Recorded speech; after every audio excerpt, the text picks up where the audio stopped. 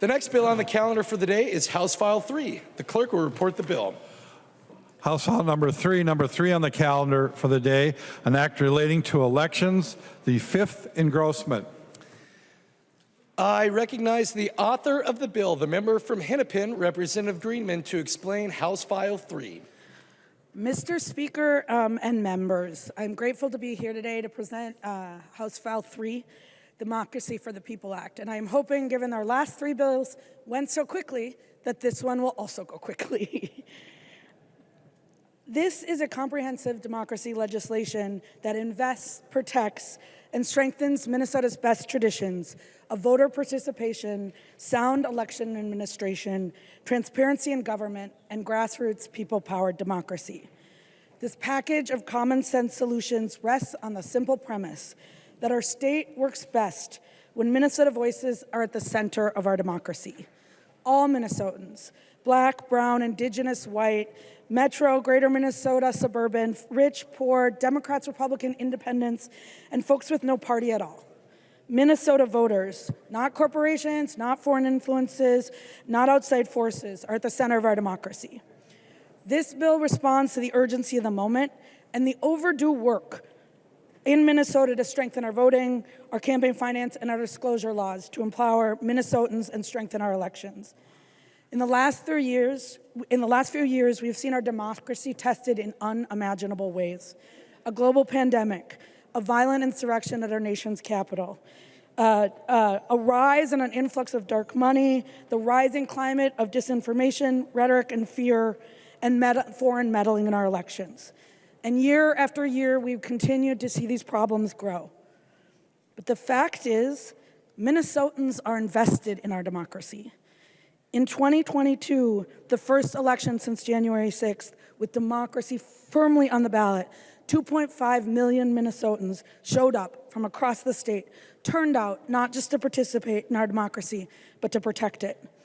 The promise of American democracy is that we together have the power to improve it, to expand it, and to strengthen it.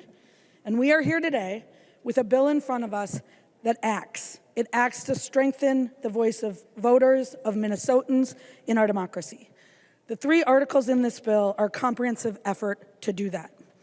Article 1 strengthens the freedom to vote. It does that by modernizing and expanding voter registration with automatic voter registration when folks get a driver's license or ID card. It allows 16 and 17-year-olds to pre-register so they can be on the rolls when they turn 18. And it gives Minnesotans who want one a choice to sign up to permanently be able to vote from home. The second article protects voters in our election systems. It ensures that voters have access to voting materials that they need in the language they need it. It includes a strong provision to protect voters and volunteers from intimidation, harassment, and deceptive practices that can interfere with their freedom to vote. And it gives law enforcement the tools they need to fight deceptive practices and acts of disinformation that are specifically intended to interfere with the vote. Article 3 contains transparency and disclosure provisions to ensure that Minnesotans know who's spending in our elections and that we can keep foreign influences out. It closes dark money loopholes and requires disclosure of secret spending so that voters know exactly who's spending money on ads and materials to influence their vote. And it extends the prohibition on foreign influences to foreign influence corporations. It extends the existing prohibition on foreign nationals contributing to our elections. This will limit the influence of foreign forces in Minnesota elections by closing a loophole in our law. As a voting rights lawyer who's worked on this policy across the state, I can tell you that this is a set of good reforms that have been passed in red states, in blue states, in purple states. It's good for voters across the spectrum. And because this isn't about us, this is about voters. It's a bill about what we're doing to ensure that all voters of every political persuasion, background, and zip code have a stronger voice in our democracy. It's about how it impacts voters and their participation. In the last 3 years, we've seen our democracy tested. But this bill puts Minnesotans at the center of our democracy and our government and moves us forward. This is a bill we should all be able to support. I look forward to the conversation, and I ask for your green vote. Thank you. There's an amendment at the desk. The clerk will report the amendment. Greenman moves to amend House File Number 3, the fifth engrossment. The amendment is coded A30. I recognize the author of the amendment, the member from Hennepin, Representative Greenman, to explain the A30 amendment. Thank you, Mr. Speaker. This amendment does a few things that updates the bill in line with the original intent and technical feedback that we've received. It adds language making explicit that county attorneys have the power to enforce the civil litigation provisions of the voting rights of the voting intimidation and deceptive practices provision. It eliminates 2 redundant effective dates to avoid confusion, and it revises the AVR language, the portion in Article 1 that protects individuals in case of government makes a mistake in the registration process. The section deals with voter registration, and we're taking out the language that goes beyond registration. This amendment conforms to the original intent of the provision. And I'd ask you for your green vote. Is there any discussion to the A30 amendment? I recognize the member from Anoka, Representative Niska. Thank you, Mr. Speaker, and Representative Greenman. I am concerned about the potential for election interference by elected officials and people in this, in what we're adding in, put 87 county attorneys into the late in an election process to make an allegation against potentially a candidate or some other political group under this provision. And in particular, my concerns were heightened in this last week. We have a lot of great county attorneys. The Anoka County Attorney, Brad Johnson, nonpartisan, great guy, but he is an elected official. We do have some more partisan county attorneys, and in just this last week, we saw an incident that really concerns me, especially as it relates to this, in which the Hennepin County Attorney did some Point of order, Mr. Speaker. Representative Long, state your point of order. Masons 124, we are not allowed to engage in personalities on the House floor in debate.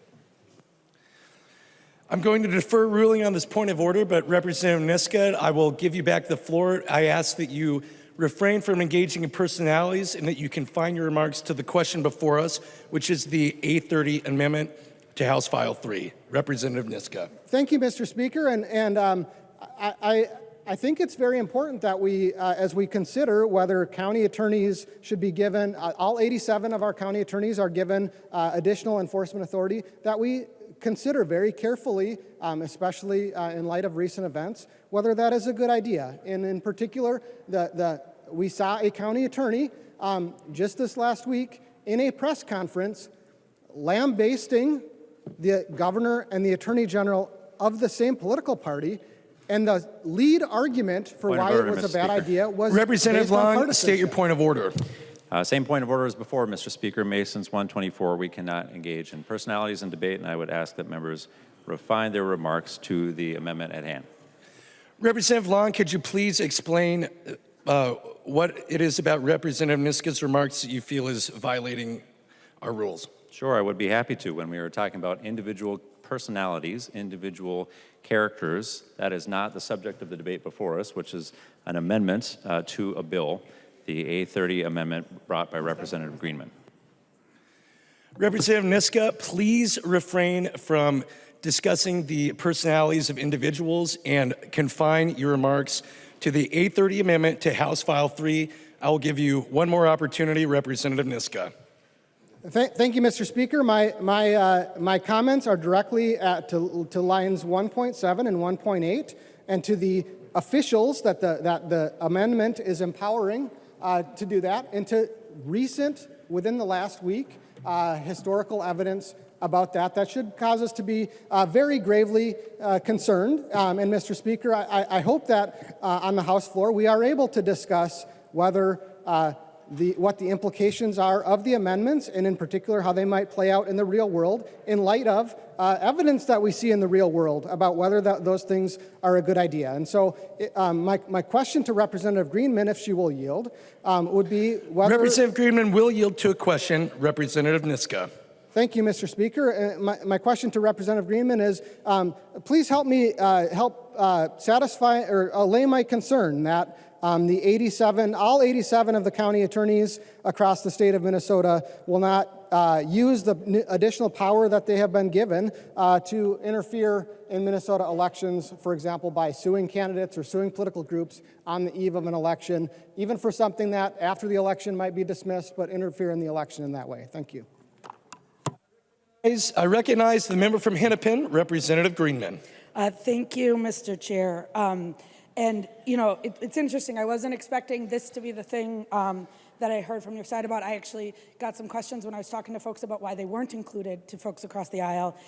We think it's important that the Attorney General, which currently has civil enforcement authority, as well as county attorneys have discretionary authority, as well as individuals who are harmed. In this bill, county attorneys have criminal enforcement authority. We think it's just right. But if you read the bill, and, you know, being a lawyer, you know that people have to have reasonable basis. That's what's in the statute to go into court. You know that they have to, when they go into court, they actually have to fulfill the provisions of the bill. So I think it's a bit of a red herring, and I actually think that when we talk about provisions that are meant to and are tailored to protect voters from intimidation, coercion, violence, that our local prosecutors, our local law enforcement have the ability to enforce that. Representative Niska. Thank you, Mr. Speaker, and thank you, Representative Greenman, for clarifying as well some of the problems with the underlying bill. I do think this bill is extremely problematic. I understand that there is an election misinformation and intimidation and some fraud problems that are legitimate that the state can go after, but I think that the way that this is structured, it does create incentives for a partisan elected statewide official, as well as 87 other elected officials, some of whom are, all of whom are elected in nonpartisan elections, but some of whom can be quite partisan. And again, I think we saw an example of that this last week that we should not ignore. We saw an example of that we should not ignore as we consider this. And this amendment takes what I think is a problematic enforcement mechanism and makes it even worse. And so, members, I hope that you will vote against the A30 amendment. Any further discussion to the A30 amendment? I recognize the member from Carver, Representative Nash.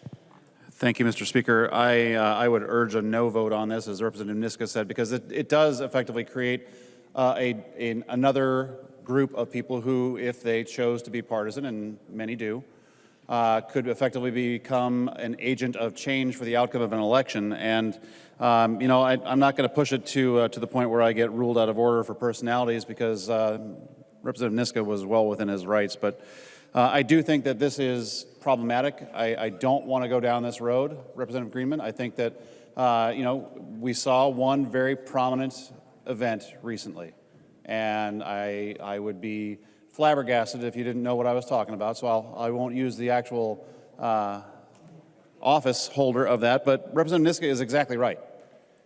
Why would we put into the hands of some county attorneys, as Representative Niska said, who can be and have been, as we've seen, partisan and capricious in how they do things? Why would we give them an opportunity to have an ability to tilt the outcome of our elections? So, and Mr. Speaker, I'm going to ask for a roll call on this. Representative Nash has requested a roll call vote. Seeing 15 hands, there will be a roll call vote on the A30 amendment. Thank you, Mr. Speaker. Nash. Please vote no. Further discussion to the A30 amendment.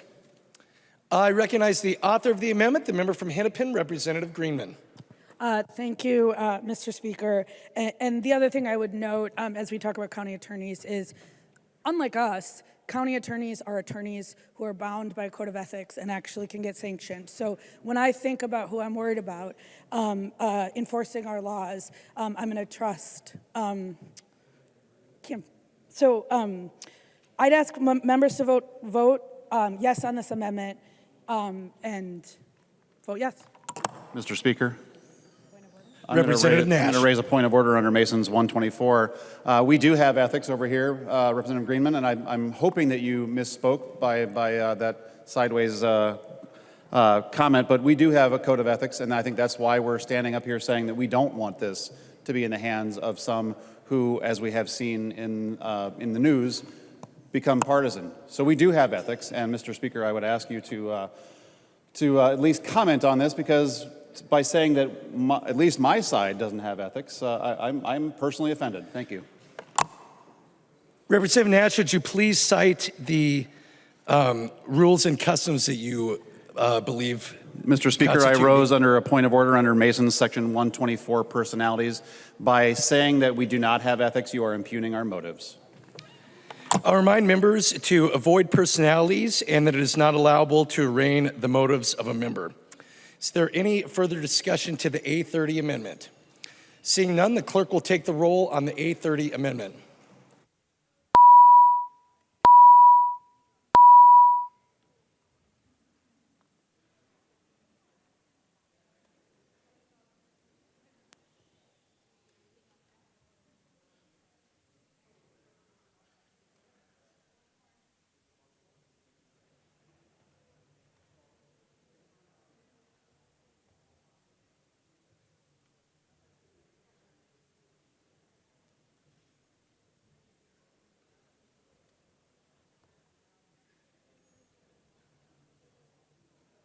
Would the clerk please call the name of the member who's voting remotely?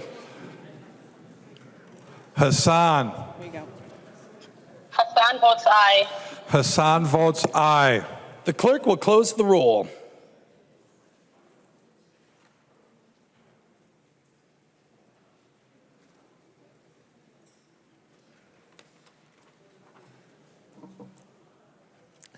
There being 70 ayes and 59 nays, the motion prevails and the amendment is adopted.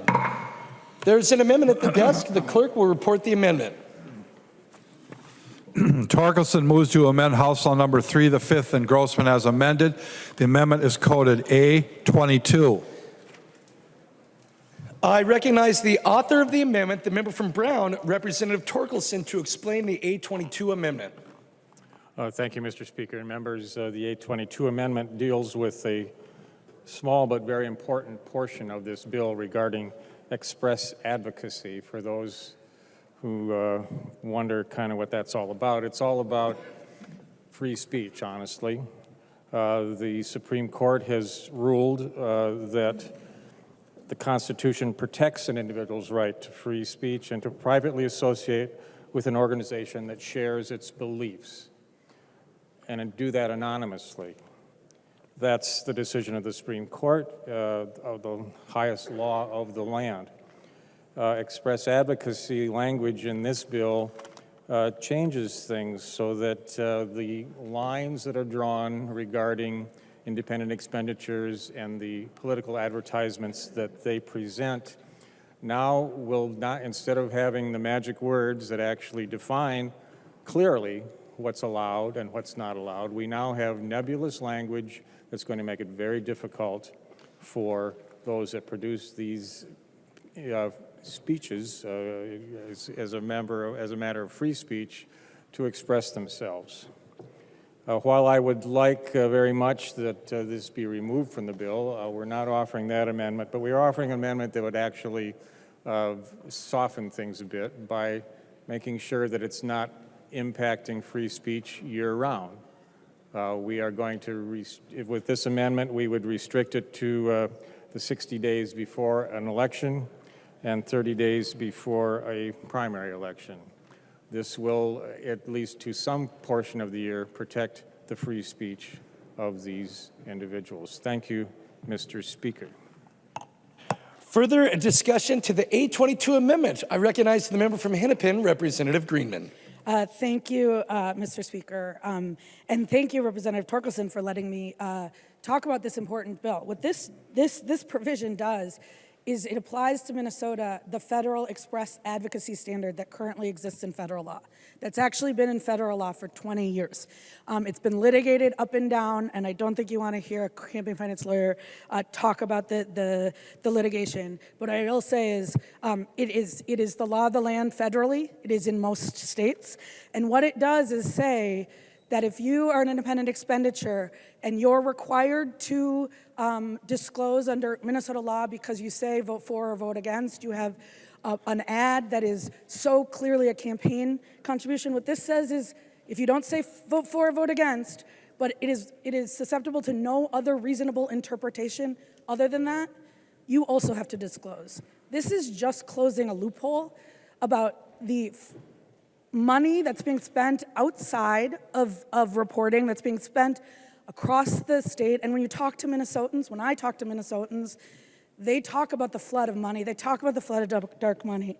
And this is also a good opportunity, since you brought up the Supreme Court, for me to quote probably my least favorite Supreme Court justice, but I will quote him.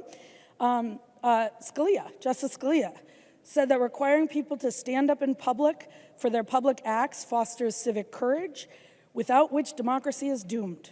For my part, I do not look forward to a society which campaigns anonymously, hidden from public scrutiny, and protected from accountability of criticism. The idea that we have open, robust debate, that this is a marketplace of ideas, also requires voters to know who is spending and what they're trying to influence. So with that, I would ask, what this does is this limits that provision that closes the loophole to a pretty narrow set of time. People spend money. We know campaigns are year-round campaigns, especially bigger ones. People spend money all the time. Folks who are going to spend campaign communications, voters should know who they are. Members, I'd ask you to vote no. Further discussion to the A22 amendment. I recognize the member from Chisago, Representative New Brindley. Thank you, Mr. Speaker. This is an issue that has come up every year, I think, since I've been in the legislature. And it has not gone anywhere every year since I've been in the legislature. And there's a reason for that. And the reason for that is, frankly, it's very subjective. And even the Campaign Finance Board has testified in the past that this is going to be difficult for them to manage. The other piece of this, now interestingly, there's been different versions of this language. The language in the current bill might be the worst version of this language, because in the past, we've at least had some recognition that there are groups that are going to be really negatively affected by this. This express advocacy language is going to probably bring in things like newspapers doing endorsements. They won't be able to do that. This is going to bring in voter guides from different organizations. They won't be able to do that. And we can say no, but frankly, in the past, the Campaign Finance Board testified that those groups would be looped into this, and that is how they would rule on this. They have testified to that in the past. So maybe they've changed their tune. Maybe they've changed the makeup of the board enough to get through whatever they want, but I don't think that's the case. I would also point out that in this amendment, there's a really critical piece, and that is that this express advocacy language would not apply during any period during which the legislature is convened in a regular or special session or during the 14 days immediately following. Let me tell you why that's important. Because when we are in session, there are lots of people who are trying to influence our vote. That's the whole point. But they're not trying to influence the public's vote. They're trying to influence my vote. And the public absolutely has the right to do that, whether it is through their own volition or whether they choose to use another group to do that. The public has a right to influence my vote. And this stifles that in a very dangerous way. We should absolutely support this amendment. Thank you, Representative Torkelson, for bringing it forward. This makes the bill better. I would encourage a yes vote. Any further discussion to the A22 amendment? I recognize the member from Anoka, Representative Niska. Thank you, Mr. Speaker, and thank you, Representative Torkelson, for bringing this amendment. These provisions that we're talking about, when we're talking about political speech, when we're talking about the core of our First Amendment, are areas where we, as the people, as the representatives who work for the people, should be very, very cautious. We should be very skeptical of use of the government, of government employees, of government enforcement mechanisms to go out into that free marketplace of ideas that exists out there and tell them what they can and can't say, to tell them maybe they shouldn't say anything, to tell them if you do say something, you're going to need to be part of a group that might have to disclose who you are. We're talking about the core of our First Amendment right, of each one of our constituents' First Amendment rights to get together as groups, to influence us at the legislature, and yes, to influence elections. That is the core political right of every single Minnesotan. It's in the First Amendment, it's protected in the First Amendment for a reason.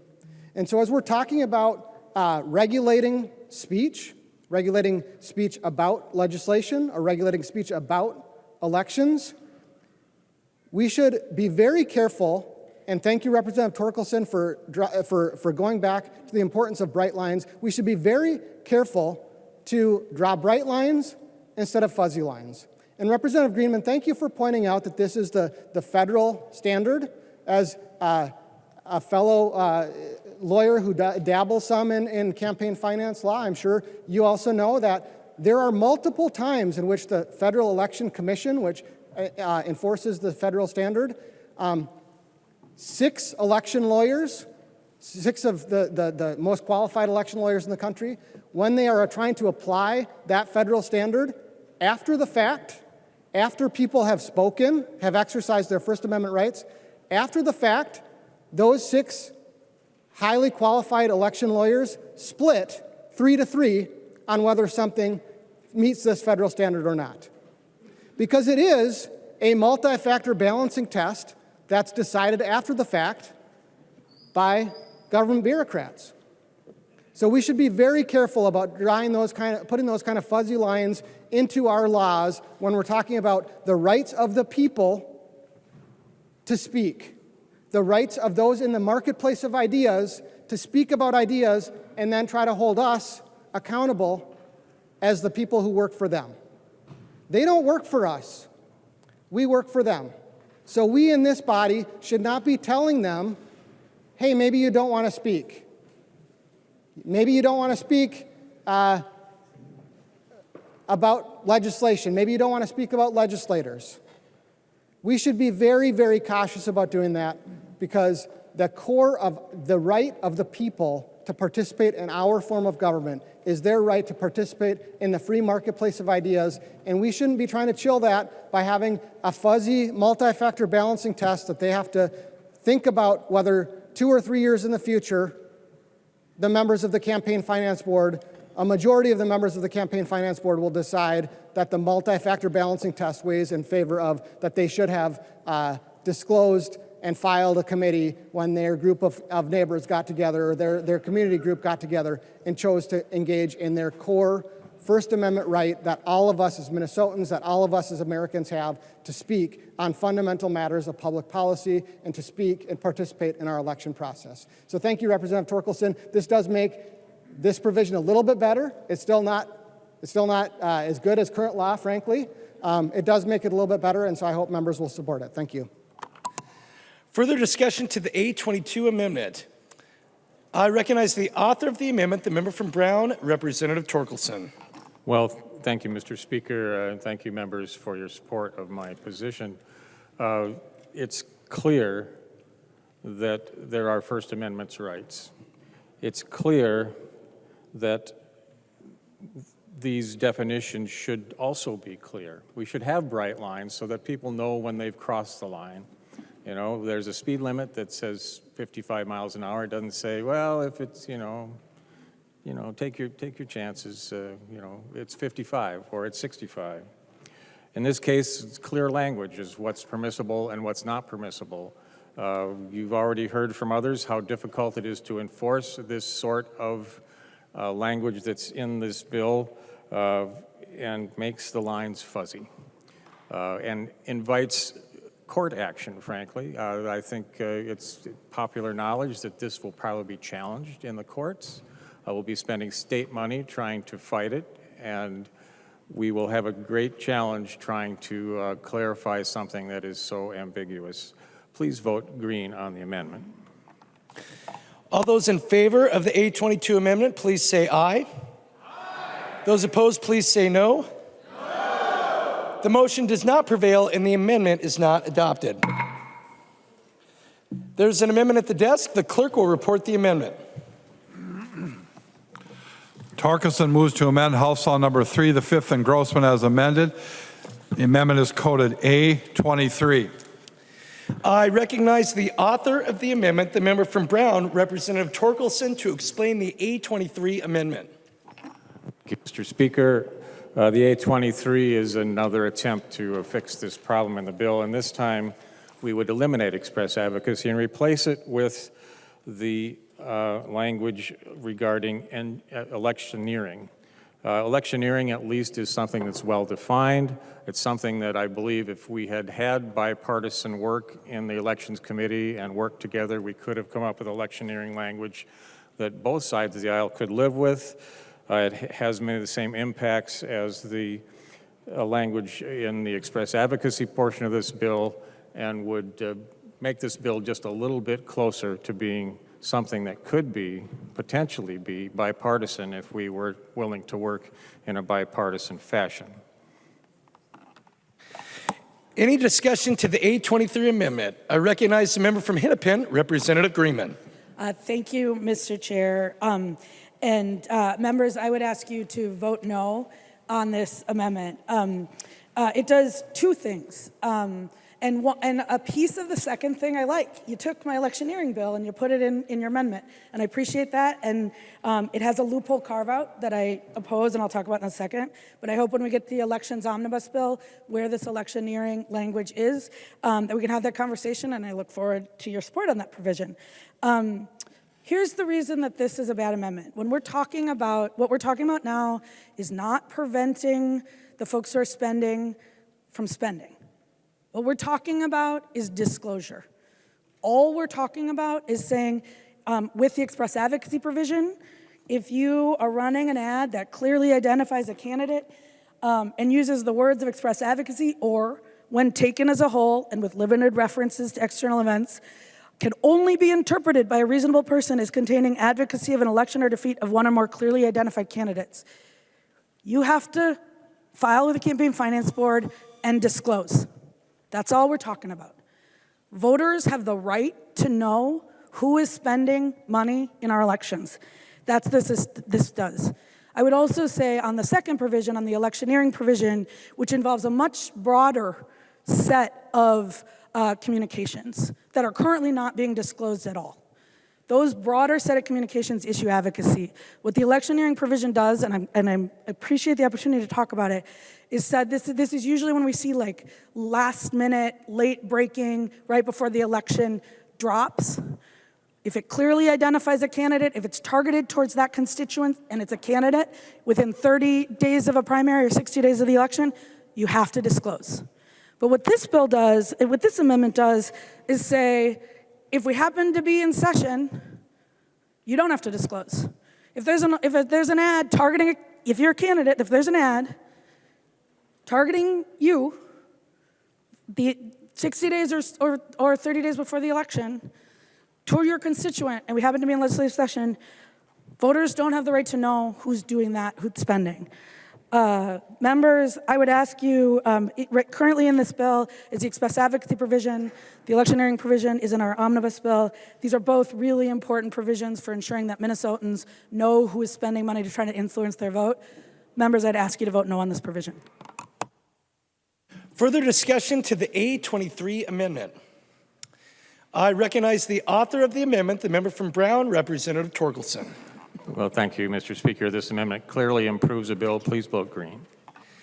All those in favor of the A23 amendment, please say aye. Aye. Those opposed, please say no.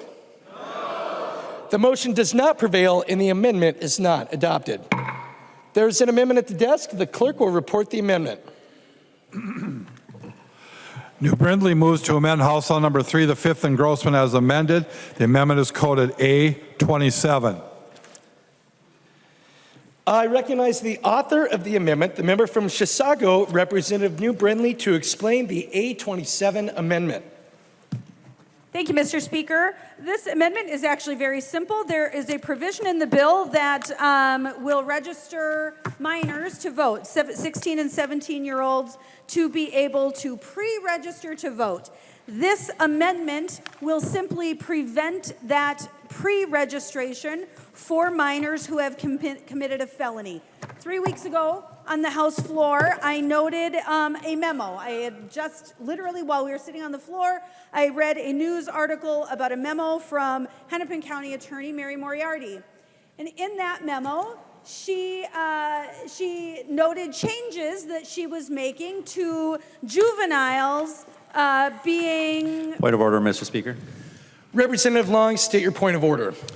Mason's 124 personalities are not the subject for debate. Mary Moriarty is not the subject of the debate. The subject of the debate is the A23 amendment. Representative New Brindley, please confine your remarks to the A27 amendment without evoking personalities of specific individuals. Representative New Brindley. Thank you, Mr. Speaker. And I would rise to a point of order, and I would note that, frankly, talking about actions and policies of an individual is not invoking personalities. However, under Mason's Section 61, it requires interruptions to be made in good faith and not to harass the speaker. It is in Mason's. So, I will go on. Just 3 weeks ago, Hennepin County Attorney Mary Moriarty put out a memo. Now, let me tell you Point of about order, that Mr. Speaker. memo. Representative Long, state your point of order. Mr. Speaker, I've tried to be real clear, but Mason's Manual, Section 124, Paragraph 1, in debate, a member must confine remarks to the question before the House and avoid personalities. It is not the person, but the measure that is the subject of debate, and we need to be focused on the subject of the debate and not people. Thank you. I'm going to defer on ruling on this point of order one more time. Representative New Brindley, please review Mason's 124, paragraph 1. In debate, a member must confine remarks to the question before the House and avoid personalities. I'm going to give you one more chance. Please confine your remarks to the 827 amendment without evoking personalities of individuals. Representative New Brindley. Mr. Speaker, point of order. Representative New Brindley, state your point of order. In Mason's section 61, it is common practice to permit a member to be interrupted to ask questions concerning points made during a speech if the interruption appears to be made in good faith. Interruptions may not be made to harass a speaker. I find your point of order is not well taken. Representative New Brindley. Mr. Speaker, point of order. Representative Davis, state your point of order. Mentioning a name is not bringing in personalities. I would suggest we let Representative New finish her speech here. Just because she mentions a name isn't a personality issue. So I Representative Davids, please cite the rule or section of Mason's under a point of order. We're not offering advice on a certain point of order. 61 or 124. Representative New Brindley has the floor as we're debating the 827 amendment. Mr. Speaker, I was rising to point, I think it was 124. But yeah, Mr. Speaker, just let her talk. Come on. Again, Representative New Brindley, you have the floor. Please confine your remarks to the question before the House, the 827 amendment, and avoid evoking the personalities of individuals. Representative New Brindley, one more chance. Please confine your remarks to the question before the body. Mr. Speaker, point of order. Representative Koznick, state your point of order. Mr. Speaker, I rise under Section 94, the right of a member to hold the floor. When a member has been recognized, it is a breach of order for another member to interrupt, except for the purpose listed under Section 92. The majority leader continuously is interrupting speakers under a vague ruling of personalities when Representative New Brindley is simply using somebody's name, not their motives, and the speaker should remind the majority leader interruptions are not appropriate. Representative New Brindley, you have the floor. Thank you, Mr. Speaker. I assume that the speaker is not going to rule then on that point of order. Once again, there was a memo put forward 3 weeks ago. In that memo, it became the policy of the Hennepin County Attorney's Office to... Mr. Speaker, point of order. Representative Long, state your point of order. Mr. Speaker, the member referred to the Hennepin County Attorney's Office. The amendment that we have here before us deals with 16 and 18-year-olds with felony convictions from pre-registering to vote. That is out of order under Mason's 124 because it is dealing with personalities, and is out of order under Mason's 101 because it is not confining the debate before the question before the body, which is the A27 amendment dealing with felony convictions and pre-registering to vote, and not individuals outside of this amendment that are not named in the amendment.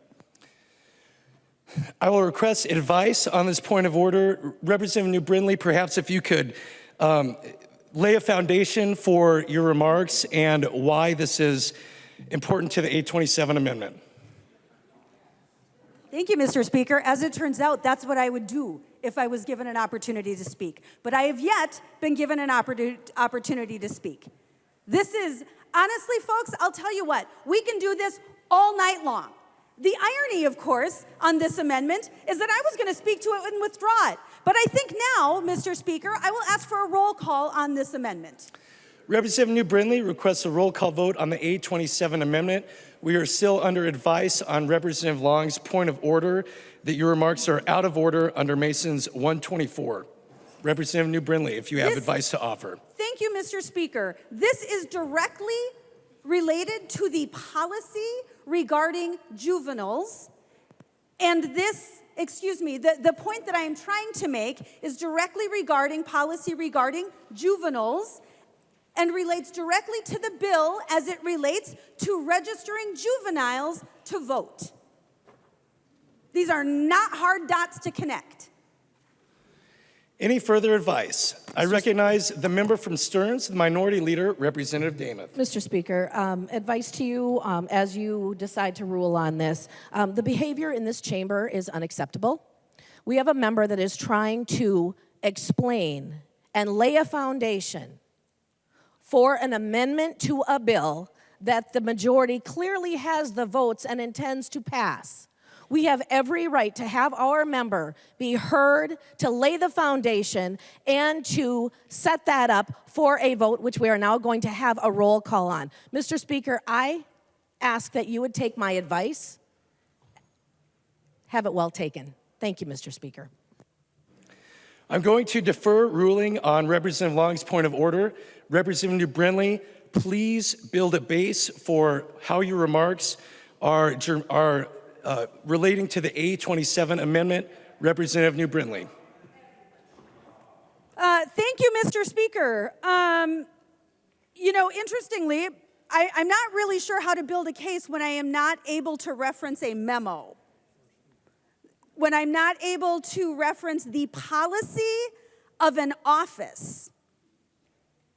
Because there was just a point of order on raising a point about an office, the policy of an office.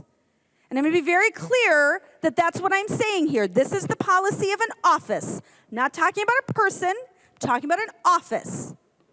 The policy of the Hennepin County's Attorney's Office, which was put forward 3 weeks ago, is that we are no longer going to hold juveniles accountable. Potentially for very violent crimes. That's what that memo was really very specifically about. A 15-year-old and a 17-year-old convicted of murder. Murder. Premeditated murder. And those juveniles are not going to be held accountable for that. They will not be tried as adults. Instead, their sentencing will be done in 2 years. They'll be on probation. And as we've already decided in this chamber, and by we, I mean the Democrats in this chamber, have already decided that we're not going to hold people accountable. Point of order, Mr. Speaker.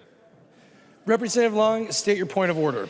Well, I think Representative New Brindley knows perfectly well my point of order, which is House Section 124, Paragraph 3, motives of a member. She was very clearly undermining and arraigning the motives of the Democrats, as she said very clearly. Representative New Brindley, please continue your remarks without evoking the personalities or motives of members of this chamber. Representative New Brindley. Correct. Oh boy, this is something else. It's going to be a long night. Because let me tell you, we got a lot to say about this bill. And frankly, I thought most of us wanted to be out of here at a reasonable time tonight, but apparently not all of us care about that. So, in this body, we passed legislation several weeks ago to not hold felons accountable when it comes to voting. In the state of Minnesota, we already, and frankly, I wasn't going to talk about any of this, but apparently we need to remind folks of what happened. Several weeks ago, I don't know, probably months ago at this point, session is a time warp, but legislation was passed to say that felons would now have the right to vote immediately, regardless of the length of their sentence. Because, of course, in the state of Minnesota, we know, and it's a choice, that in the state of Minnesota, we have shorter than average prison sentences. We choose to not send people to prison, and instead, we choose probation as a form of holding people accountable in the state of Minnesota.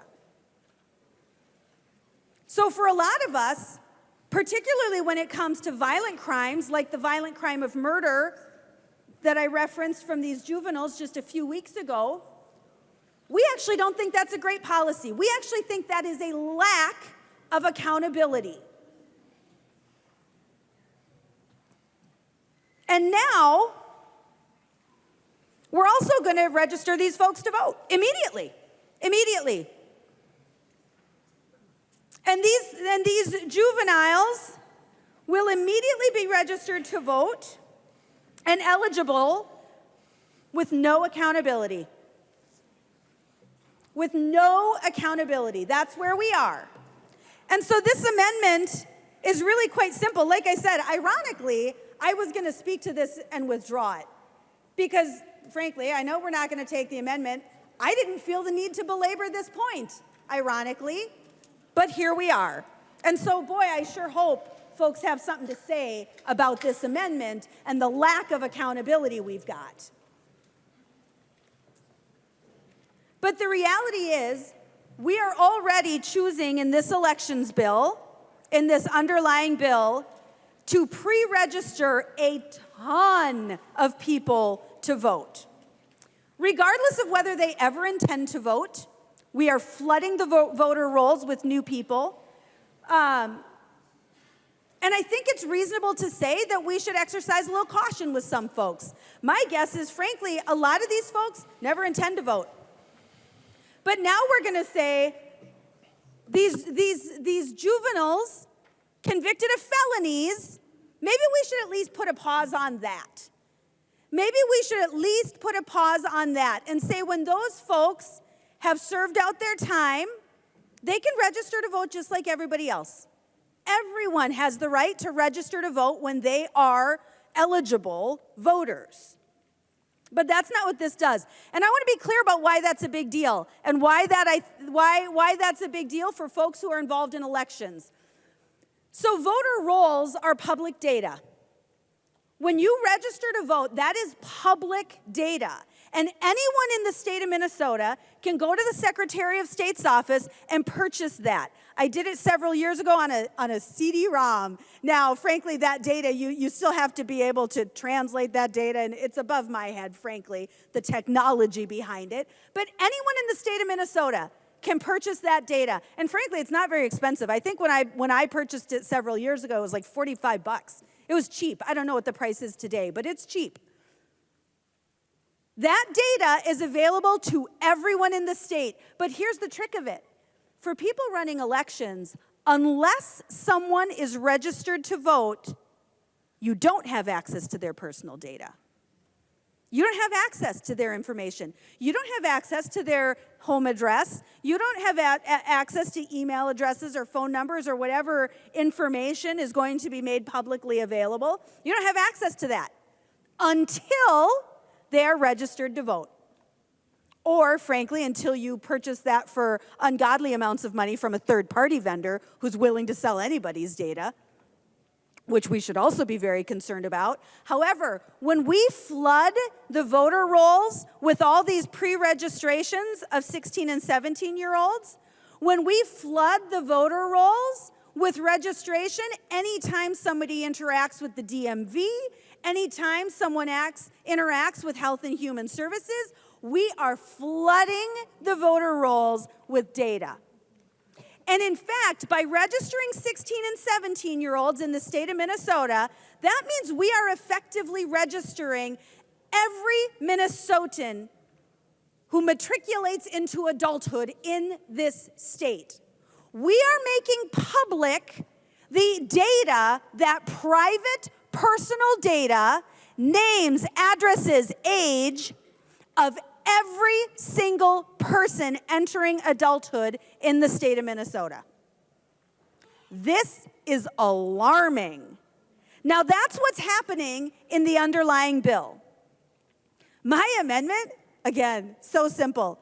It simply says that 16 and 17-year-olds who have been convicted of a felony, we're going to put a pause on that.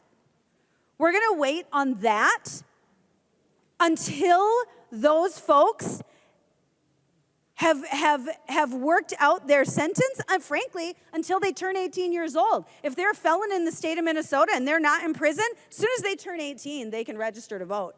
But let's just put a pause on it and let it last that long. This is a no-brainer of amendment, so I would recommend a yes vote. Is there any further discussion to the A27 amendment? I recognize the member from Hennepin, Representative Frazier. Thank you, Mr. Speaker. And Representative Brindley, I look at this amendment and I also take stock in what I'm seeing happen around the country. And in large part, I'm taking stock in this constant narrative or movement toward limiting who will have the ability, or putting barriers in the way of who would have the ability to participate in our democracy, or our constitutional republic, as some folks like to say, right?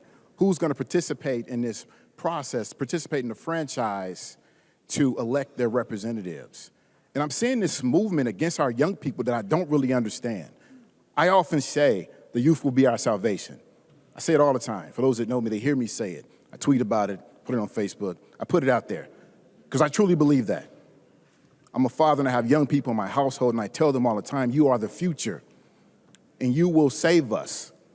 So I don't understand why we have this constant movement to put barriers in the way of our young people to get involved in a process that's foundational to our democracy, or constitutional republic, as some people like to say. I don't understand that barrier. Now I'm going to get to the amendment until there was a reference to the Restore the Vote that we passed off this House floor and off the Senate, and now we've given thousands of Minnesotans their right to participate and their voice back to our democracy again, which is a good thing, especially when I talked about the historical pieces to why we have those felony disenfranchisement laws all over this country.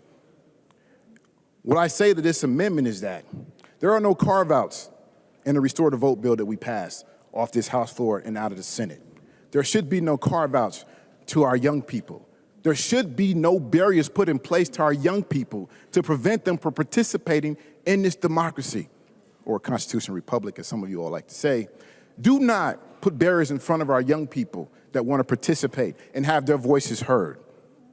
And then just to clear up some technical pieces, for these individuals that pre-register, they will not be on the voter rolls. Their data will still be protected. We will not have access to it. But we do know when we have pre-registration, it does encourage and it does increase participation in this thing we call democracy, or constitutional republic for some of y'all that like to say that. Do not put these barriers in place. So I would urge a no vote on this. Further discussion to the 827 amendment. I recognize the member from Olmsted, Representative Quam. Thank you, Mr. Speaker. I didn't see and haven't seen a notification of the change to SOP, which says that an action recorded in our House Journal is actually called a motive. And I thought if it's in the House Journal, is valid for the floor. So when we take testimony here and we talk and discuss arbitrarily calling an action that's actually recorded in our House Journal as a motive is just basically saying, I don't want to hear you speak. And Representative Knorr, I want to hear her speak. Or New Brindley. I'm sorry, Representative Knorr. I'm flustered by this because the redefinition of words should be spread to all of us so that we know. And is it universal that any action is automatically a motive? I think not. So unless you're going to officially change it and notify all of us here, please stop calling an action a motive, because they're different. And when we're listening to the debate on this, stop disregarding the testimony of our members, because it's not just myself or anyone else that stands up here and speaks. It's not just us. It's the people in our district. I frequently get texts and emails about what we're debating as we're debating it. And to silence people arbitrarily is silencing their constituents, which isn't protecting democracy one bit. I recognize the member from Anoka, Representative Scott. Thank you, Madam Speaker. And Representative New Brindley, thank you for this amendment. I don't know how much more logical we can get. If someone has been convicted of a felony, if they're underage, we should not be allowing them to vote if they have not served their sentence under the new law that was passed, a few weeks ago. It is a felony to illegally vote. You would think that someone, in the example Representative New Brindley gave of a minor committing first-degree murder, you can't get a worse felony than that. Why would we think it's okay to allow those people to vote? I don't understand the lack of logic that would cause someone to vote against this amendment. I bet if you polled people out on the street passing by, if they thought that a 16-year-old that's been convicted of murder and is filling their sentence right now, if you think that person should be able to vote, I'll bet you 9 out of 10 people on the street would say, well, of course not. I don't understand. I don't understand why this is a problematic amendment. It seems like, why would we need a roll call for this? It should be a unanimous vote. But yet we're making all kinds of felonies in our voting laws when you illegally vote, but yet we're going to allow someone that potentially committed murder to vote. Help me understand. Somebody please help me understand, because I don't get it. Vote green on the New Brindley amendment. I recognize the member from Hennepin, Representative Robbins. Thank you, Mr. Speaker. I rise in support of the New Brindley amendment. Contrary to some of the remarks that were made a few minutes ago, this is a very narrow amendment. So this is not stopping all 16 and 17-year-olds from pre-registering to vote. It's a very narrow focus. So all it does is say 16 and 17-year-olds who have been convicted of a felony cannot pre-register to vote. That's all it says. It's not taking away the opportunity to pre-register from any other 16 or 17-year-old. anyone who's even been accused of a felony or charged with a felony, just anyone who's been convicted of a felony. It's very narrow, it's common sense. I'm sure all of Minnesotans would support this, except maybe a few in this chamber, and I urge a green vote. I recognize the member from Stearns, Representative O'Driscoll. Well, thank you, Mr. Speaker. I was wondering if the maker of the amendment would yield to a question. Representative New Brindley. She will yield to a question. Representative O'Driscoll. Thank you, Mr. Speaker and members. Representative New Brindley, you and I have served together a number of years on the Elections Committee here in the House. And I'm almost afraid to start building a base on here for fear I might be called out under Masons on this, but I'm going to try anyhow. And I think I can be okay on this. When you and I were on this committee with Representative Nash, as a matter of fact, Representative Ray Dean was the chair of that committee, and Representative Ray Dean was a very big proponent. As a matter of fact, he was on the floor the day that we had the conversations and discussions relating to the exoneration of felons and being able to vote if they were quote-unquote off paper relative to their crimes and their convictions.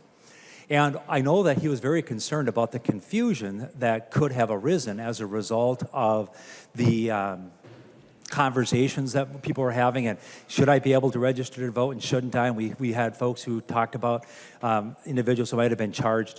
So Representative Brindley, I'm going to ask you the question I'm going to ask you is this. A 16 or 17-year-old who under law is not considered an adult would register to vote, could that create some problems for that individual as a result of confusion that we heard about over the years in committee? Does this help or hurt what the majority has done earlier this year related to felony voting? I recognize the member from Chisago, Representative New Brindley. Thank you, Mr. Speaker, and thank you, Representative O'Driscoll. And frankly, thank you for bringing up Chair Dean, one of the most good-natured, respectful chairs I've ever worked with. So as far as the confusion that this might cause, and I'm not entirely sure that I understand the question, but I'll do my best.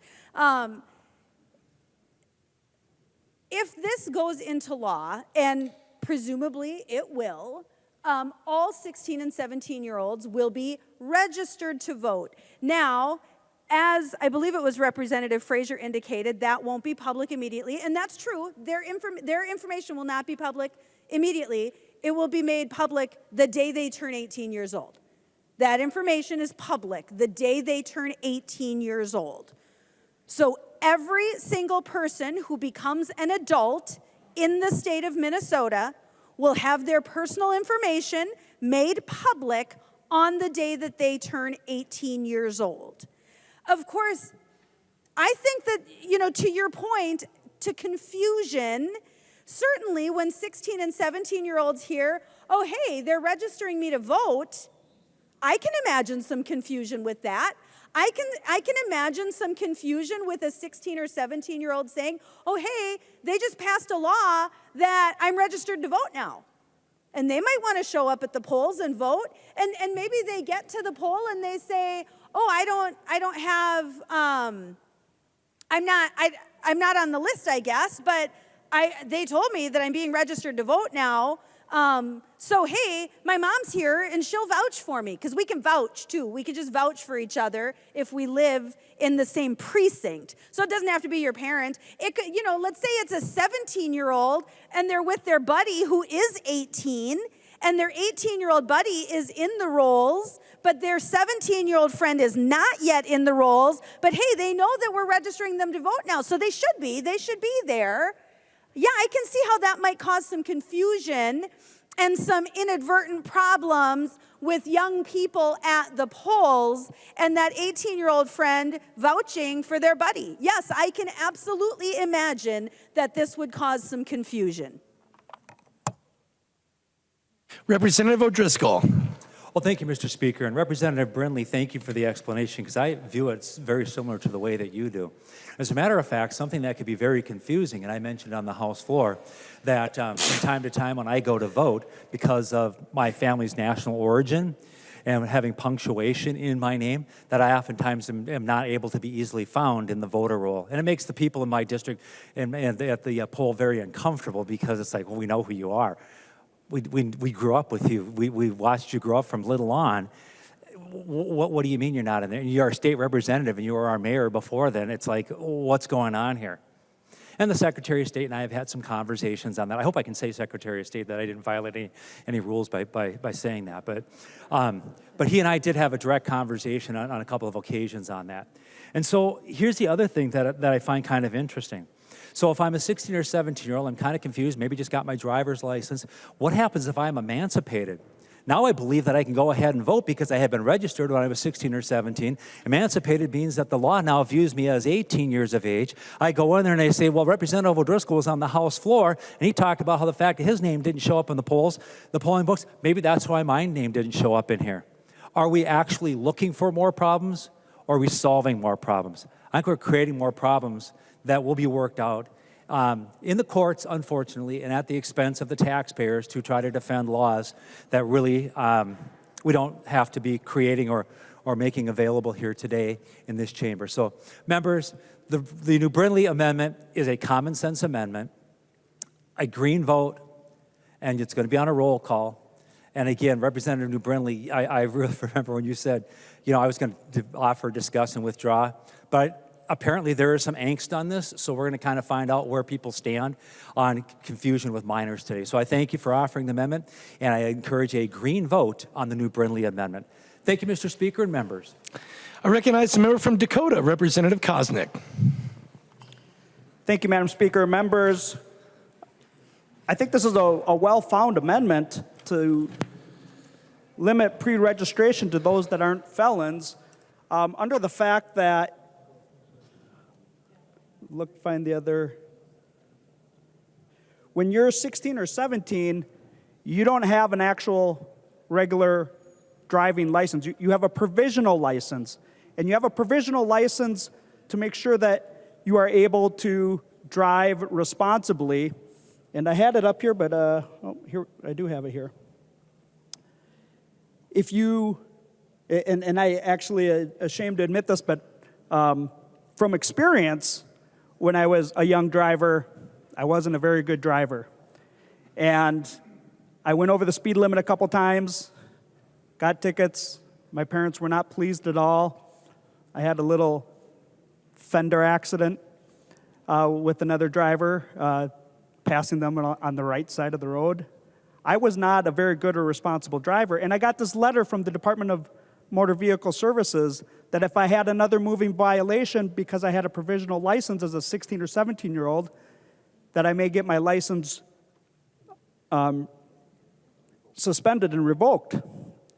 And under 169.A, the driver's licenses that would register people under this bill, the commissioner should not issue a provisional or regular driver's license to a person whose provisional driver's license was revoked for conviction of a juvenile of a violation of certain motor vehicle violations cited in there. And then they would have to go back and take the driving course over. They would have, to the satisfaction, they would get their license removed until they're 18, and then they would also have to complete a formal course in driving. They would have to complete additional 3 months of experience of driving. They would have to complete the written examination of a driver's license with a passing score, and then also comply with all other laws for reinstatement of a provisional or regular driver's license.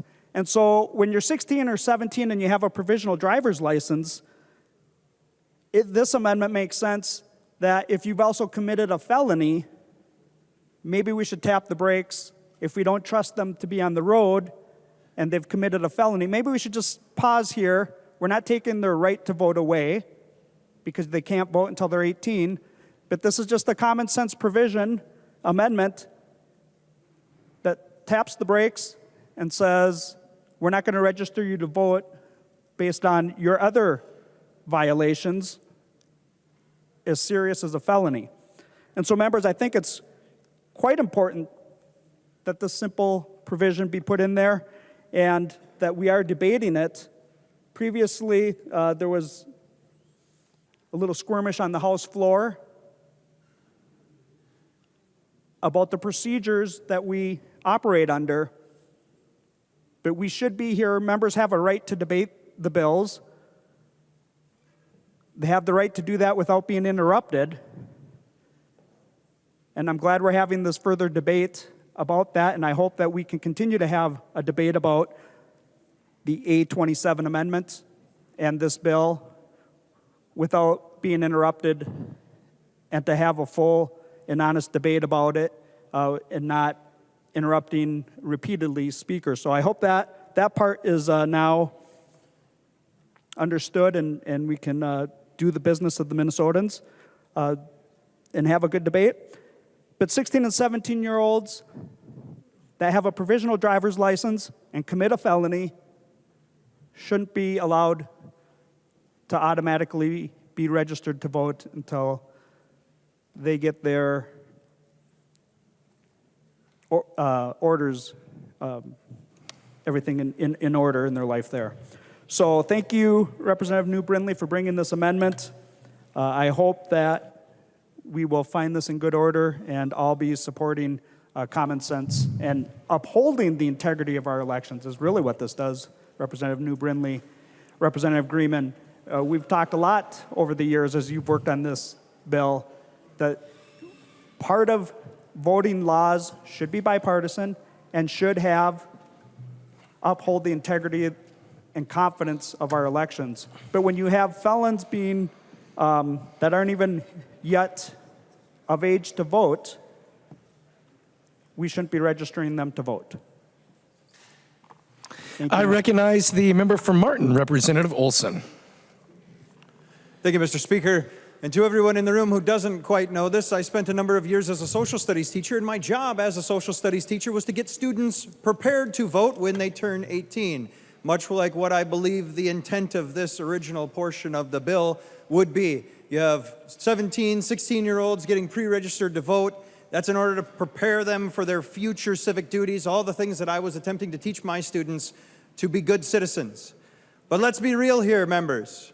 When you have an individual who's committed a felony, when you have a minor, a juvenile who's committed a felony, like let's imagine maybe murdering a 23-year-old in their apartment, and that individual strikes a really great deal or is offered a spectacular deal that would only include about 2 years in a juvenile delinquent center, I think that is an issue, and I think that is a problem, and I do not believe that that person is ready to vote. I don't think that that person has been properly prepared to do their civic duty, something that I was trying very hard for a number of years to provide my students with the ability, the knowledge, the know-how. Here's what we need as citizens of this great state and citizens of this great nation.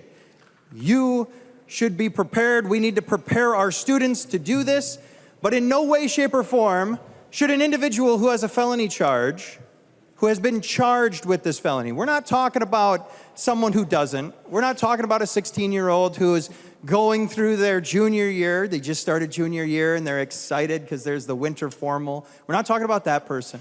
We're not talking about a 17-year-old, someone who's just entering their senior year, or maybe they're all excited about where they're going to go to school after they graduate. That is not what we are talking about here. We are talking about individuals who committed a crime. Individuals who are 16 or 17 years old, who have committed a felony. People who have gone outside of our society and they've broken the rules of our society, the way that our society has been built on laws. They've gone outside of that. They have broken those rules. They've broken those laws, but they haven't just broken them a little bit. Oh, you know, high schoolers, it's high school, right? They didn't just go out and have a good time. They went into a person's apartment, hypothetically, and murdered them when that person was only 23. Something like that. And then you have an attorney who's, they didn't mean to, or something. I don't know. I'm not imputing motives here. I don't know why. But if they've committed a felony, they should not be allowed to vote the next day. They should not be pre-registered to vote the day after that. They should not be able to accumulate or hold on to the rights that we, law-abiding people who fulfill our duties to society and sit within that society, have. They are not prepared for it. Our job is to prepare them. Maybe that's why there are rules. Maybe that is why there are consequences to actions. Maybe that's why we've set this up. So if you do, in fact, prove that you are not capable of fitting within our society and working according to our rules, maybe there should be some consequences. One of those consequences should be that you cannot pre-register to vote. I think that that's a little bit to ask, just a little bit. And I think it's quite reasonable for us to ask that our individuals, our minors, those of us who we, it was said over there, they're our future. I think it's reasonable to expect that our future fits and is prepared to perform society in a way that fits at least the law. We want our people to be good people. We want our citizens and our young people to be good. We want them to fit within society. We want them to move our society forward in a great way. We know that they are the future, but if you prove that you cannot do that, you should not be able to pre-register to vote, folks. Now, I was going to start just naming names and just seeing how far I could go, and talk about, maybe I'd talk about Abraham Lincoln, maybe I'd talk about George Washington, just start talking about names and see how long it would take before motives were impugned or someone were to stand up and question whether or not I was fulfilling some obscure rule within Masons. But understand, members, that the custom and usage of the House here allows you to say people's names. You absolutely can do that. And I think it is incredibly embarrassing to this establishment when we attempt to shut down other people's conversations because they say a human being's name. It's not even a fanciful name. It's not even a person that's been drawn up or imagined. It's a real person's name, an event that really happened. And I think that that is very shameful when we attempt to stop individuals from talking because they don't like the name that was said. I think that is a true embarrassment to the way that we run this House. And I hope that in the future, we will refrain from doing those sort of things. Thank you, Mr. Speaker. I recognize the member from Wright, Representative Hudson. Thank you, Mr. Speaker. Members, if there are any among you who wish I would speak less, you can thank Representative Olson because he largely stole my thunder. We didn't even share notes, but every point he made was a point that I was going to rise to make. All I will add is that we're not just talking about the commission of felonies. We're talking about felony convictions, which aren't found in a Cracker Jack box.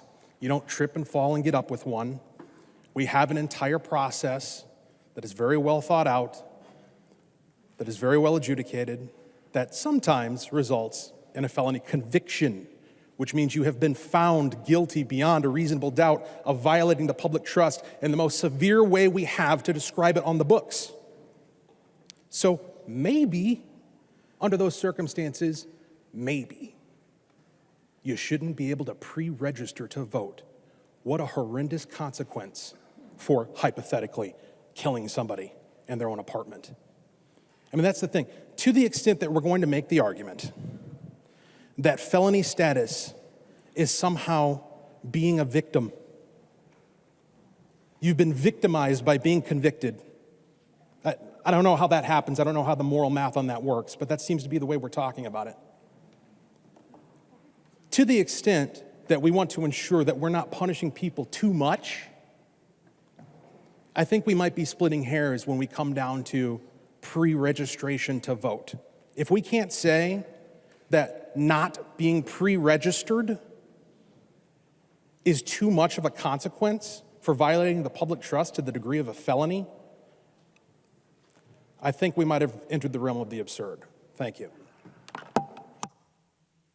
I recognize the member from Carver, Representative Nash. Thanks, Mr. Speaker. So I don't like the notion of the pre-registration to start off with, because I have registered to vote a number of times in different states that I've lived, and it was not exactly an onerous event. I didn't have to break a sweat. I didn't have to work hard. I went in and said, I'd like to vote, and I'm 18 and I can do that. But that's another part of the conversation. Representative Brindley, here's what I like about your amendment, is that it is a proactive, preventative measure that says, as Representative Hudson just said, if a person is convicted of a felony, then they cannot be pre-registered to vote. And I think that's what Representative Brindley was trying to get across in the beginning of her presentation of the amendment before she was interrupted persistently, irrelevantly. But this is a preventative measure.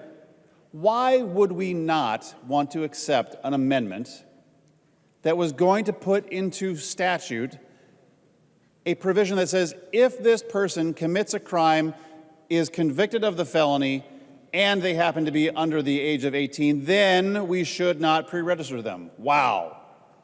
Wow, so hard. Let's not do that because we're going to somehow disenfranchise them. That we're going to encumber them with something so onerous that they're going to suffer some great harm after they've been convicted of a felony. Wow.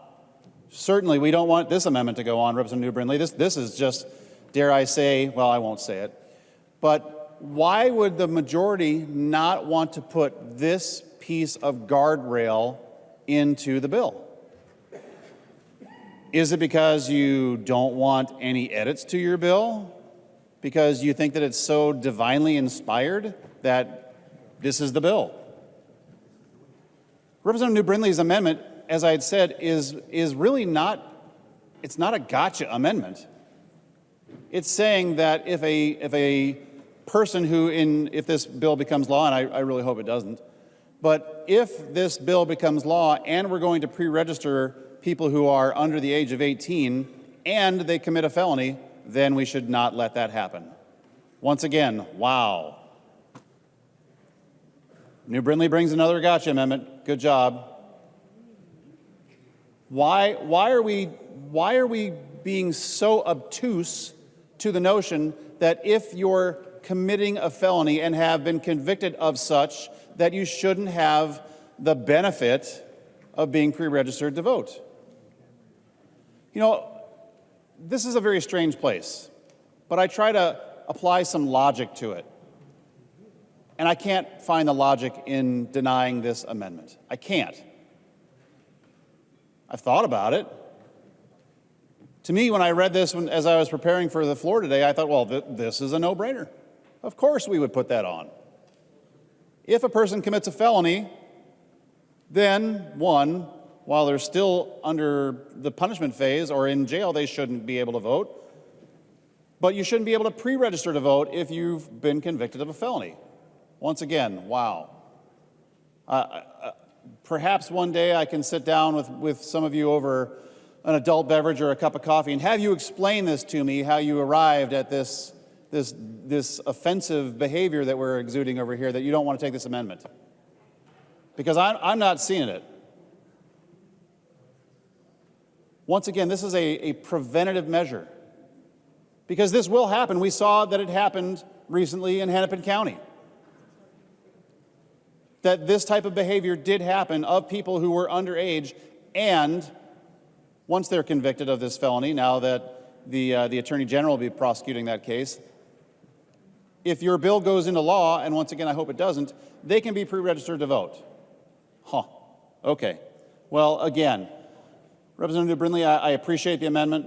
I'll be voting green. I hope everyone's going to be voting green, because I hope you're finally convinced after all of us, and I think a few more, try to make the point that this is not something that should create great offense, that we should all agree in a Minnesota House of Representatives kumbaya moment that we say, yeah, you know what, let's not pre-register the 16 and 17-year-olds who have committed a felony.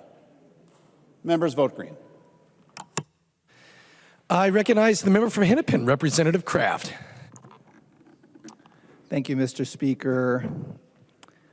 So this portion of the bill is one that I carried, pre-registration, and I am very excited to talk about it a little bit later. I'm really disappointed that this has been the thread of the discussion about it. I'll be really simple about this. We debated and passed Restore the Vote a while ago. And now what this is saying is that we're going to treat those under 18 differently, that they're different. That's not the message that I want to send, and so I ask you to vote red. I recognize the member from Hennepin, Representative Elkins.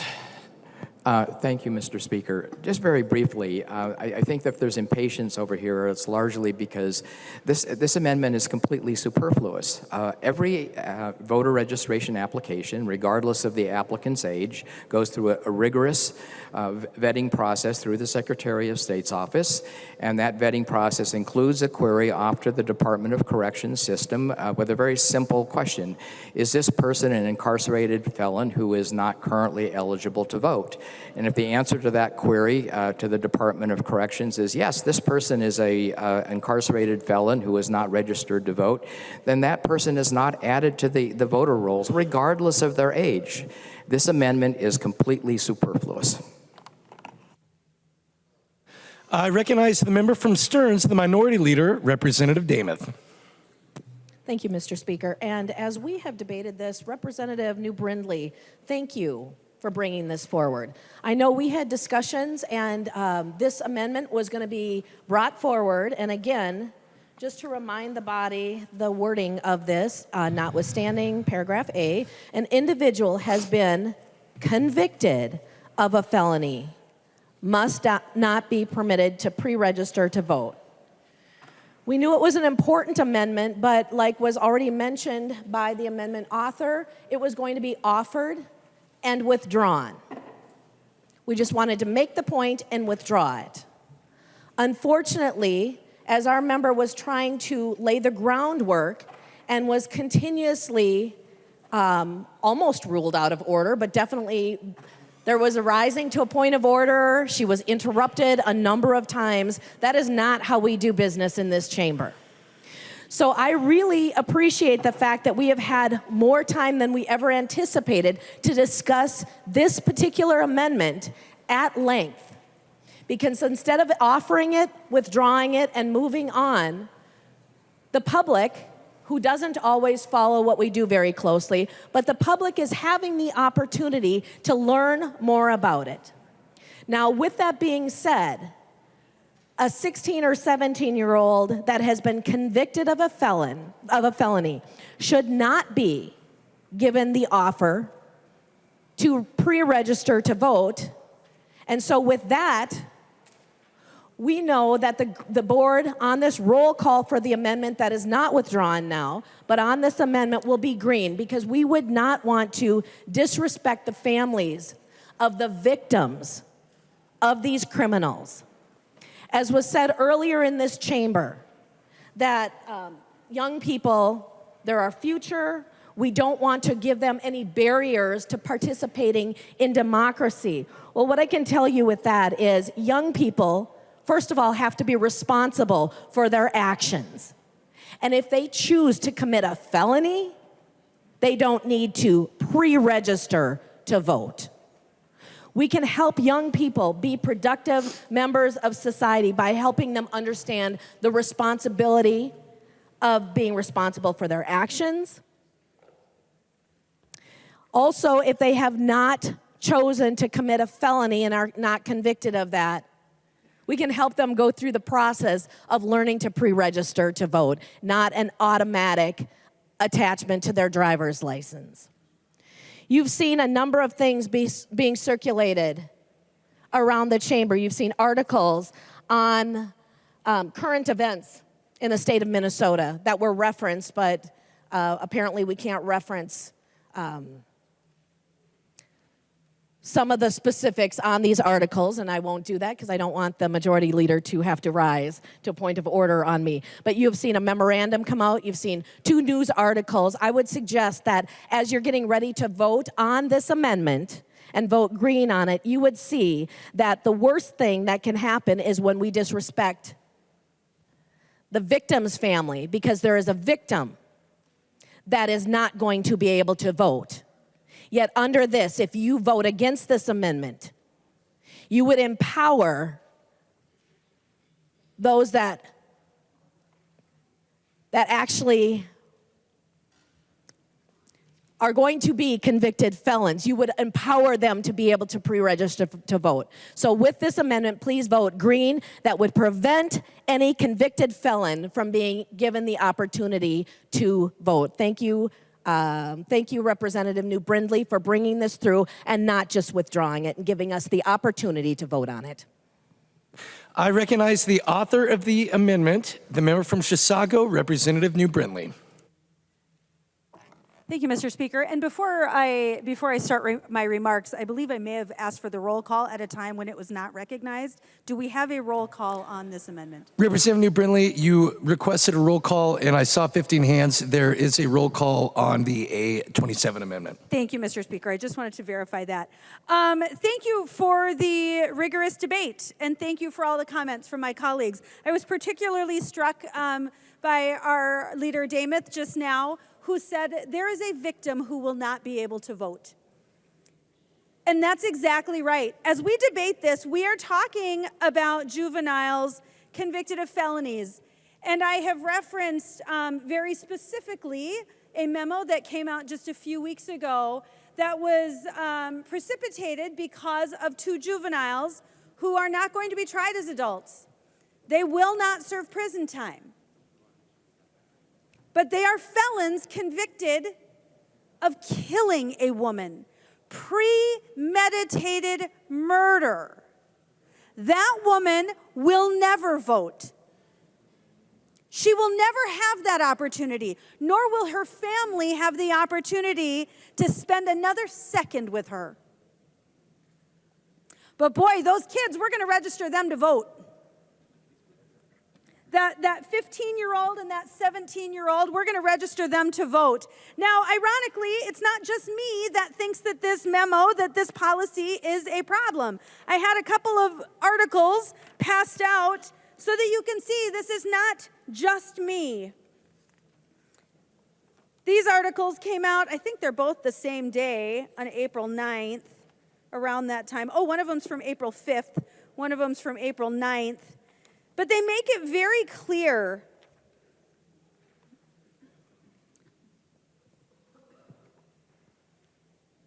our Attorney General said that that was the wrong call, this memo from the Hennepin County's attorney's office. It was the wrong call. And he said, I agree. I'm quoting directly from the article. Mr. Speaker. I agree with the family Representative Long, state your point of order. that the disposition Mr. of Speaker, the county attorney the member has mentioned the Attorney General's Speaker, name, point of and order. it is very clear under Mason's 114 that mentioning the executive or another official is dealing with character or conduct, and the subject of the debate is the matter before us in the amendment and not the executive or other official.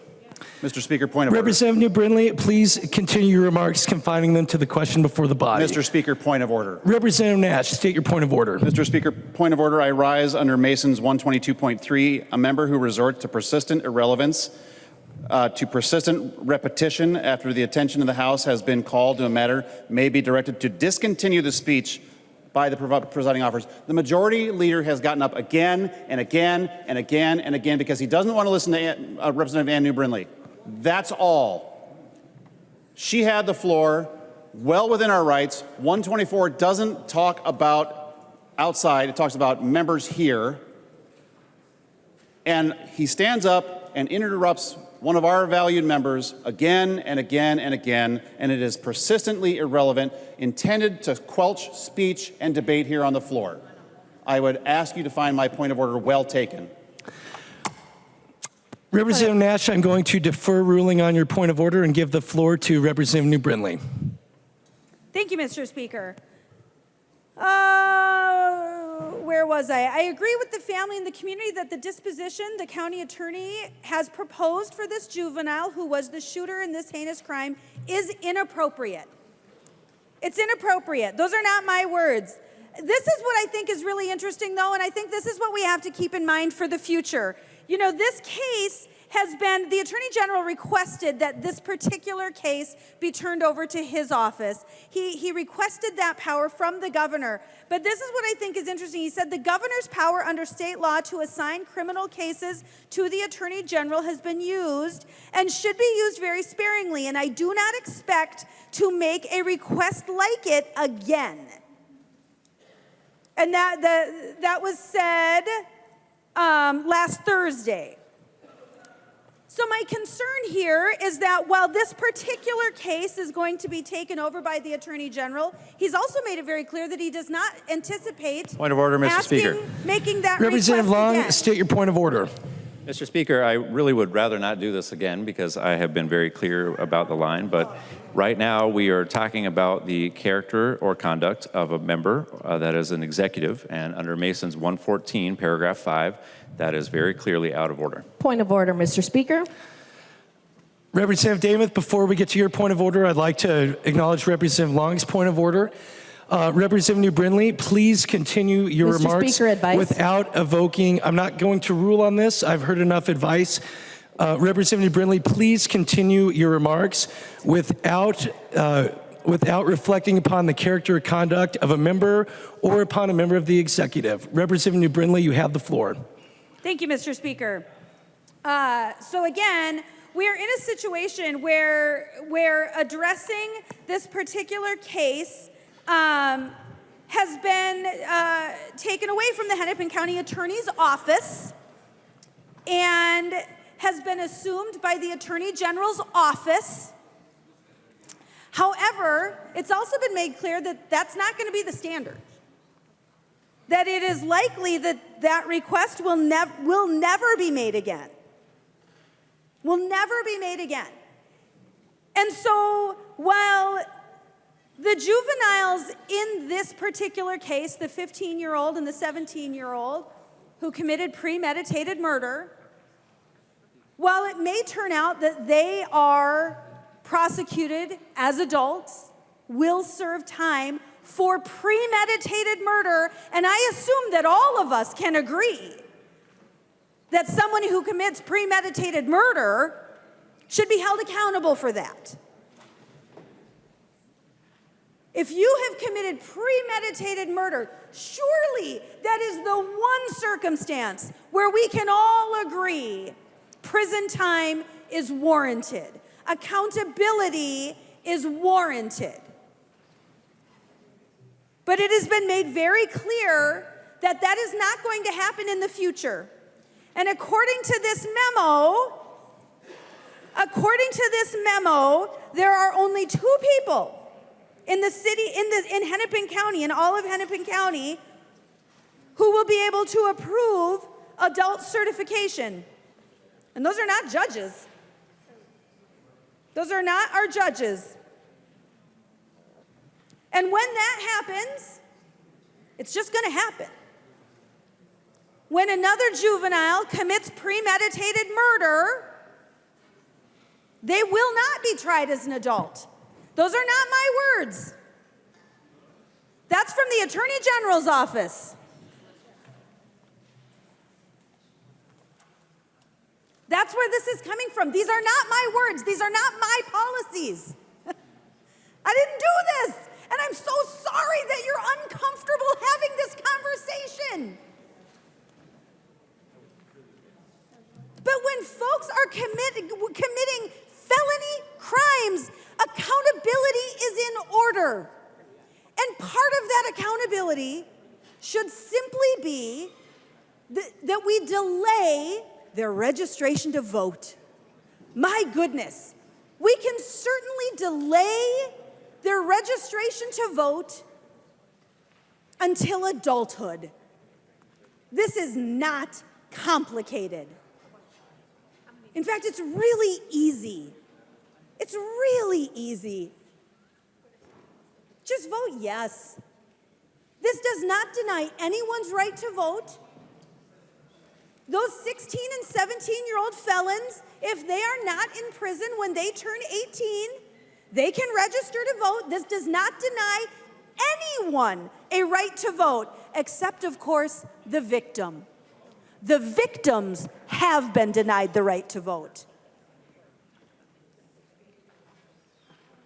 This does not deny anyone else. This does not deny a juvenile convicted of a felony the right to vote. It doesn't. It simply delays their registration. It simply says, as part of this process, part of that accountability can be that we wait until they are adults. We wait until at least whatever meager sentence is handed out by Hennepin County is played out. It's not that hard. It's not that complicated. Just vote yes. The clerk will take the roll on the A27 amendment.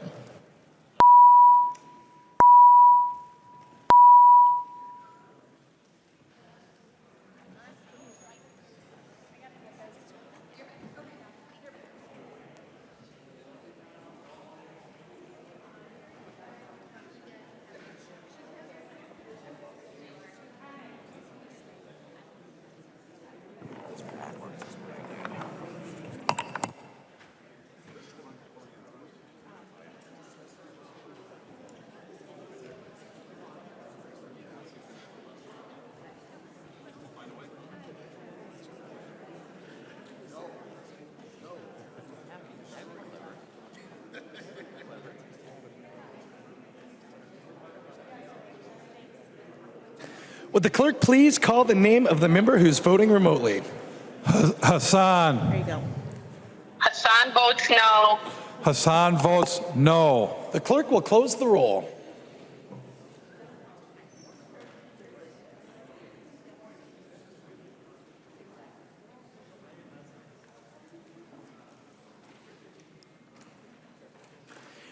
There being 59 ayes and 70 nays, the motion does not prevail and the 827 amendment is not adopted.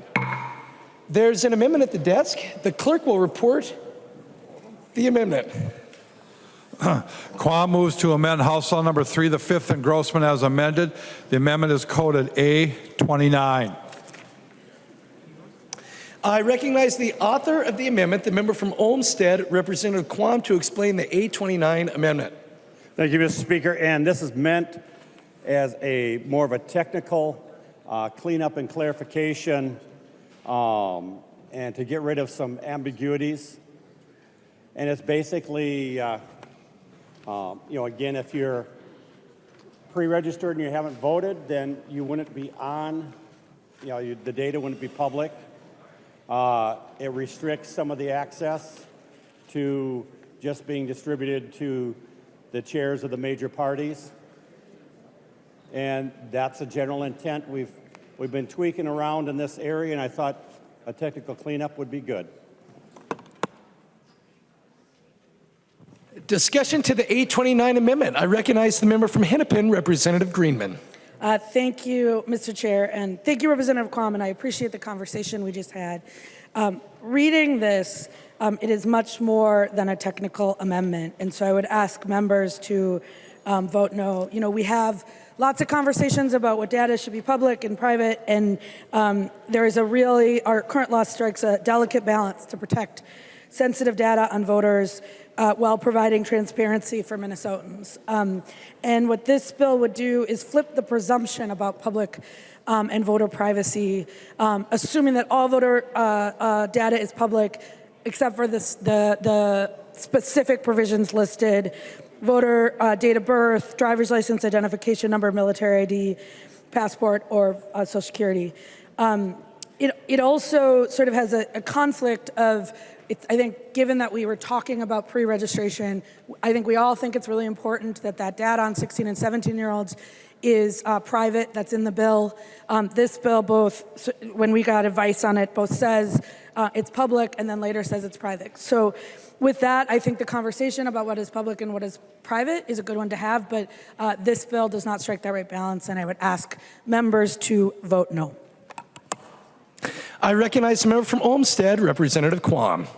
Thank you, Mr. Speaker. And because the election system is a very foundation of our democratic republic, the presumption is that it should be as transparent as possible.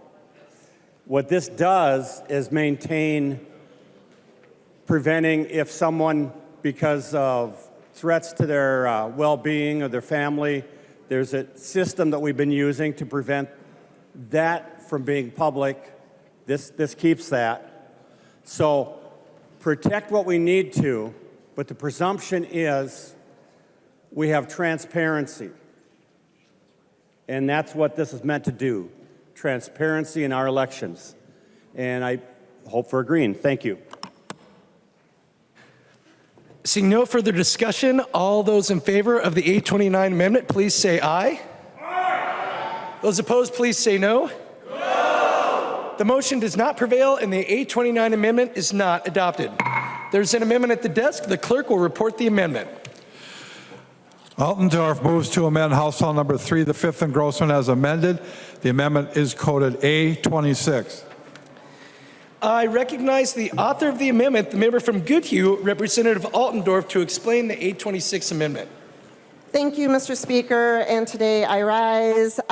Representative Greenman, I hope you consider this a friendly amendment. As I heard in your opening remarks when you were talking about your election bill and the importance of this election bill, I heard you say that we really need to protect Minnesota's elections and we need to pull it in. We do not need to have outside forces. I think that's a quote. We do not want outside forces influencing the Minnesota elections. So as of right now, I know perhaps both parties have received contributions from out of state. I also heard in election committees that, voters are tired of all of the propaganda that we get along elections time and all of the negative campaigning that's going on. And so I really believe my amendment is going to be offered to prohibit outside contributions coming from out of state, outside committees, outside funds, outside PACs, outside of Minnesota. And that is my amendment. I hope you realize it would be equal to both parties, Democrats and Republicans, and I agree with you. I agree with our committee. Voters are tired of the campaigning, the negativity, and this amendment would pull it in for both sides. And as you said, we want to protect Minnesotans, and we should have Minnesotans in charge of our elections. So let's stop the outside money coming in from out of state. Discussion to the A26 amendment. I recognize the member from Hennepin, Representative Greenman. Thank you, Mr. Speaker, and thank you, Representative Altendorf. I share those values. I share the values that we want to uplift the voices of Minnesotans.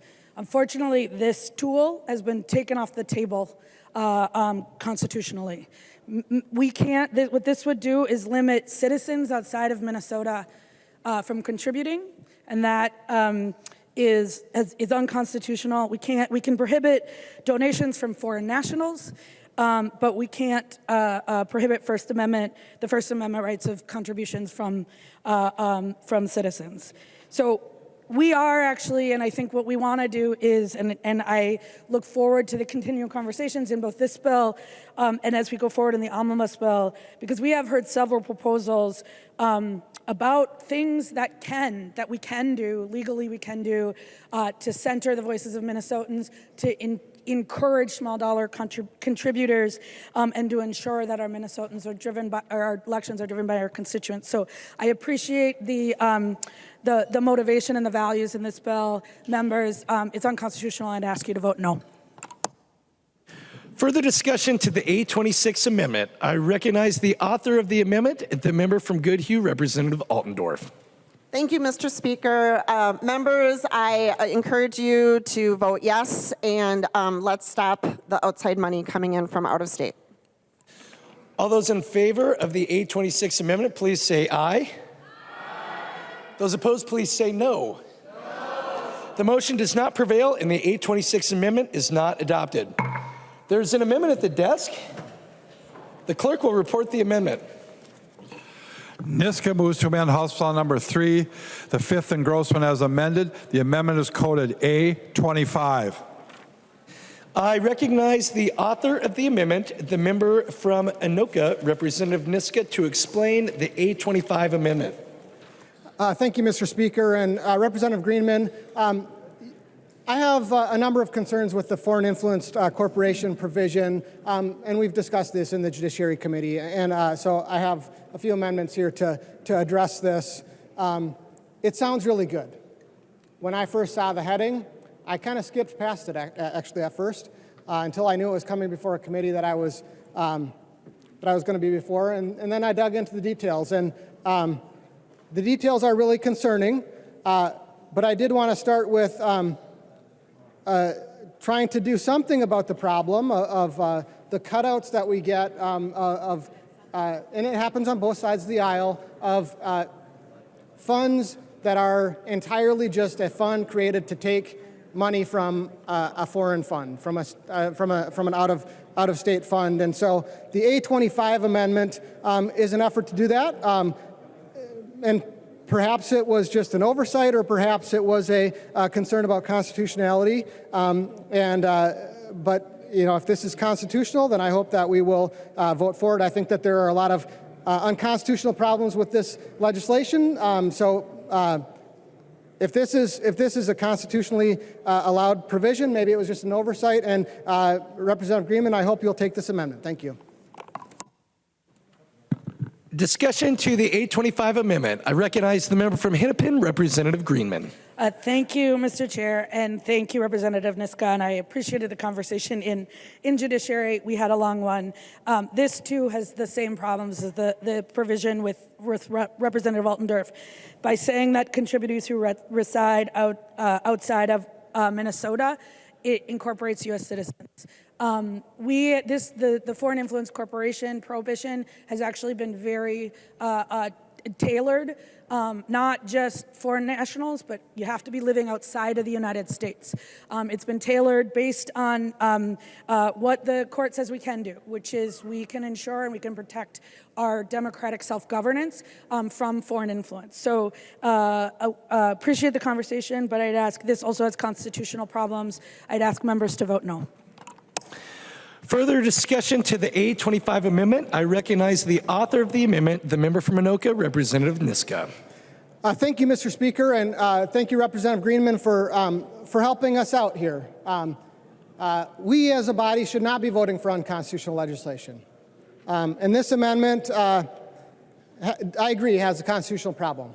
And I'm not gonna support it. I'm gonna withdraw this amendment. We all swore an oath to uphold the Constitution. I think that means we should all vote against the underlying bill, but we should start by, I'll start by withdrawing the A25 amendment.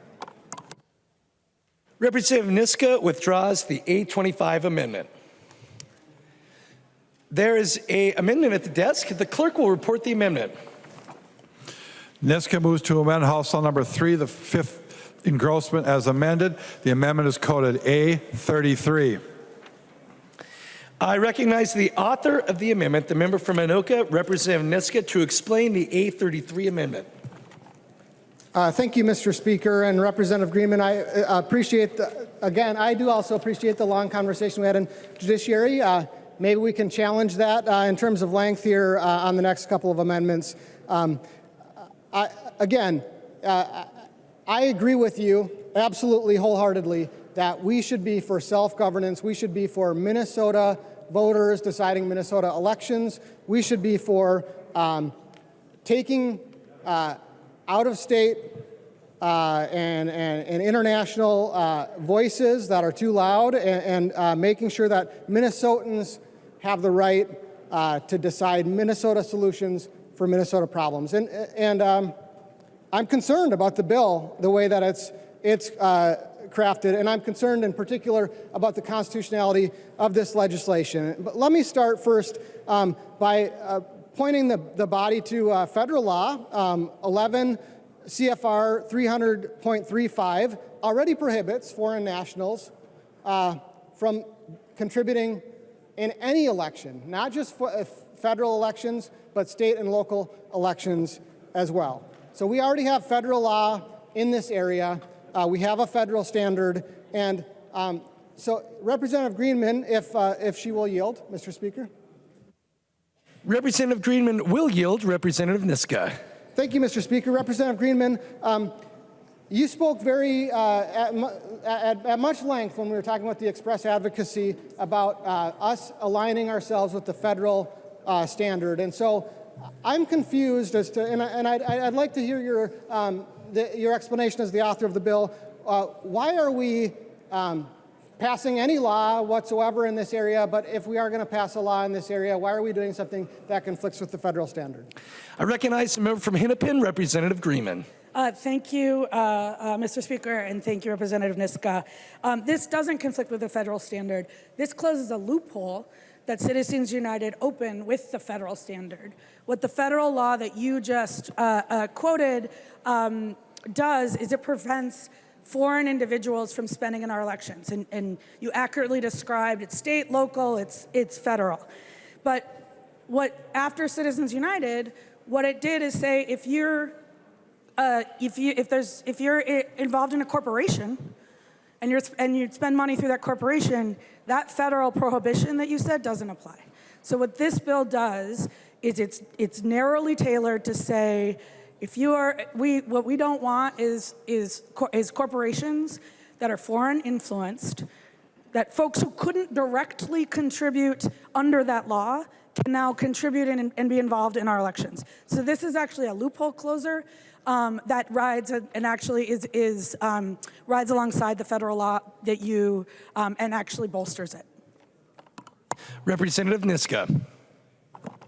Thank you, Mr. Speaker, and thank you, Representative Greenman. Respectfully, I have to disagree with your characterization of this as closing a loophole in Citizens United. I think it's pretty clearly designed to shut out all corporations, especially all publicly traded corporations, from participating in our election process, and only for-profit corporations, not nonprofits or labor unions, which we'll discuss on my next amendment. But I did want to talk specifically about a couple of the problems that I think that this bill or that this amendment fixes in the definition of foreign influence corporations. Because I agree that we shouldn't allow a foreign national who controls a corporation to hide behind that corporation. That's the point of this amendment. Hey, Kevin. But your bill, the underlying bill, is worded very differently than dealing with the situation where a foreign person dominates or controls or even has meaningful influence in a corporation. In particular, it says, it defines a foreign influence corporation as one shareholder holding 1%, or all shareholders owning 5%, or any shareholder indirectly influencing the decision-making of a company. And so, as we discussed in the Judiciary Committee, federal securities law actually interacts with the way that this works. In particular, Regulation 13D requires shareholders to disclose at certain points in time, shareholders in a publicly traded company, to disclose that they actually own shares. And a publicly traded company, unless 13D is tripped, doesn't actually know who their shareholders are on any given day. Millions of shares of some of the biggest companies trade daily.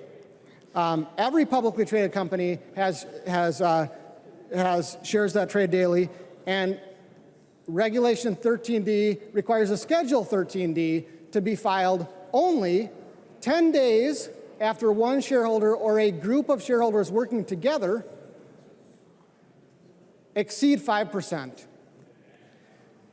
So, Representative Greenman, I'm concerned that the CEO certification, along with that one shareholder of 1% and an aggregate shareholder of 5%, will create an impossibility for the CEO of any publicly traded company to ever make that certification. So, Mr. Speaker, if Representative Greenman will yield.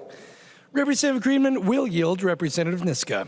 Representative Greenman, in the Judiciary Committee, I asked you if there are any publicly traded companies that would ever be able to file the CEO certification, and you didn't know, I was wondering if you were able to answer that question today. Is there any way that a CEO of a publicly traded company, under the way the bill is drafted currently, the underlying language that I'm trying to fix with this amendment, is there any CEO of any publicly traded company that could file that certification? And if you could explain how that works under federal securities law.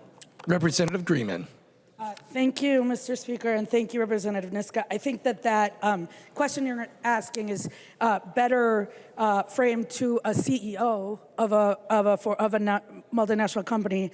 I would say that when you're talking about publicly traded companies, some of the biggest companies in the world that do amazing big things, the idea that they wouldn't be able to tell you who their investors are is concerning, deeply concerning. I think what this does is just require a basic level of corporate governance. And what we're talking about is if these foreign influence corporations can spend money in our elections. We're saying that you have to certify, if you're going to spend money in a Minnesota election, that you actually have to show that you're not a foreign influence corporation. I think that when we're talking about these companies, there's far greater compliance issues that they have under SEC law. I am not an SEC lawyer, so I will not speculate than that. But this is just knowing who your investors are is just a fundamental function of corporate governance. Representative Niska. Thank you, Mr. Speaker, and thank you, Representative Greenman. I appreciate that answer. I think that it's actually extremely enlightening. And what it means, members, and I actually have done a little securities litigation. I've done a little bit of reading on the federal securities laws. I've traded stocks. I've owned stocks on a record date, which means that I have had the ability to indirectly participate in their governance in every way, including whether they participate in political speech. What Representative Greenman's bill does, and what this amendment is trying to fix, is it disables every publicly traded company. And we're not just talking about the biggest publicly traded companies. We're talking about any company that has decided to avail itself of the public securities markets because someone who started a business and built a business wants to sell some of their business in order to cash out. Every business that has, for-profit business that has decided to be publicly traded by Representative Greenman's bill that we're trying to fix is muzzled. For-profit corporations are allowed to speak. Labor unions are allowed to speak, regardless of their foreign influence. But every corporation, publicly traded corporation under this bill, is defined by what we're told is a carefully crafted definition. I think it is carefully crafted. It's carefully crafted to try to eliminate the First Amendment rights that the U.S. Supreme Court said that groups of people, when they organize themselves as a for-profit business, have. That is exactly what happens. And the third clause in the definition is even worse. I referenced this a little earlier. It says that a foreign influence corporation is a corporation in which a foreign investor participates directly or indirectly in the corporation's decision-making process with respect to the corporation's political activities. I'm sure many of you have received a proxy statement from something in your retirement account. That means that you held that stock on the company's record date. Every company has a record date where the shareholders who happen to own it on that date get to vote on the board of directors of the company. Representative Greenman's bill makes it so that any company with a single foreign shareholder is now, on their record date, is now muzzled from participating in the First Amendment, from participating in Minnesota elections. So I really appreciate, Representative Greenman, your reference to the Constitution on the two previous cases, or two previous amendments. I think that we should take that very seriously here. The A33 amendment is going to really fix what I think is a fatal constitutional flaw in this bill. It requires a corporation to file, the underlying bill requires a corporation to try to prove a negative by filing a certification that it is by law impossible by the facts and the legal scheme of our federal securities system and the way that securities markets work makes it impossible for any CEO of any publicly traded company to meet. The federal courts are not going to be tricked by this one weird trick to circumvent Citizens United. They will see through it. They will strike down the underlying bill. But the A33 will fix that. It will save Minnesota from some constitutional litigation. I think it will save Minnesota from having to pay attorney's fees when that constitutional litigation succeeds. And so, members, I ask that you vote for the A33 amendment. And, Mr. Speaker, I request a roll call. Representative Niska requests a roll call vote. Seeing 15 hands, there will be a roll call vote on the A33 amendment. Is there any further discussion to the A33 amendment? I recognize the member from Anoka, Representative Stevenson. Thank you, Mr. Speaker. Members, I ask for a no vote on the A33 amendment. The 1% threshold that's defined in this bill is significant, and it's established both in law and in fact. 1% of a publicly traded corporation is when an individual starts to have influence over the decisions of that corporation. That's been acknowledged by the Business Roundtable, one of the largest business groups in the country. It's been acknowledged by the SEC. It's been acknowledged by both Republican and Democratic members of the SEC, including appointees of former President Donald Trump, by Republican members of the U.S. Congress. That 1% threshold is a significant threshold. It makes sense.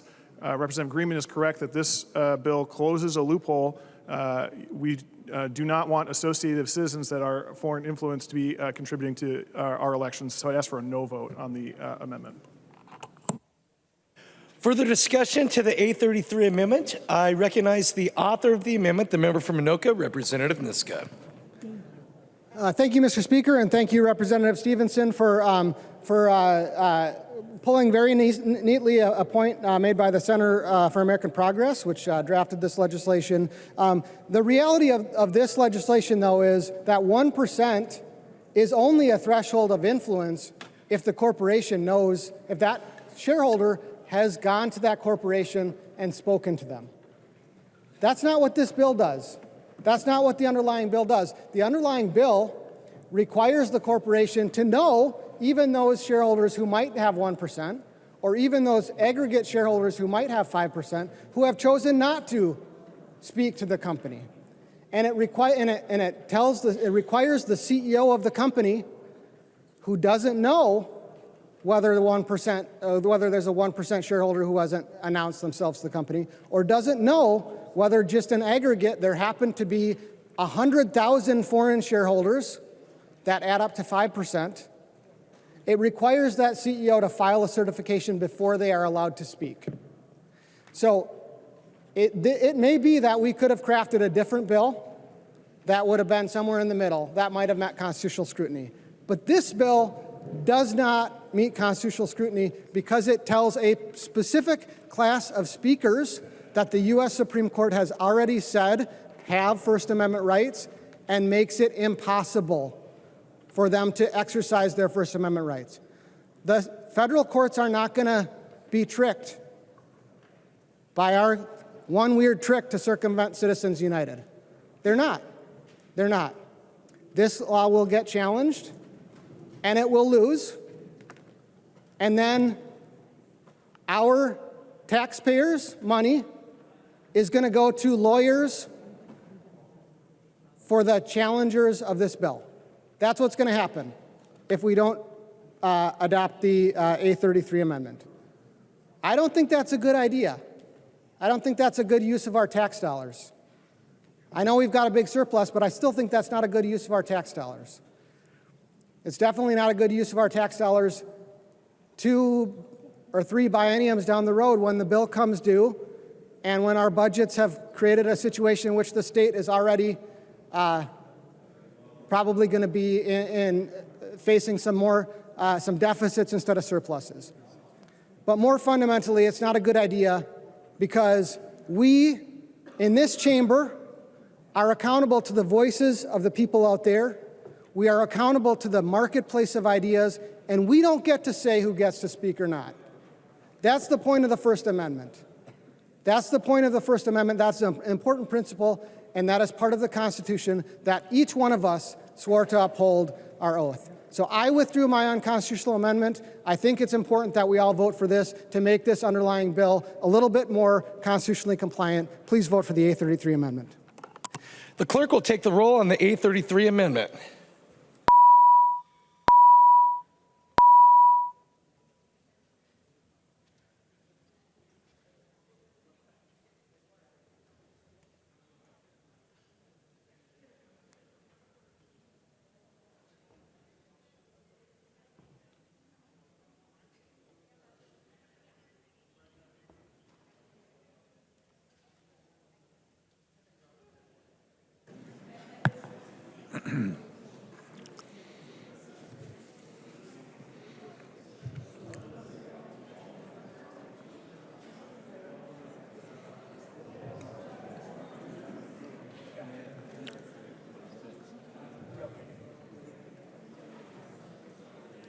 Will the clerk please call the name of the member who's voting remotely? Hassan.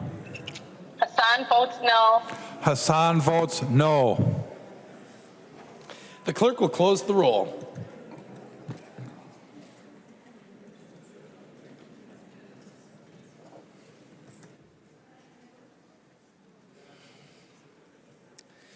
There being 59 ayes and 69 nays, the motion does not prevail and the A33 amendment is not adopted. There's an amendment at the desk. The clerk will report the amendment. Niska moves to amend House Law number 3, the fifth engrossment as amended. The amendment is coded A34. I recognize the author of the amendment, the member from Anoka, Representative Niska, to explain the A34 amendment. Thank you, Mr. Speaker. And I'm disappointed that we weren't able to fix that constitutional problem in this bill. But I'm optimistic, actually, that we can come together on this one. Like I said before, Representative Greenman, when I saw this, the headings on this bill, when I first saw it was introduced and I was flipping through it, I thought it sounded like a good idea, probably pretty non-objectionable, probably something I could support. I mean, like I said, I'm all for Minnesota self-government. I'm all for Minnesota solutions to Minnesota problems. But then as we dug into the details, I'm very concerned about the definition of foreign influence corporation that we just went over. I think it's clearly unconstitutional. But I got concerned about some other aspects of this bill as well. I spoke to some election lawyers and some other stakeholders, and I heard, honestly, some kind of nefarious claims about the bill. So I hope this amendment is a chance to clear the air and kind of fix some of that. In particular, I heard some claims about the authorship and the drafting history of this bill, that it's a model bill from out of state. And so in the interest of pursuing Minnesota solutions to Minnesota problems, can you help clear up the drafting, Representative Greenman, if she will yield? Representative Greenman will yield. Representative Niska. Thank you. Representative Greenman.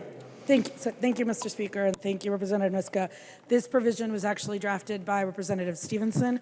I will say I've been working with the Campaign Legal Center on this as well, and I know a lot of people are interested in how do we keep foreign influence out of our elections. We've seen, and it is a concern, and I think we're all talking about it today. So I know that the city of Seattle has a provision like this. Lots of states are looking at it because that they're worried too. This is not just a Minnesota problem. It is a problem of foreign influence going through a loophole in our elections. So if you have any further questions, I'm going to send it back to you, but Representative Stevenson is the original drafter of the bill. Representative Niska. Thank you, Mr. Speaker, and thank you, Representative Greenman. I think you're now the second person who's thrown Representative Stevenson under the bus when I asked a question. I appreciate the answer. I'll be honest, I'm a little skeptical about about where this bill came from. And so if Representative Stevenson will yield. Representative Stevenson will yield. Representative Niska. Thank you, Mr. Speaker. Representative Stevenson, I'm skeptical about where this bill came from because I've read some papers from the Center of the American Progress, and I also noticed something strange in the bill language on line 26, 23 through 25. It prohibits foreign influence corporations from making a contribution to a candidate for election, nomination, election, or appointment to a public office or to a candidate's principal campaign committee, or making a contribution to a political committee, political fund, or political party unit. And as I'm sure you know, Representative Stevenson, Minnesota statute section 211B.15 already prohibits all corporations, whether foreign influence or not, already prohibits all corporations from engaging in those activities. All corporations are disabled from giving direct contributions to political candidates, as I'm sure you know, as a candidate and as an attorney as well. So if this was a Minnesota bill that you drafted, Representative Stevenson, why did you include language in this bill that's already totally covered by existing Minnesota law?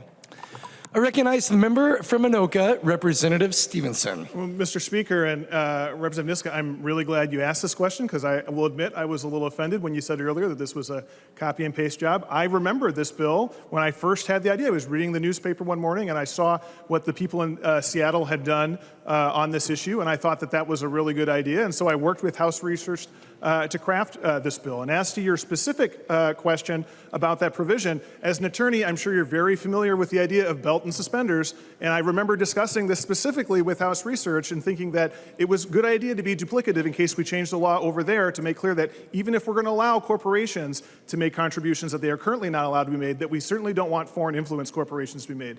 It's a belt and suspenders approach. Representative Niska. Thank you, Mr. Speaker, and thank you, Representative Stevenson. That's very creative. I know you're good on your feet, and I think we all saw that today. You're a skilled trial attorney, but the facts are the facts, and the facts are that the Center for American Progress, which is a nonprofit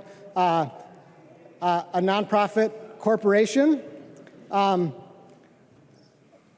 has put this language in a model piece of legislation that they have put forward. That's where the city of Seattle got it from. And so this bill is the Center for American Progress's model bill. A nonprofit corporation,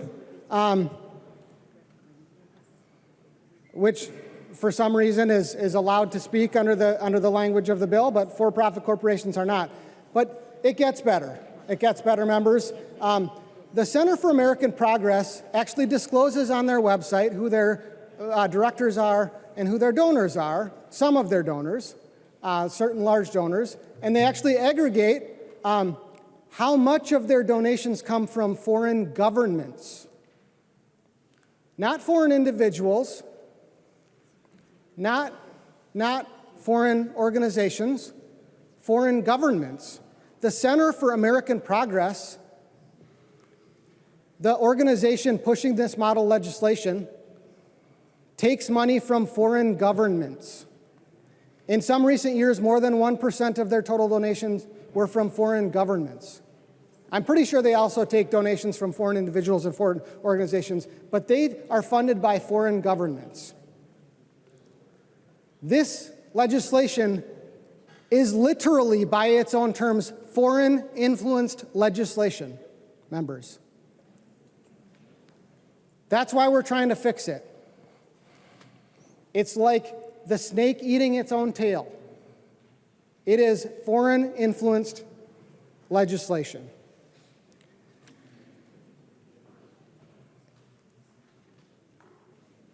What's also interesting about this bill is that it is while it chooses to disable for-profit corporations with foreign involvement, it chooses not to regulate certain other entities.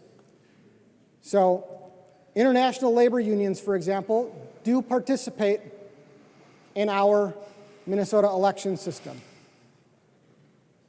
SEIU, LIUNA, IBEW.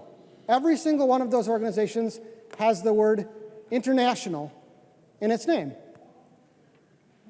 Why do you think that is? Why do you think that is? It's because they have foreign involvement in their labor union. So, Representative Stevenson, I guess you're the one to ask about this. Mr. Speaker, if Representative Stevenson will yield. Representative Stevenson will yield. Representative Niska. Thank you, Mr. Speaker. Representative Stevenson, labor unions aren't covered by this legislation. Was that just an oversight, or was that a deliberate choice in drafting this legislation? Representative Stevenson. Well, thank you, Mr. Speaker, and thank you, Representative Niska.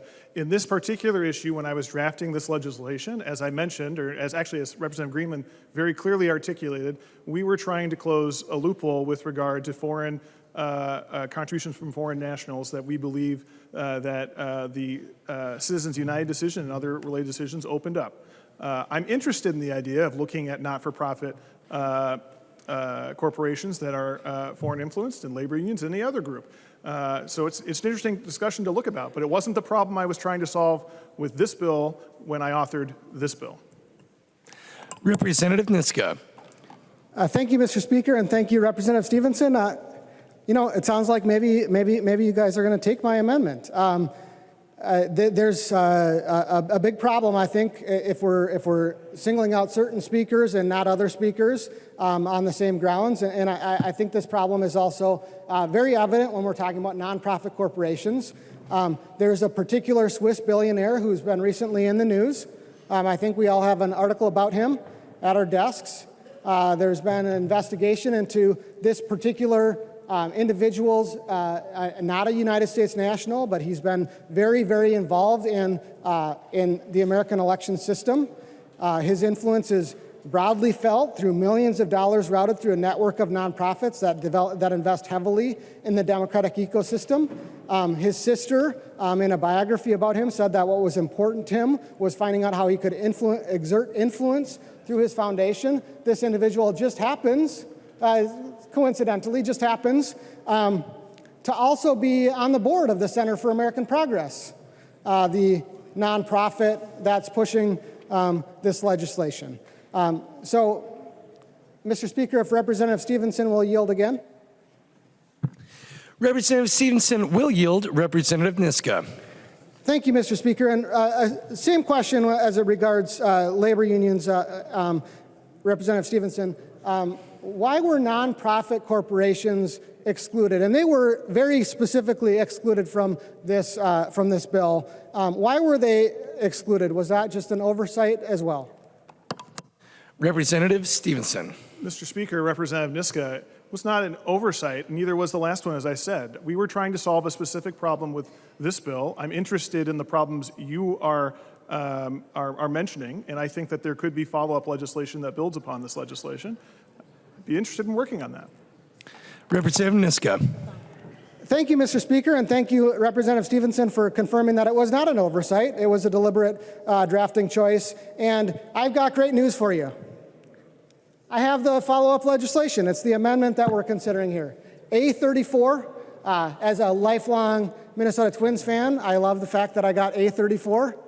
I hope we have a lot of other Kirby Puckett fans in this chamber. And so, Representative Stevenson, I look forward to your yes vote on the board. I'm going to ask Mr. Speaker for a roll call. Representative Niska requests a roll call vote. Seeing 15 hands, there will be a roll call vote on the A34 amendment. Anything further, Representative Niska? Thank you, Mr. Speaker. And this is a really common sense way to make sure that we are treating all speakers alike. And the federal courts see this piece of legislation the way it's written. They're not going to like the fact that we targeted certain kinds of foreign influenced entities and not other kinds of foreign influenced entities. And frankly, I don't think the people of Minnesota are going to be very happy when they see that a trifecta treated certain kinds of entities different than other kinds of entities, and they're going to draw some inferences about why that is. So members, let's try to minimize the damage that we're doing. Again, this bill is unconstitutional even with this amendment, honestly. But let's try to minimize the damage that we're doing out there in the free marketplace of ideas. If we're going to try to rope in foreign influence, we have to treat similar organizations similarly, and we definitely should not pass the underlying bill the way it's written, which is foreign influence legislation. Please vote for the A34 amendment. Discussion to the A34 amendment. I recognize the member from Anoka, Representative Stevenson. Well, Representative Niska, I am also a Twins fan and a Kirby Puckett fan, but unlike Kirby in the 91 series, you struck out. This is a bad amendment that should be voted down, and it's not ready. It's a good idea to look at the not-for-profit issue and the other issues related to it, but I think it's ironic that you just had an amendment where you argued very strenuously that the threshold should be 50%, changing it from 1%. Now in this amendment, you're at 5%. I see no consistency there. When you talk about treating things similarly, there's no consistency in your approach to this at all. I already mentioned that the reason why we selected 1% in the bill itself was grounded in a well-established principle about when individuals have influence in an organization, because again, we're trying to curb foreign influence corporations, and so there is a background for why 1% is chosen. There is no such background for this amendment for 5%, and that could be the right number, it could not be the right number. And what should happen is a bill should be introduced and we should have a hearing and a discussion, and we should move that way. But today, I'd ask for a no vote. Discussion to the A34 amendment. I recognize the member from Chisago, Representative New Brindley. Thank you, Mr. Speaker, and thank you, Representative Niska. This is a really critical amendment. This amendment, so in her introductory remarks, Representative Greenman said that this bill, the underlying bill, will eliminate foreign influence from corporations. And she is right. This will have an impact on foreign influence from corporations. However, this underlying bill will have no impact on foreign influence from nonprofit organizations or from unions. None. So thank you, Representative Niska, for having the foresight to see that it's really important to eliminate foreign influence from those groups as well. So let's talk about the foreign influence behind this bill, behind the very bill in front of us, and why this amendment is so important. And I'm going to give you a little history here, a little background. Perhaps it's more detail than you want, but it's clearly detail that you need. So there's this really broad network of nonprofit organizations. They funnel money, they fund political activities. That's what they do. You often hear this in the vernacular. You'll hear this called dark money, right? These are dark money nonprofits. They are not transparent about where their money comes from or what the money is used for. Frankly, thankfully, we've got some investigative journalists and reporters in this country who have dug through a lot of documents. So these reporters, IRS agents actually, experts, have waded through all of these nonprofit filings and reports to give us just a little glimmer of what's going on. So I'm going to try my best to connect some dots for you. So some of these dark money nonprofits are groups like the Open Society Foundations, the New Venture Fund, Democracy Alliance, Center for American Progress.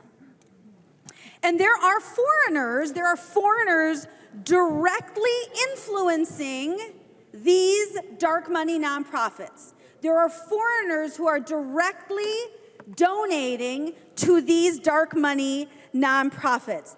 And Representative Niska referenced one, but I'm going to talk about one particular foreigner and how he is influencing U.S. elections, Minnesota elections, through these dark money nonprofits, through this network of nonprofits. So there's this Swiss billionaire, his name is Hans Weiss. I actually asked our resident German speaker for the correct pronunciation, and I still got it wrong. Hans Weiss. That's his name, and you should have an article at your desk on Hans Weiss. I passed that one out. So he's this Swiss billionaire, and he has funneled hundreds of millions of dollars, perhaps as much as billions. We're talking real money, folks. This is not couch cushion money. Oh, it sounds like, well, perhaps 1.6 billion, but perhaps billions of dollars to these various democratic and progressive groups that influence our elections. That's their whole purpose. Interestingly, there was, in fact, is it in this article? Do you know? There is an article, the sister of this Hans Weiss, she actually said, this is her referencing her brother, what was important for him was to find out that he could exert an influence through his foundation. That was his purpose, to exert influence through his foundation.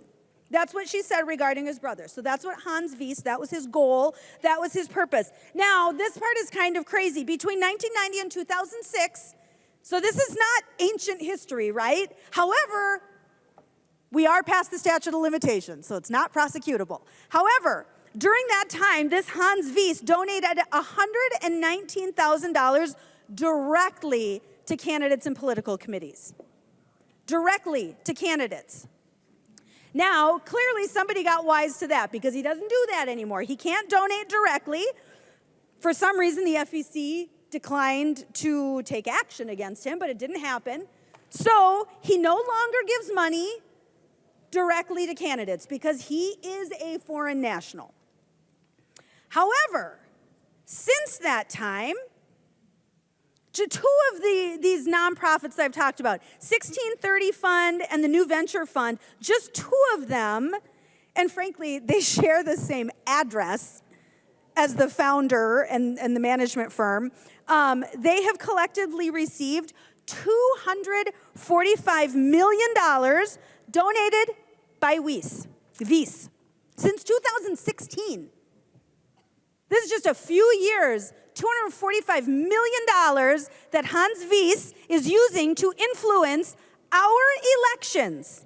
Our elections. And I'm going to say directly in the state of Minnesota, and I'll get to that. I'll connect that dot in a few minutes.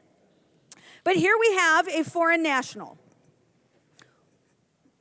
who gave over $100,000 directly to candidates illegally, and then switched over to funneling money into politics through these dark money nonprofits.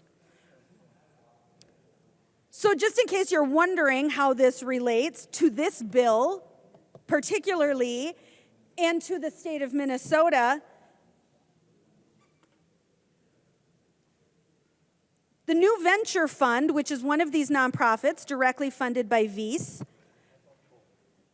they're one of the founders of Isaiah here in Minnesota. And Isaiah is one of the groups who has openly and vocally lobbied in favor of this legislation. They are funded by New Venture Fund and Hans Weiss. Foreign influence in this bill before us today. So here's some other fun facts about Hans Weiss. So currently he serves on the board of the Center for American Progress. By the way, that organization also funded the study and wrote the model legislation on which this foreign influence vision. I guess I shouldn't assume Representative Stevenson said he wrote this language with the help of nonpartisan staff. I believe that the model language, however, has been distributed. Does everybody have that? So everyone should have the model legislation from, and this is directly from the website of the Center for American Progress. So this is directly from their website. I just printed it off a few minutes ago. And I went through and compared this model language to the model language in our underlying bill. And, lines 25.24 through 25.27 are in addition. Those lines are not in the model language. But the rest of this foreign influence corporation language is virtually identical to the model language found on the website of the Center for American Progress. I think that's remarkable. That is a remarkable coincidence. Perhaps it's miraculous. Maybe even some might call that bonkers. Some might call that bonkers. That language is virtually identical to the language in this bill. So this billionaire, this Swiss billionaire, Hans Wies, he sits on the board for the Center for American, the Center for American Progress. This organization, by the way, has taken money directly from foreign governments.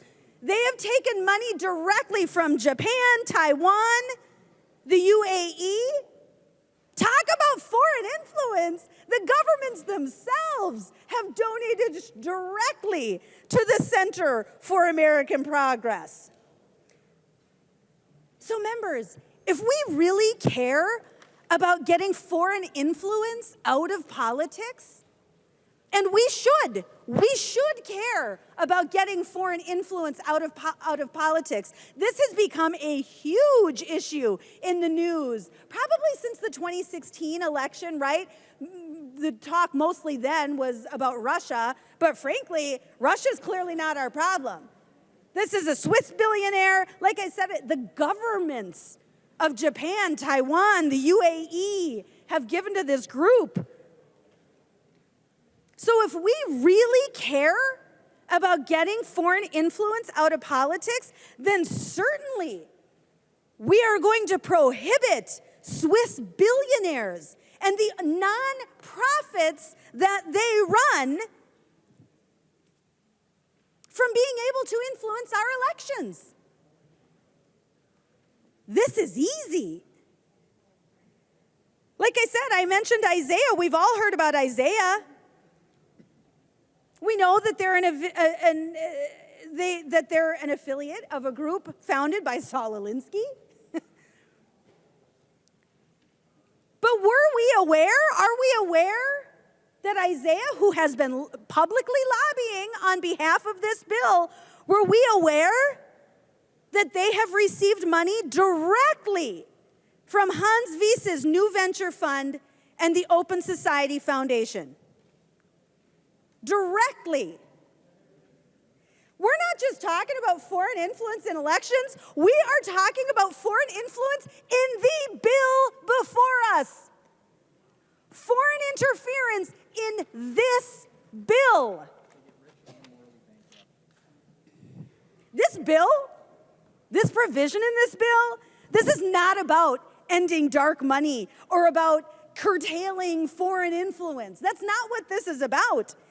If it was, then these dark money nonprofits, these unions like SEIU, IBEW, LIUNA, International is literally in their names, they would be included.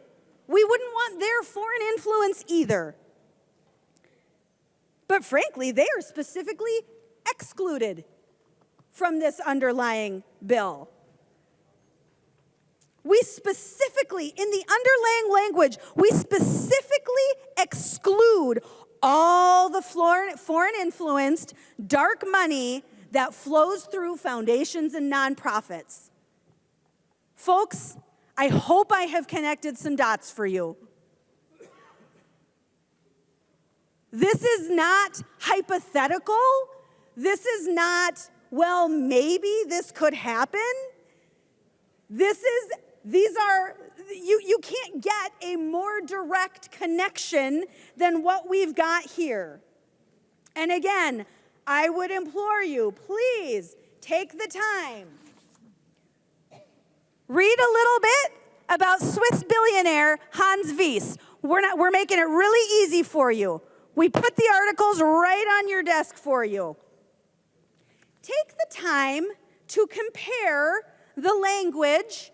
Again, you can go to the website for the Center for American Progress. That's where I got this. I printed this off, I don't know, half an hour ago now. Compare this language from Hans Wies's organization. Compare this language to the language in our bill.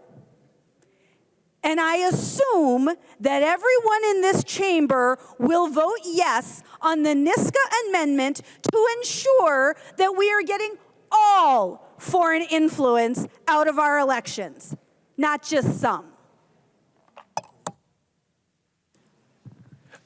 Further discussion to the A34 amendment. I recognize the member from Olmsted, Representative Quam. Thank you, Mr. Speaker. Is this amendment divisible?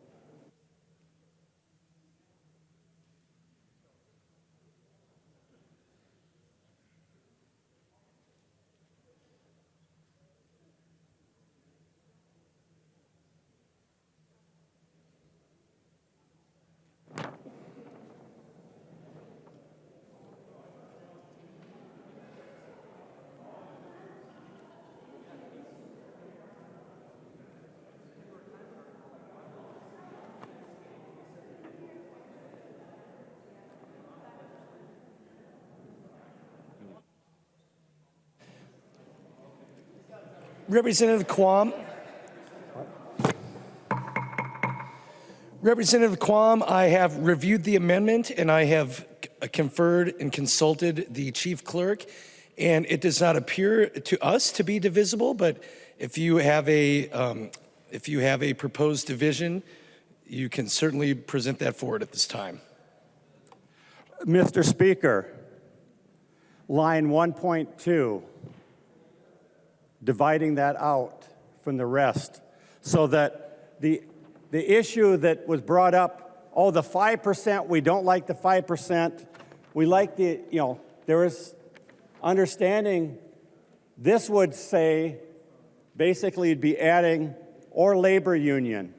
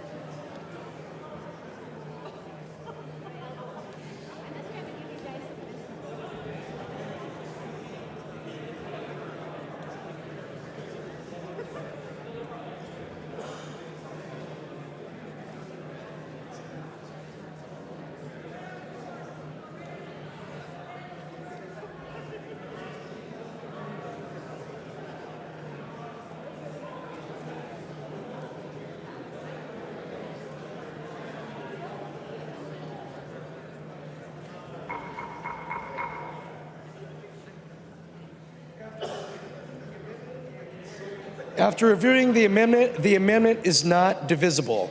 Discussion to the A34 amendment. Mr. Representative Speaker.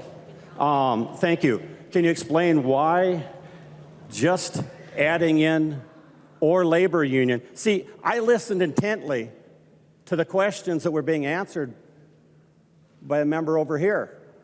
And it was consistently his issue, oh, but you've got the 5%, you got the 5%. There's good points you're making. We didn't originally include, well, this, by just adding or labor union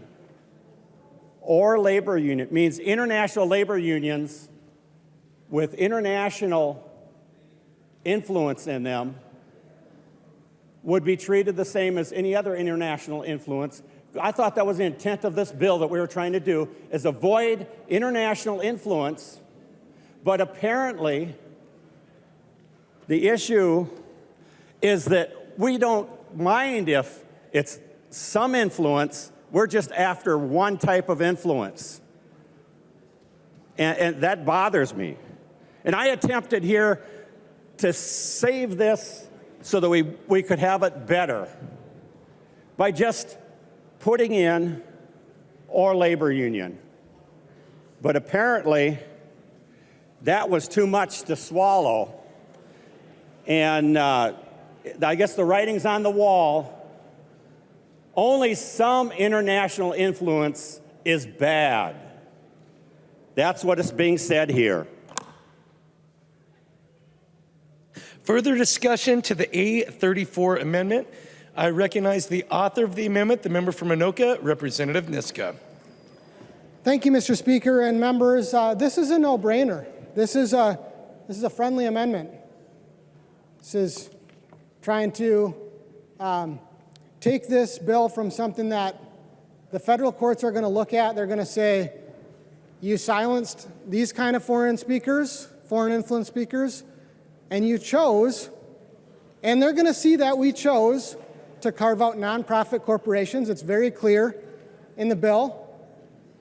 It defines corporation by referring to Clause 1 and Clause 3 of a definition of corporation. Clause 2 is nonprofit corporations. It's going to be very clear to the federal courts. They're not going to be tricked by the fact that we are choosing, if we don't adopt this amendment, to allow foreign influence nonprofits to participate in our elections. And they're going to see that we're choosing, by voting down this amendment, to allow foreign influence labor unions to participate in our elections, that we're picking and choosing which speakers get to participate in the free marketplace of ideas that the First Amendment says that we as the state of Minnesota don't get to control. It's going to be very obvious to the federal courts. I hope it's obvious to everyone here. I hope it's obvious to everyone here. And like I said earlier, we all swore an oath to uphold the Constitution. That's why I withdrew my amendment. And when Representative Greenman correctly pointed out that it's unconstitutional.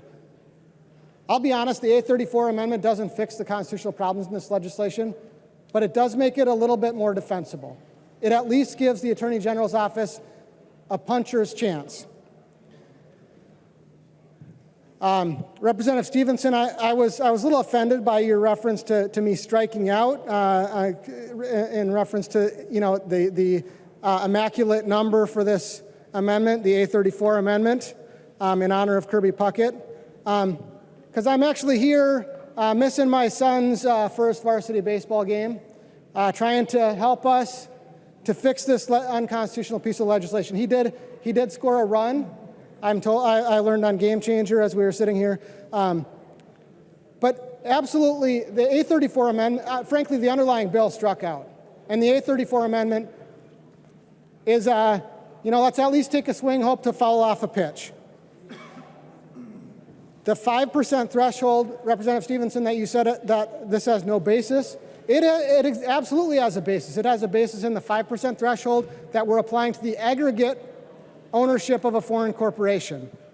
The 1% threshold isn't the only threshold in the underlying bill. The 1% threshold is about an individual person, and that's about their ability to submit a statement, a ballot proposal. So I agree that the 1% threshold doesn't make sense in the nonprofit corporation, but when we're talking about 5% aggregate in the for-profit corporate context, absolutely, the 5% threshold in aggregate, in the labor union context, and in the nonprofit context, there's a basis for that. It's called equal protection. It's called treating like alike. It's called making sure that we are signaling to the federal courts that are going to evaluate this and signaling to ourselves that we are at least trying to be compliant with the federal Constitution. But members, I think it should be painfully obvious by now that not only is this bill unconstitutional, the underlying bill, if it's not fixed, but it is self-defeating on its own terms. It is literally foreign influence legislation. And I actually appreciate Representative Stevenson for coming over and showing me some emails that proved to me that it was unintentionally foreign influenced. Representative Stevenson had this idea in 2020. It looks like from the email he showed me that it wasn't from the Center for American Progress, but the Center for American Progress article that laid out all this model legislation was from 2019. If you want, to go to the Google machine, it's an article called "Ending Foreign Influence Corporate Spending in U.S. Elections" on the Center for American Progress website, dated November 21st, 2019. So we've got a choice before us, members. Are we going to ban certain speakers under the guise of ending foreign influence, and in the process enact foreign influence legislation? Or are we going to try to treat similar speakers similarly, try to do a Minnesota solution to a Minnesota problem, and adopt the A34 amendment? Members, it's Game 6 of the 1991 World Series. Kirby Puckett's at the bat. I hope you vote for A34 amendment. Thank you.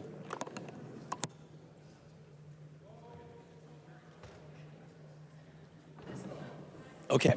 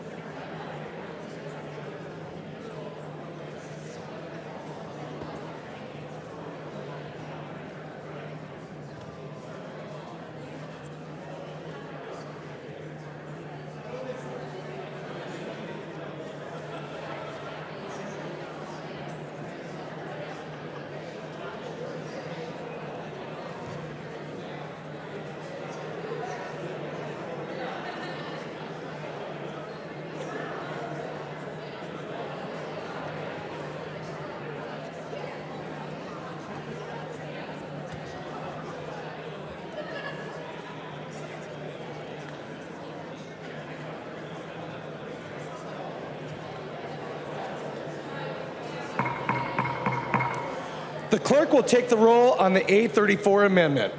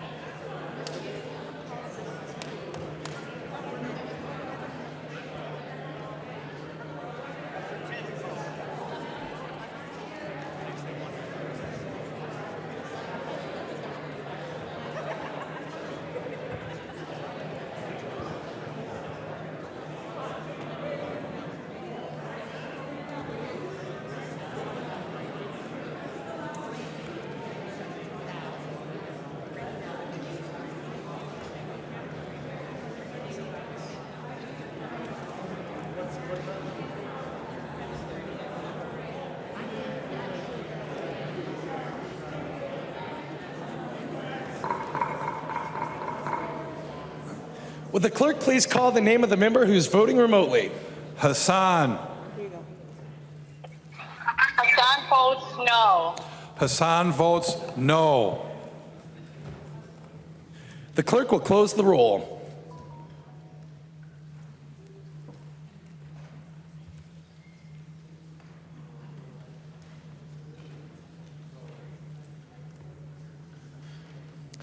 There being 58 ayes and 66 nays, the motion does not prevail and the A34 amendment is not adopted.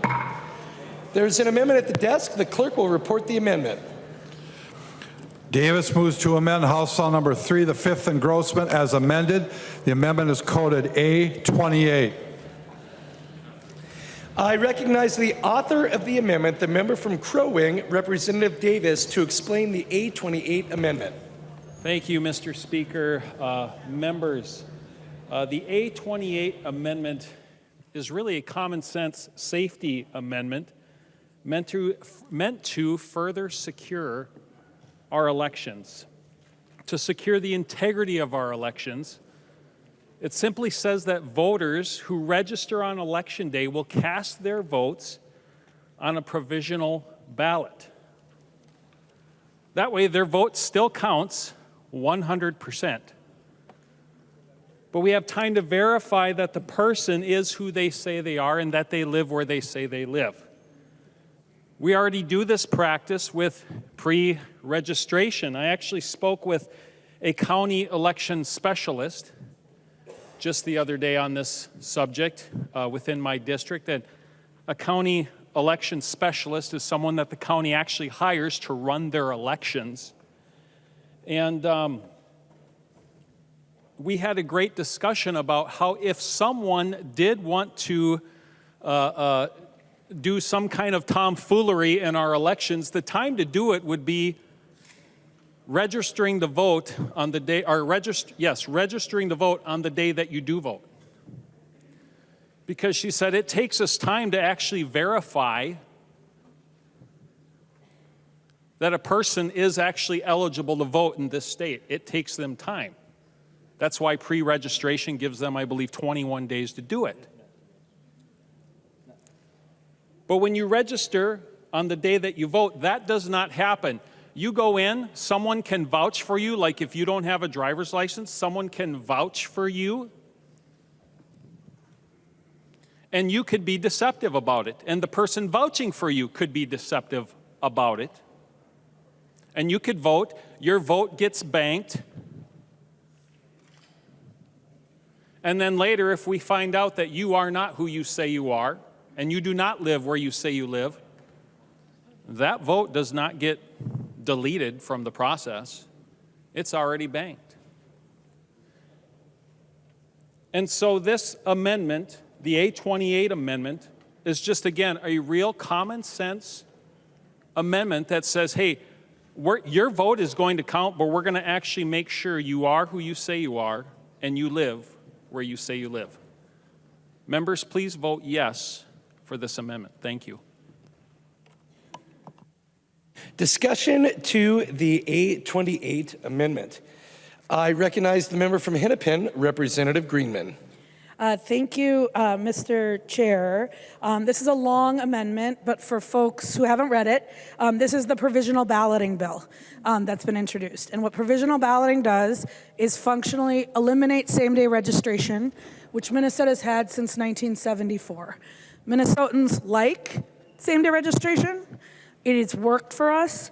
This provisional balloting bill is both expensive, but more importantly, it eliminates something that has made Minnesota the highest voter turnout district many states, many years. So please vote no. Discussion to the 828 amendment. I recognize the member from Olmsted, Representative Quam. Thank you, Mr. Speaker, and I need to correct the statement that was just made. This does not eliminate same-day registration. In fact, if you look at and read it, it says that if you same-day register on election day, you do a provisional ballot. You might not understand, but less than 2% of the people that live in the United States live somewhere that doesn't have provisional ballots. HAVA, Help America Vote Act, federal regulation, the vast majority of states and people have the option of a provisional ballot. The provisional ballot makes sure that you are not disenfranchised because you go in, and even if there's some problem, you get a ballot. It guarantees it. And boy, the hard thing that would be to do provisional ballots, my goodness, turn around to almost every state, and they have provisional ballots because they actually abide by HAVA. They actually follow federal election law. What a concept. We should be following federal election law, but we're not. And frankly, this amendment would take care of it so we actually follow federal election law, that we aren't an abnormal outlier that doesn't have provisional ballots guaranteeing that you do not get disenfranchised from being able to vote. Now, I don't understand why. Maybe it's because some people think that we aren't capable of doing provisional ballots. I think that we're just as capable as California, Washington, Oregon, Wisconsin, Iowa. You know, just keep on naming them. But we aren't doing it. We want election integrity. We want election, we don't want to disenfranchise anybody, but we don't want to follow federal law. Everybody else, almost everybody, I'll stand corrected, there's only like 97, 98% of the people live where they have provisional ballots. They're not ever, you're not denied being able to go in and get a provisional ballot. So I'm just shocked that anyone would have, well, I guess, lack the confidence in the capability of the state of Minnesota to do what just about every other state does. There are a couple states smaller than us that are also exempted from it. So if I don't have my paperwork, I get there really late, and I'm going to register. I can register same day. I can get a ballot. And that ballot is just as good as any other ballot, but it needs to be verified. Because I don't know if you looked at the Legislative Audit Commission on our registration, tens of thousands of bad registrations. So after the fact, if you happen to have tens of thousands of bad registrations, after the fact, when they're commingled, you can't take them out. Well, I don't know if this is, what's the constitutionality in that? Well, in 2008, the United States Supreme Court, Crawford versus Marion County Election Board, in the majority opinion written by Justice Stevens, and Justice Stevens decided a lot of split decisions because he was the deciding vote. He wasn't overly conservative, wasn't overly liberal. On page 10, he talks about election fraud, public confidence. Public confidence. Page 12 of the majority opinion. Risk of voter fraud real and could affect close elections. Well, you know, a few hundred votes deciding a statewide might be considered a close election. Page 13 talks about safeguards that are needed. And page 14, the availability of the right to cast a provisional ballot provides an adequate remedy. So the majority of the U.S. Supreme Court in 2008, so it was before a lot of the controversial stuff we've been hearing lately. You know, frankly, since we're the outlier, the U.S. Supreme Court sees this as being an adequate remedy and helping ensure public confidence so that people aren't worrying and questioning. I think this is a great amendment.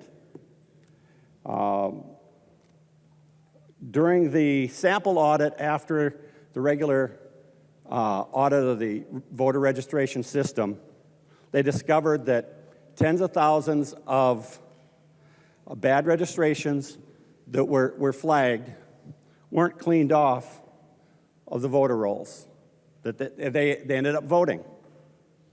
So I think we might have some stuff to improve our confidence.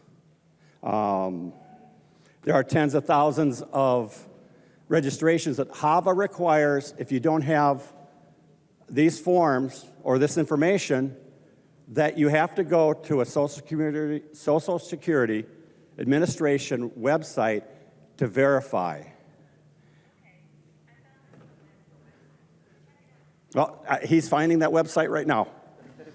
But on that, and that is publicly viewable, the results of that.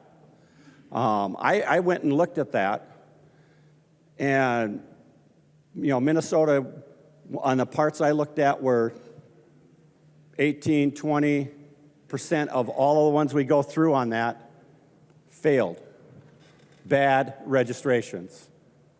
During the legislative audit of our registration system, when it was discovered that that was present, there were, I think the 2016, there were over 16,000 bad registrations in that election cycle, over 15,000 in 2018.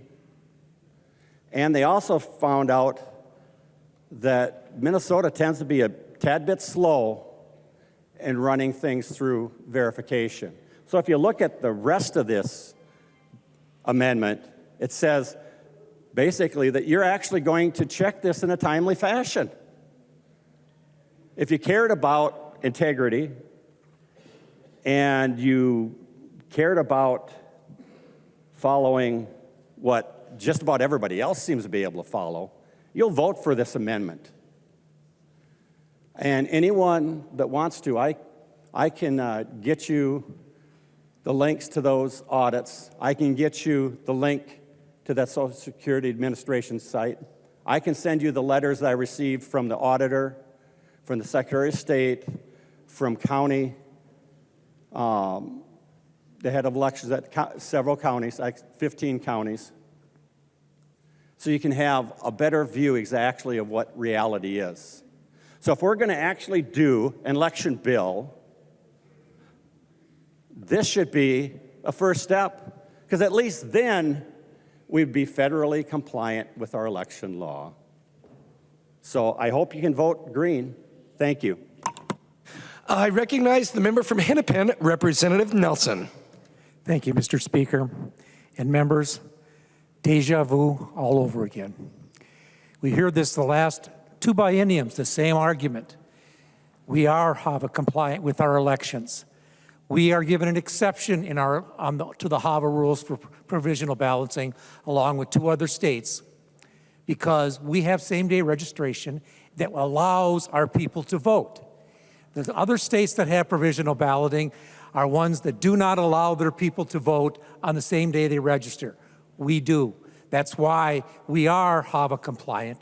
And this argument that's been put forward, it's been put forward the last 4 years, at least, and even longer than that, but because we are HAVA compliant, because we are exempted, because we allow the people to vote on election day when they register. And so members, vote no on this amendment.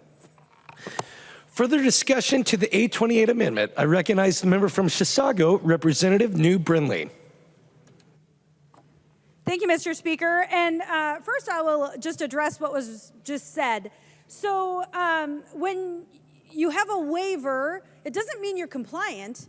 It means you're non-compliant with a waiver. You've been given a waiver, so you are allowed to be non-compliant. However, the vast majority of states who allow same-day registration pair that with provisional balloting, which is really logical. Because when you register the same day, there is no verification of your eligibility to vote that day. None.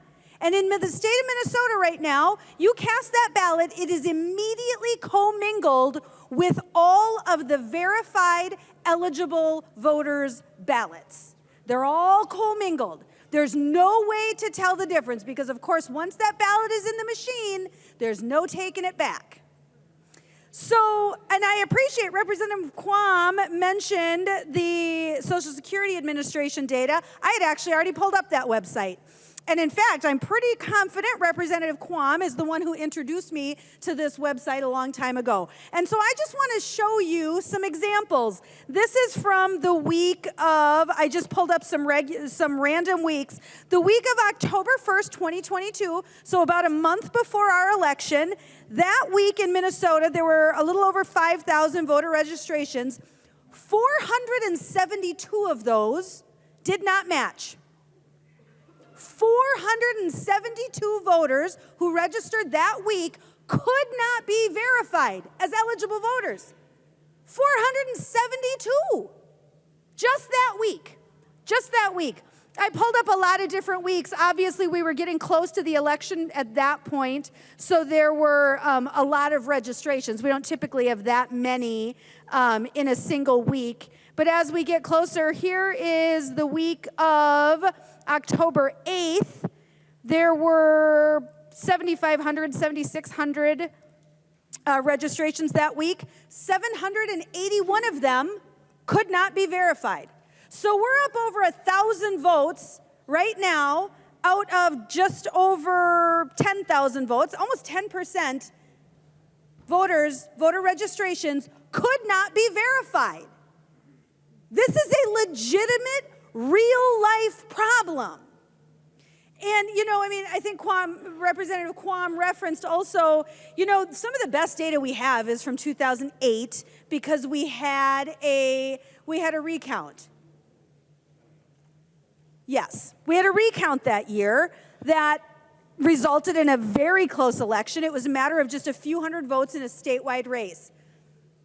What we found at the end of that is that there were literally thousands of same-day registrants who were never verified, who could not be verified. And what we do, the process for that is after somebody registers to vote on election day, a postcard is then sent to that voter.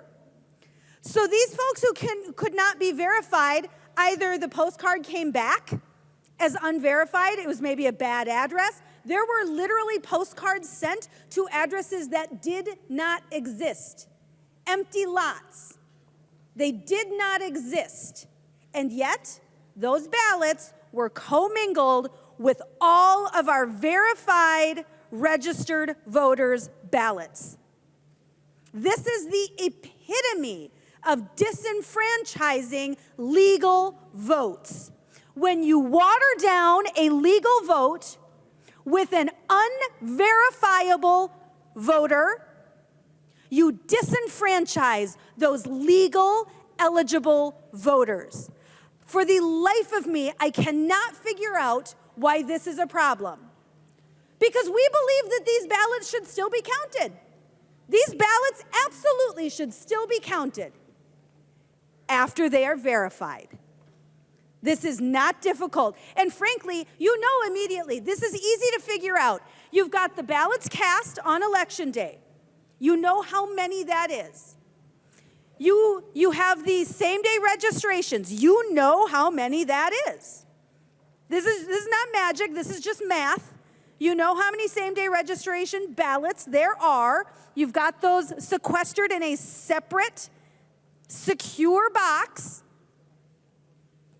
Then what you do is you verify those same-day registrations, and once those are verified, then you count those ballots and add them to the totals. Now, more often than not, let's be honest, more often than not, it's probably not going to change the result of an election. But that's fine because we've got time. Elections are not certified the day of the election. So why are we so worried about having that ballot in the count on election day? Because guess what? That's not the official count. The count we get on election day is not the certifiable official count. It's not. And that's current law. So it only makes sense to set those ballots aside, verify the registration status, and then 100%, absolutely, do not certify that election until those ballots, those eligible voters, their votes are counted. Because there would be nothing worse than disenfranchising another voter. That is a sacred, sacred privilege we have in this country. And it should not be messed around with. It should not be watered down by allowing folks to vote illegally, whether intentional or not. We're not saying that this is even about fraud, because it's probably not. It might be perfectly reasonable, accidental mistakes in filling it out. But guess what? We still need accuracy. We still need to know that every vote being cast is by an eligible voter. This is a no-brainer. Vote yes on this amendment. I recognize the author of the amendment, the member from Crow Wing, Representative Davis. Thank you, Mr. Speaker. And Mr. Speaker, before I forget, I'm going to ask for a roll call vote. Representative Davis requests a roll call vote. Seeing 15 hands, there will be a roll call vote. Representative Davis. Thank you, Mr. Speaker. Thank you, members. This bill does nothing to address the fact that someone can fraudulently register to vote on voting day, cast their vote, and then have their vote commingled with everybody else's vote. This bill does nothing to address that. And I heard earlier from a representative in this House, on this House floor, about deceptive practices, keeping deceptive practices out of our elections.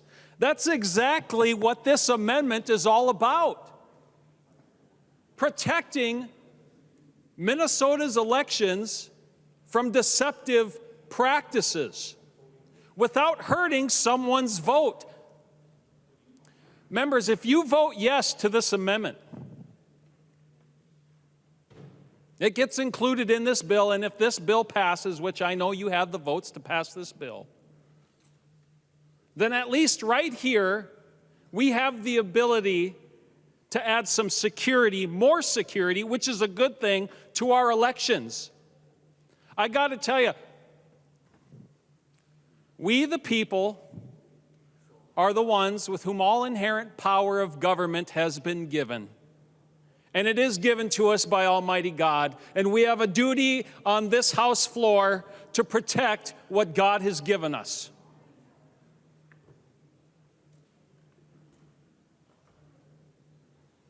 The blood of patriots wasn't spilled for us to idly stand by and not do whatever we can to protect the security and integrity of our elections. This amendment does just that.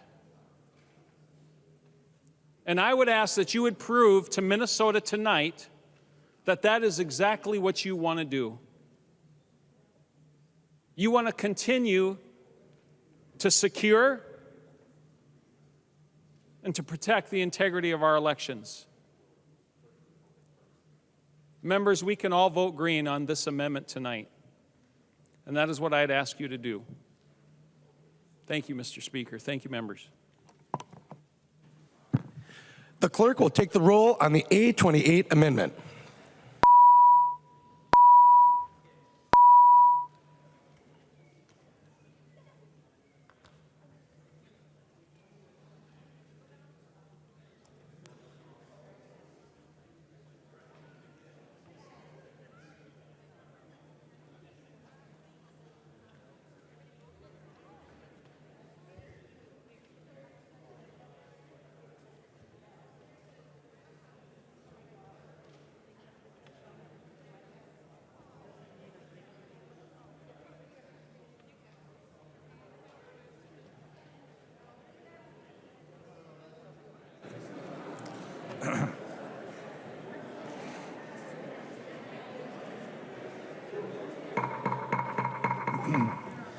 Will the clerk please call the name of the member who is voting remotely?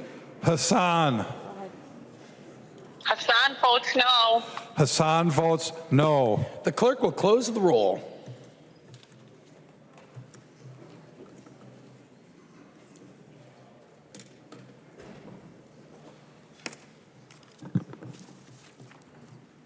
There being 57 ayes and 68 nays, the motion does not prevail, and the A28 amendment is not adopted.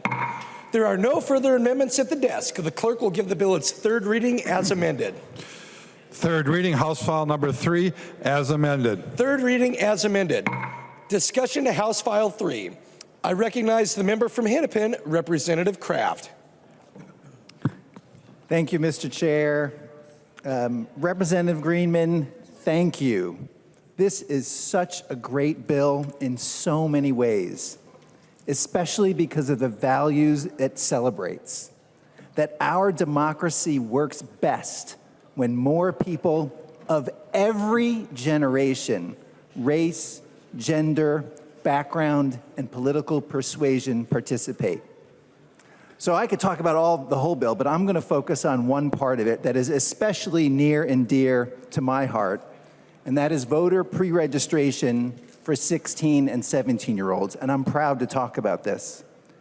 This is great policy because it encourages young people to build a relationship with the political process as early as possible, helping them make voting a lifelong habit and setting them up to be lifelong participants in our democracy. And that with young people, it's their future that we're often debating. So we're all better when they participate more in it. So why is this such a good policy for Minnesota? So first, voter turnout. So most students turn 18 during their senior year, which is typically a time of transition in their lives. Intuitively, it should be easier to establish a new habit, voting, if youth are thinking of themselves as voters before this time of transition. The data actually proves this. Studies have shown that with 16, 17-year-old voter pre-registration, there is an increase in subsequent voter turnout in the 18 to 29 age bracket, and that increase ranges from 2 to 9%. And in Minnesota, while we do a great job on voter turnout, young people is an area where we can improve. If you look at the 2018 and 2020 election, the gap between the youth voting age group of 18 to 34 and those older ranges from 10 to 34%, depending on the election. So we can do better here. Now, the great news is that this is easy for us to do because we already do it. Today, we allow 17-year-olds to pre-register if they're going to be 18 by the time of the next general election. Now, lastly, Many other states already do this. A total of 15 states plus Washington, D.C. already allow 16 and 17-year-olds to pre-register. And these are both Republican and Democratic-leaning states, including places like Florida, Louisiana, North Carolina, and Utah. So I hope we can all agree that it is a good thing when more young people participate in our democracy, regardless of their political persuasion. Voter pre-registration for 16 and 17-year-olds is a fantastic and incredibly cost-effective way to make that happen because, again, it's simple for us to do, it works in increasing voter turnout, and it's being done in both Republican and Democratic-leaning states around the country.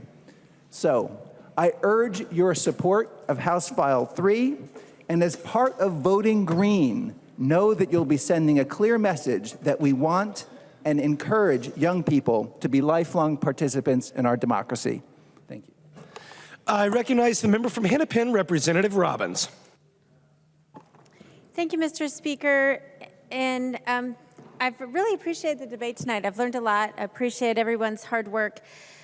And I'm opposing the bill. I'm so disappointed that some of the amendments that our side brought up on provisional balloting and some of the other issues were not adopted because I think it would have really strengthened this bill.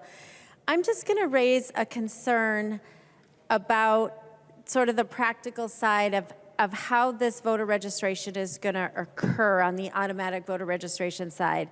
So back in 2018, the Office of the Legislative Auditor produced a report talking about all the problems that are in our current statewide voter registration system. And then in 2019, they issued another report updating what had been fixed, and honestly, it was not very much. And so I just want to quickly identify for you the current problems in our statewide voter registration system and argue that the addition of the automatic voter registration system is going to create even more problems. And we haven't even addressed what the OLA identified back in 2019. So they currently said the problems are duplicate and inaccurate application processing. Overtaxed voter registration system already. They cannot keep up with what they currently are processing. The counties are not complying and have poorly articulated post-election sampling requirements. Incomplete identification of potentially ineligible voters. And this one, I'll just read a little bit more. It says, the statewide voter registration report identifies potentially ineligible voters, but it does not identify a particular subset of voters who were inactive. And many county election officials do not use the report to identify the ineligible voters in their jurisdictions. Members, the current system already has a lot of problems that have not been fixed since 2018 and 2019. And this bill, by adding the automatic voter registration component, not only does the voter registration, but it also is complicated because we have to distinguish between who is registered to vote and who is given a driver's license but may not be eligible to vote. And on top of that, they're getting additional data from the Department of Public Safety and from the Department of Public Health. All of those systems are going to merge into an already taxed statewide voter registration system. Members, automatic voter registration system may be a good idea at some point, but it is not prudent to do this when the current system is not functioning well. And we are opening ourselves up to a host of problems about ineligible voters voting or not being able to be verified. And I urge members to vote no on this bill until the current system is up to date. Thank you. I recognize the member from Hennepin, Representative Igbaje.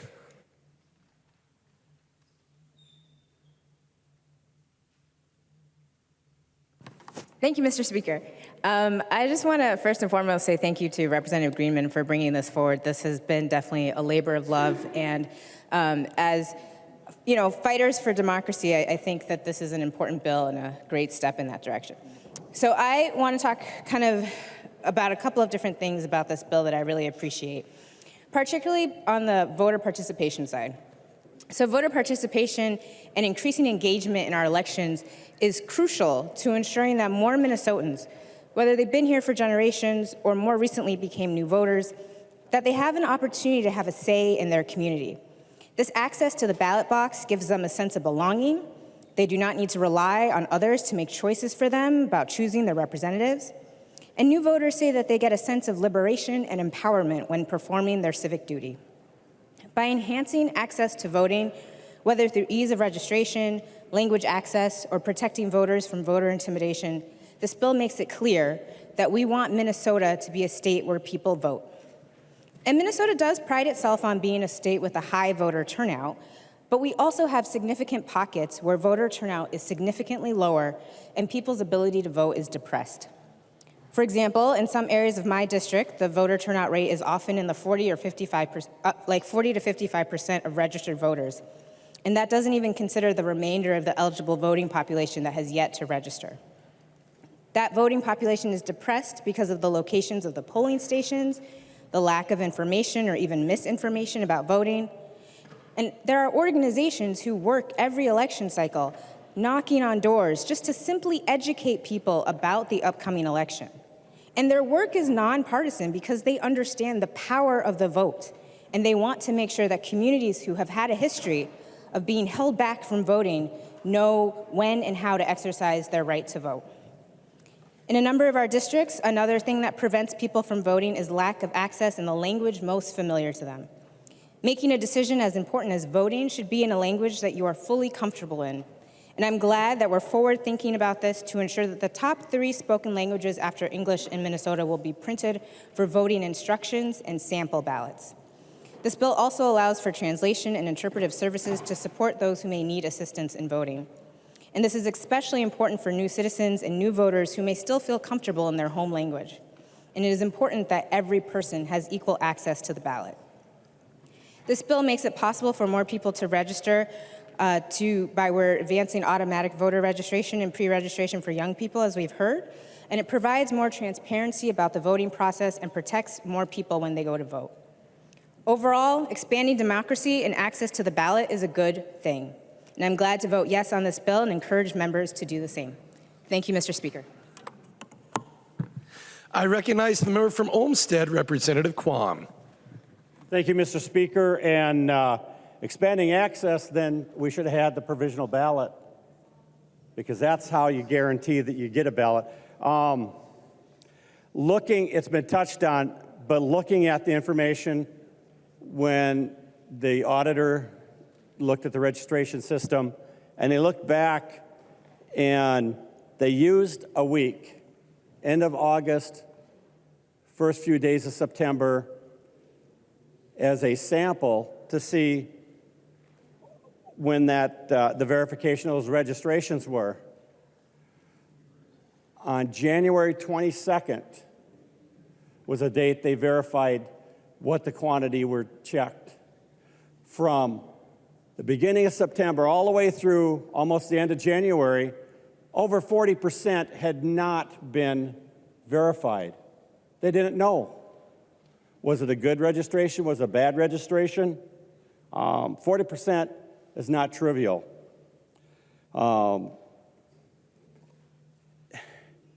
If we are expanding automatic voter registration, it'd be nice if we actually made sure the system was working. DPS is part of the group that was helping with the verification. And, frankly, they're part of the group that wasn't able to do in, September, October, November, December, January, almost a half a year. They weren't able to verify the registrations, and they had over 40% they never verified by that time. So, frankly, apparently, it's not a priority for our current system. NGOs. My first example or introduction to NGOs being involved in politics was a nonpartisan NGO running a forum and debate I got there a little early, and I noticed somebody else pulled in just before me, and a lady got out of a station wagon. And as I walked by the station wagon, I saw a bunch of my opponent's signs.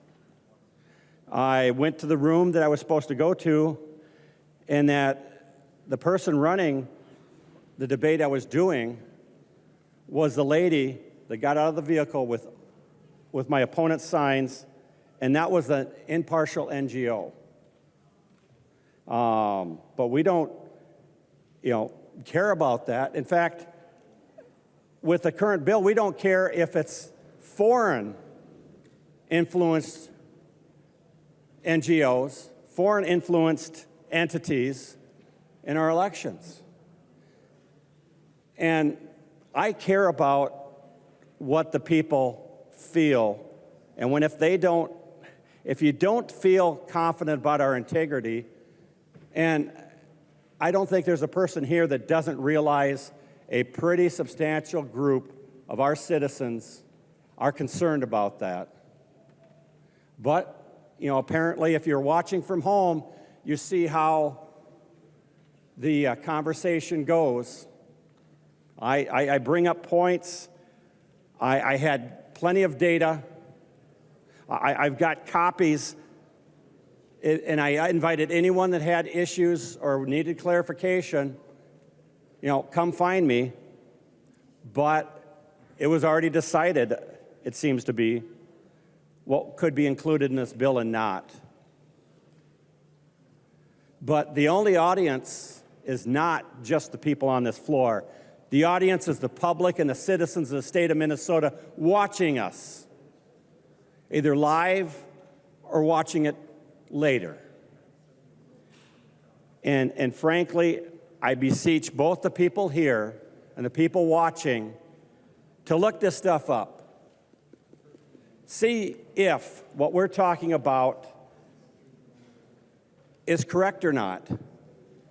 But I'm going to sit down now because it doesn't matter if I spew a lot of facts and truth, because it seems like this might be preordained. Thank you. I recognize the member from Hennepin, Representative Coulter.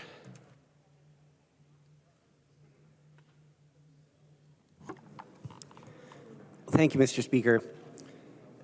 As I've spent time on the House floor, I found myself reflecting, frankly more than I expected, on that Latin phrase at the front, vox populorum est vox Dei. It's an interesting phrase and a slightly different take on the more commonly heard vox populi, vox Dei, the voice of the people is the voice of God. And thanks to my Bloomington Public Schools education and my 9th grade Latin teacher, Mr. Becaris, it immediately stuck out to me, partly because grammar-wise it's a little bit wonky. But the more I thought about it, the more the difference in those words made me think about what it really means. You see, populi is the singular possessive form of the word people. Populorum, though, is the plural possessive form, meaning of the peoples. So the phrase in the front of the House chamber is actually the voice of the peoples is the voice of God. All of the different peoples who make up our state with our different needs and values and abilities, these voices collectively are the voice of God. And as somebody who taught Sunday school for 13 years, I spent a lot of time talking about why it's pretty important to listen to that voice. House File 3 furthers that ideal. It centers the people, or the peoples, of Minnesota in our elections. It ensures that the ballot box is accessible to everyone and that elections are reflective of who we really are as we really are, that they are expressions of that vox populorum. It ensures that someone's ability to vote is not dependent on a certain time of day or what language they speak. It makes clear that the choice we make when we vote is ours and ours alone. It doesn't belong to someone who wants to intimidate, harass, or deceive others into submission, and it sure doesn't belong to a foreign corporation. And it further ensures that when someone tries to affect that decision, we know who they are and where their money came from. This is a really good and important bill, and I am excited that we're going to be passing it today. But at the same time, I wish that much of this bill weren't necessary. We shouldn't have to protect voters from intimidation, harassment, or deception. We shouldn't have to spend so much time on who is spending how much money trying to influence voters. But the events of the past few years have forced our hand, particularly the Citizens United ruling and a very real rise of certain elements who seem to believe that abusive and harmful ends justify the means, even at the expense of our democracy itself. Now, I'm a process nerd, obviously, because I just translated Latin for all of you. So for a long time, I felt really frustrated because it always felt like pulling teeth to get people to care about the processes involved with voting and elections and campaigns, because generally speaking, it just wasn't something that really seemed to matter to folks. But that's changed in the last few years. As I've talked to folks in my district and others, they care about these really important process pieces. People are finally drawing the connections between how elections happen and how actors in the political sphere affect the choices voters make and how the decisions before people like us that affect their lives are made. I know that I can always depend on Minnesotans to defend and strengthen our democracy, which is precisely what this bill does. And we are doing so in a way that puts the voices of Minnesotans, with all our complicated and disparate beliefs and needs and ways of deciding and doing things, front and center, much the way that Latin phrase is in our House chamber. Minnesotans want it to be easy to register and to vote. Minnesotans want voters to be protected from interference and intimidation. Minnesotans want to know where the money funding the ads they see is coming from. Minnesotans want elections that reflect us. Representative Greenman is right. This should be about Minnesota voters. They should be valued and centered in this discussion. House File 3 makes it clear that we are doing exactly that. I am proud and grateful to be a co-author and voting yes, and I ask that you all join me in doing so. Thank you. I recognize the member from Anoka, Representative Engen. Well, thank you, Mr. Speaker. Let's talk about democracy for the people. Let's talk about House File 3 here for a little bit. We've heard a lot of phraseology that, quite frankly, it's on the face of it, perfect. If it truly was just about protecting democracy, expanding voting rights, or ensuring access to the ballot, I think you'd have a lot of green on that board tonight. I think that we could say that Minnesota should continue to be a leader in expanding and ensuring access to voting rights, which we already enjoy that privilege already. But that's not the only thing that this is about. You know, it also was made clear by Representative New Brindley that this is a bill written, pushed for, and funded by a foreign billionaire who has direct ties to nonprofit organizations who've been influencing elections. Hans-Georg Weiss. Well, let's talk about some of the other groups that he indirectly funds. Arabella Advisors, a nonprofit organization that also owns a network of affiliate groups, and they spent $1.5 billion on Democrat advocacy in 2022. They took in $1.6 billion in anonymous donations per their 2021 tax filings. They're not a foreign-owned corporation.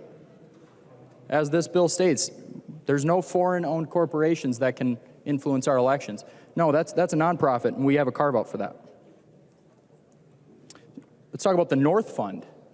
This is from an Axios article. It's also not a foreign-owned corporation. They have at least 50 trade names to date. They share an address with each of those trade names. They all share the exact same address, but all tied back to the North Fund. And the names that they choose for those organizations, they all are given a sound of a grassroots political organization or campaign efforts, such as Floridians for a Fair Shake or Fix Our Senate or the Voter Engagement Fund. But that's all funded via a Swiss billionaire. It also funded Courier Newsroom, which launched as an objective news organization, according to Bloomberg. And a few months after the 2020 election, FEC complaints were filed by multiple groups, and Facebook had to pull their digital ads after it was found that they were masquerading their seemingly objective news organization as a political entity. They released curated digital newspapers to swing voters in swing states under newspaper names that folks would believe were from their local hometown, such as the Virginia Dogwood Press or the Arizona Copper Courier. That's also what this bill does. It doesn't just expand access. It doesn't just protect democracy, as we love to hear those platitudes, but it does a lot more than that. And that's why we have reservations. I think originally, if you're reading that bill, you're going to assume that whoever wrote it was doing it based off of good intentions, that they want to clean up politics. But bills like this one are the exact reason why Minnesotans don't trust politicians as much as gas station sushi. It's bills like this one that claim to be cleaning up corruption that are in and of themselves corrupt. Foreign money will be dictating Minnesota elections from this bill for the people. I'm not going to vote for this. Instead, I think that we should put together an actual bill that actually cleans up politics, that actually takes foreign influence money out of our elections, and ensures that Minnesotans are determining our elections and not Swiss billionaires. Thank you. Vote no. I recognize the member from Goodhue, Representative Altendorf. Thank you, Mr. Speaker. So I rise today. I have been on the election committee. And coming into the committee, all Minnesotans that we want to have elections be transparent. We want these to be fair. We want to build confidence in our election systems. These are universal. Of course, everybody wants to know when they go place their vote that their vote counts.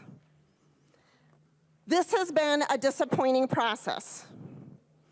We, as sitting on the election committee, the Democrats have not honored or listened to amendments. They have not had us listen to our bills. I was told that elections typically have always been a nonpartisan group. And for good reason why. We want to make sure our elections are fair for everyone. For good reasons why, Minnesota. This is one sacred place, one sacred committee that we all should agree that we have fair elections. Now, in a time in Minnesota and in the United States, are we questioning the integrity of our elections?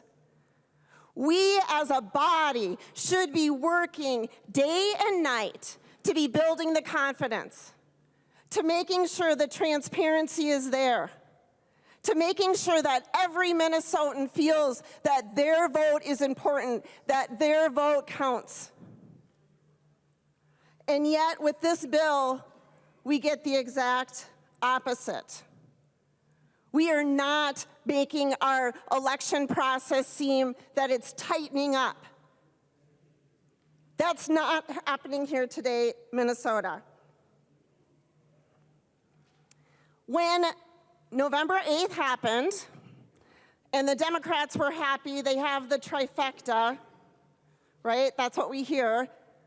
They have the governor, they have the Senate, they have the House. Seems like the election process worked for you in 2022.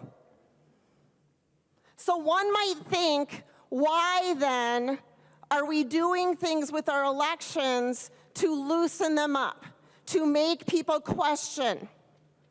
Why then, if you have the trifecta, are we not reassuring the minority party? Why are we not reassuring everyone that our elections are fair, that they are transparent? Instead, we're doing the exact opposite today, Minnesota. We're doing the exact opposite. We have shown today that with the money that's coming in, so the amendment that I offered was to say that we would not take outside money. We hear a lot of words, and one of the words they like to throw around is dark money. That dark money is coming into these elections. Well, because of our finance campaign laws, you can see where the money is coming from, and you can see where $30 million for the Democrats came from out of state. $30 million. And yet they are the ones saying dark money as if it's coming from the other side. This is a fact. Tom Hauser, KSTP, November 7th, said that this is a record-setting year of money piling into Minnesota. This was said, and it was said, but it came in on the Democrat side, not the Republican side. This is public record. We just heard tonight of foreign influence affecting the law and the legislation that's literally coming in on this election bill, and yet this is falling on deaf ears. Foreign influence is helping to write these election laws, falling on deaf ears. Yes, Democrats, you have the trifecta. Yes, Minnesota, right now, Democrats are ruling the governor, the Senate, and the House. But you know what? Integrity happens when you do what is right when no one is looking. Integrity happens when you are doing what is right. If the door is not locked, it does not give you permission to go into the house and to steal. When the speed limit is posted at 55 miles per hour, even though your vehicle can go 100 miles per hour, that does not give you permission to break the law. And right now, even though the Democrats have the trifecta, they have full control of this House, of this body, elections should be sacred. Elections should be bipartisan, and this is not. Today, Minnesota, the Democrats are taking their trifecta and they are ramming new election laws down our throats, and I am asking everyone to vote no against this bill. I recognize the member from Wright, Representative Hudson. Thank you, Mr. Speaker, members. Representative Coulter, I think we both suffer from some seat positioning bias. You find yourself staring at Vox Populi, Vox Dei. I find myself glancing over to the clock on the other side of the chamber, and the words written under that, reason is the life of law. And one way to apply reason, to apply logic, is to look for patterns, look for consistency. And I think as objective observers look at this piece of legislation and look at what's being done here today in the state of Minnesota, they could not be faulted for recognizing a lack of consistency.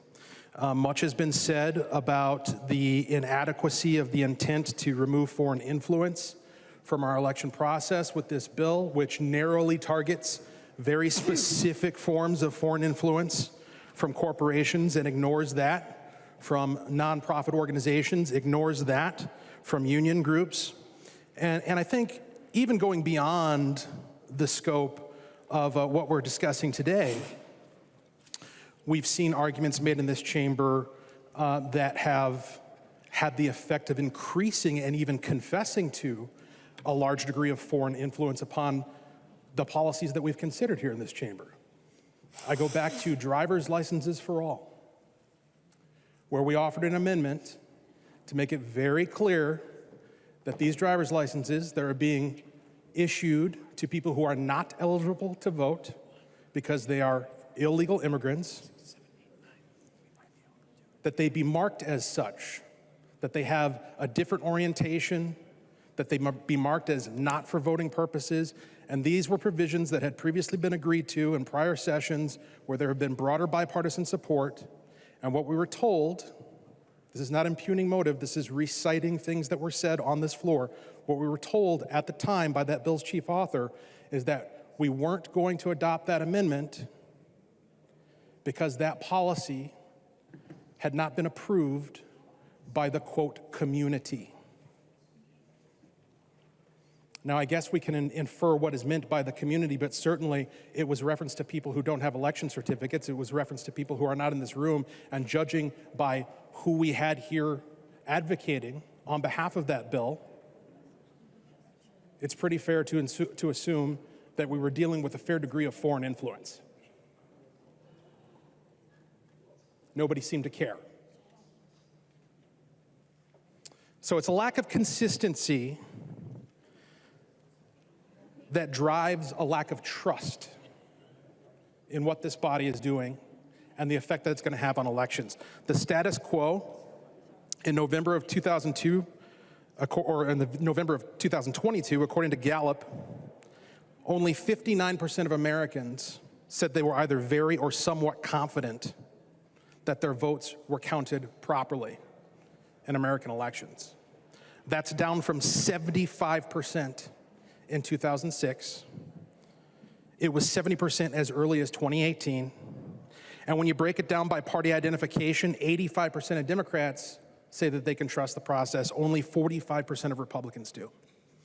And that's a huge problem. It's a huge problem because when you lose public trust in public processes, especially something as sensitive as how we select the people who are going to wield political power in our state and in our country, when people lose confidence in that process, it creates dangerous situations.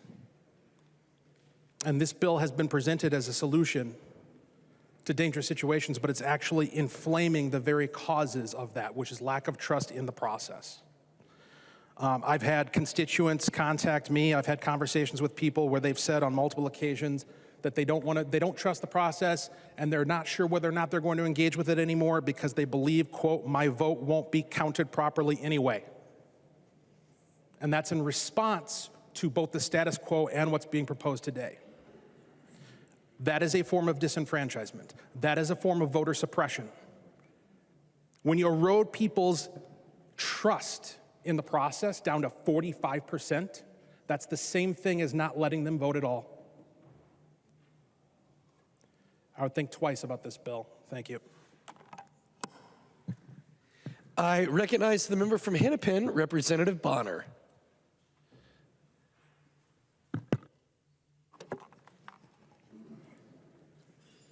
Thank you, members. We may debate many things, but there is one point on which I'm certain we agree. Safe, secure, and fair elections are the cornerstone of our democratic process. Within this bill, I'm going to speak to one particular section, a mechanism that does just that. It's called automatic voter registration. It's a funny name because there's little that's automatic about the process. The system begins with elaborate checks and balances to verify that you as a voter are who you say you are, you live where you say you live, and you are, in fact, an eligible voter, and that you're ready to make your voice heard. And in case you're wondering, we also check to make sure that you might not be an eligible voter in this process, to make sure that things are fair and transparent. These checks and balances are robust, like multi-factor authentication on steroids, I like to say. But by far the best reason this provision stands out is that voters who understand what AVR does overwhelmingly support it. And I want to give a quick quote here. The former Secretary of State of Kentucky, a Republican, said voter registration issues can be fixed with a few common sense reforms that conservatives and liberals alike should support, along with a commitment from election administrators to do what is necessary to build confidence in the system at a time when our institutions are under attack. Fortunately, we can vastly reduce the number of provisional ballots by overhauling our registration system, using modern technologies to ensure the name and address information is up to date and as accurate as possible. We do that through automatic voter registration. And I have many others I could cite here from Republicans, Democrats, folks in over 23 states who've already implemented automatic voter registration.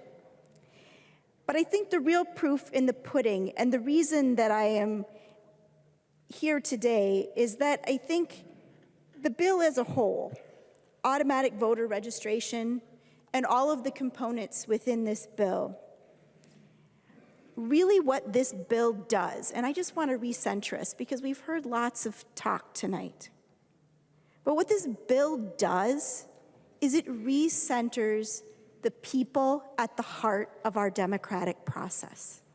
This bill is about the people. It is a bill for the people. It is about what people are asking us about. Over the summer, my team knocked roughly almost 15,000 doors.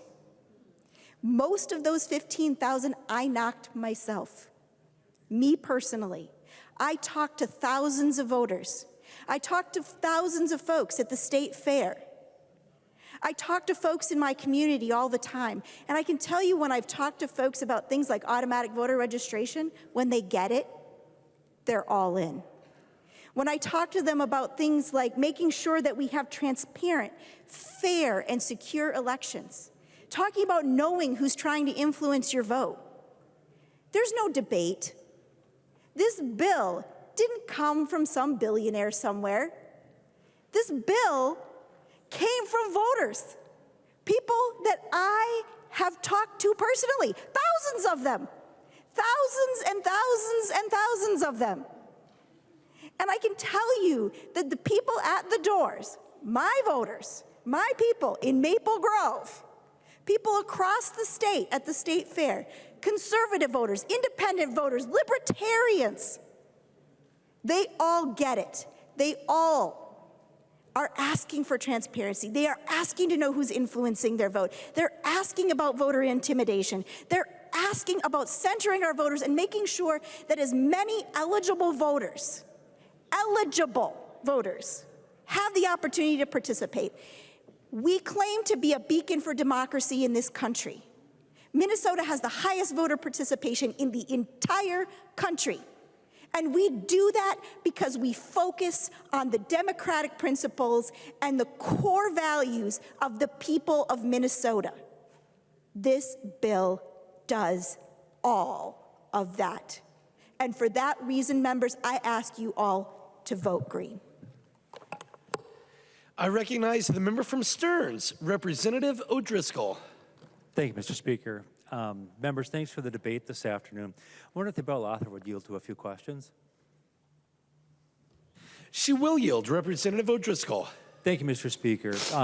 Representative Greenman, I am looking at the bill, and I am on page 22, lines 22.23 through 22.25. And I'll give you a moment to go ahead and find that, and just go ahead and read it, and I'll have some follow-up questions for you on that.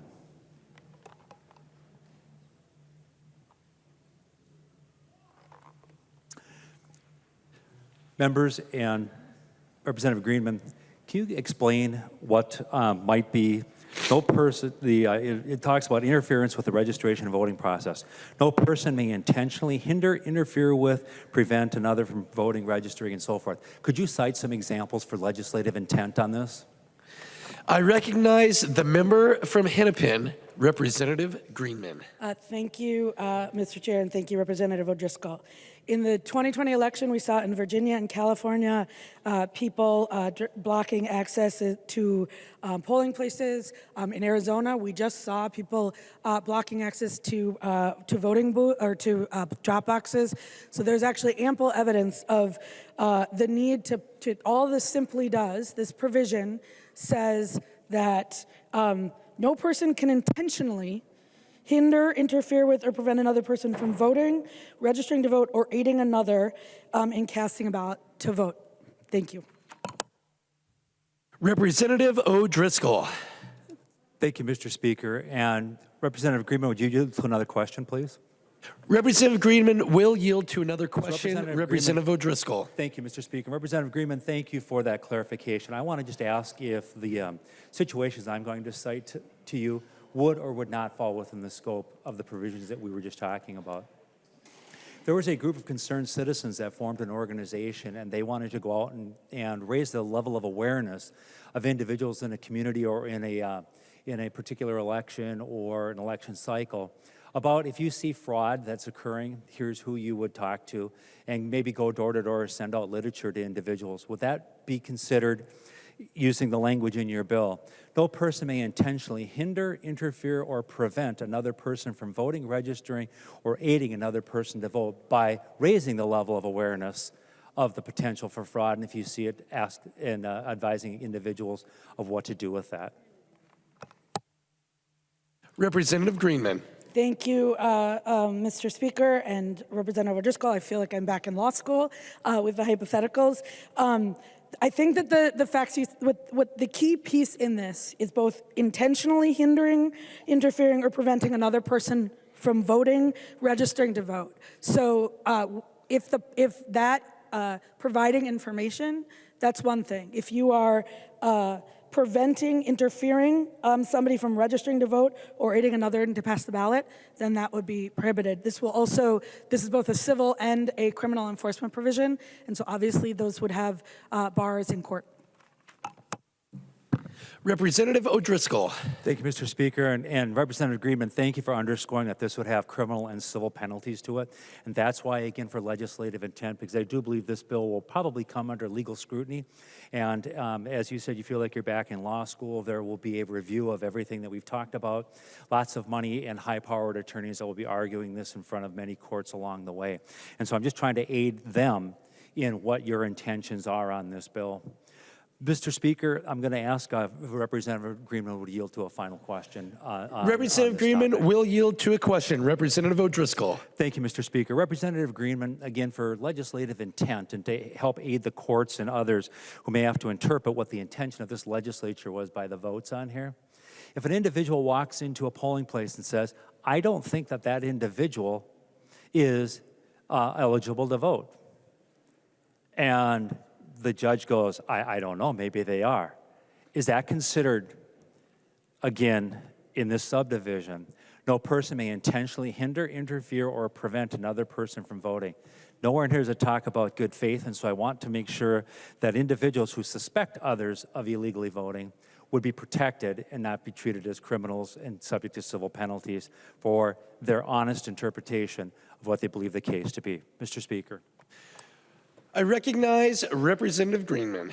Thank you, Mr. Speaker. I believe in the hypo you said if someone walks into a polling place, there is a procedure for challenging the eligibility, and it doesn't start with, so I think that the conduct you mentioned already may not be prohibited, and so under our current law, I don't think you could, and I would have to check with the Secretary of State, but I believe that would currently be prohibited.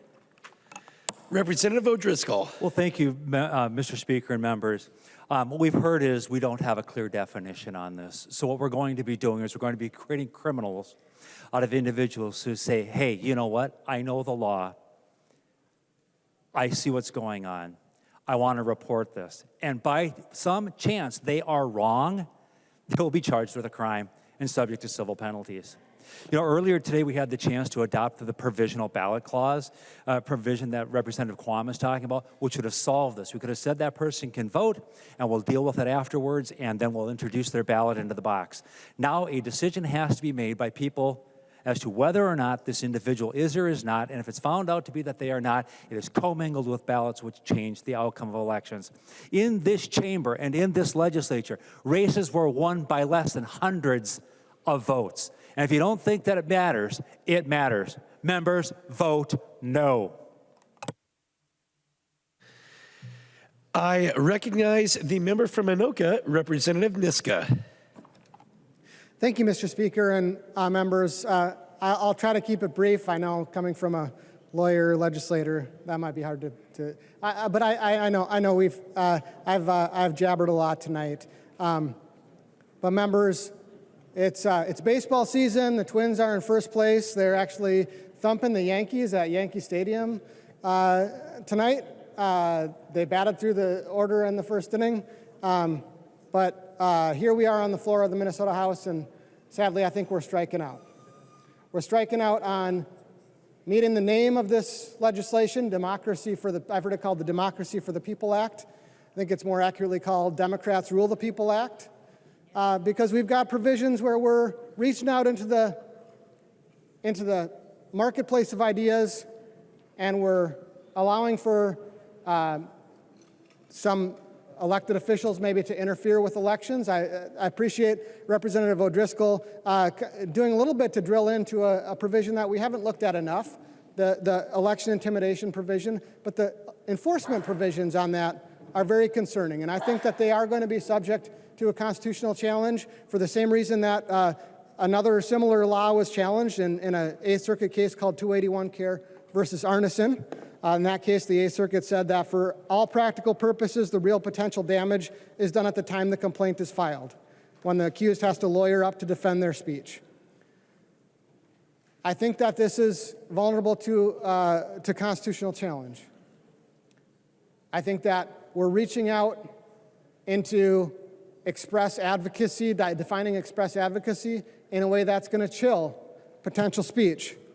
And I won't belabor the point. I think I've talked enough on this provision, but what's called the Foreign Influence Corporations Act is about picking and choosing groups of people in the private sector out in the marketplace of ideas who are going to get to speak. And if you don't believe me, just look at the packet that was handed out by the author of the bill.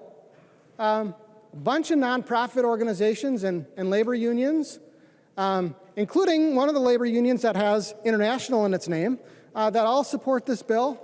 An organization called the End Citizens United Action Fund, supporting the so-called Foreign Influence Corporations provision of the bill. I don't think the federal courts are going to be deceived by the End Citizens United Action Fund promoted legislation that's going to be the one weird trick that solves Citizens United. It's not going to work. It's not going to work. But Representative Coulter, you said something about the words up there, Vox Populi at Vox Dei. That was kind of interesting to me.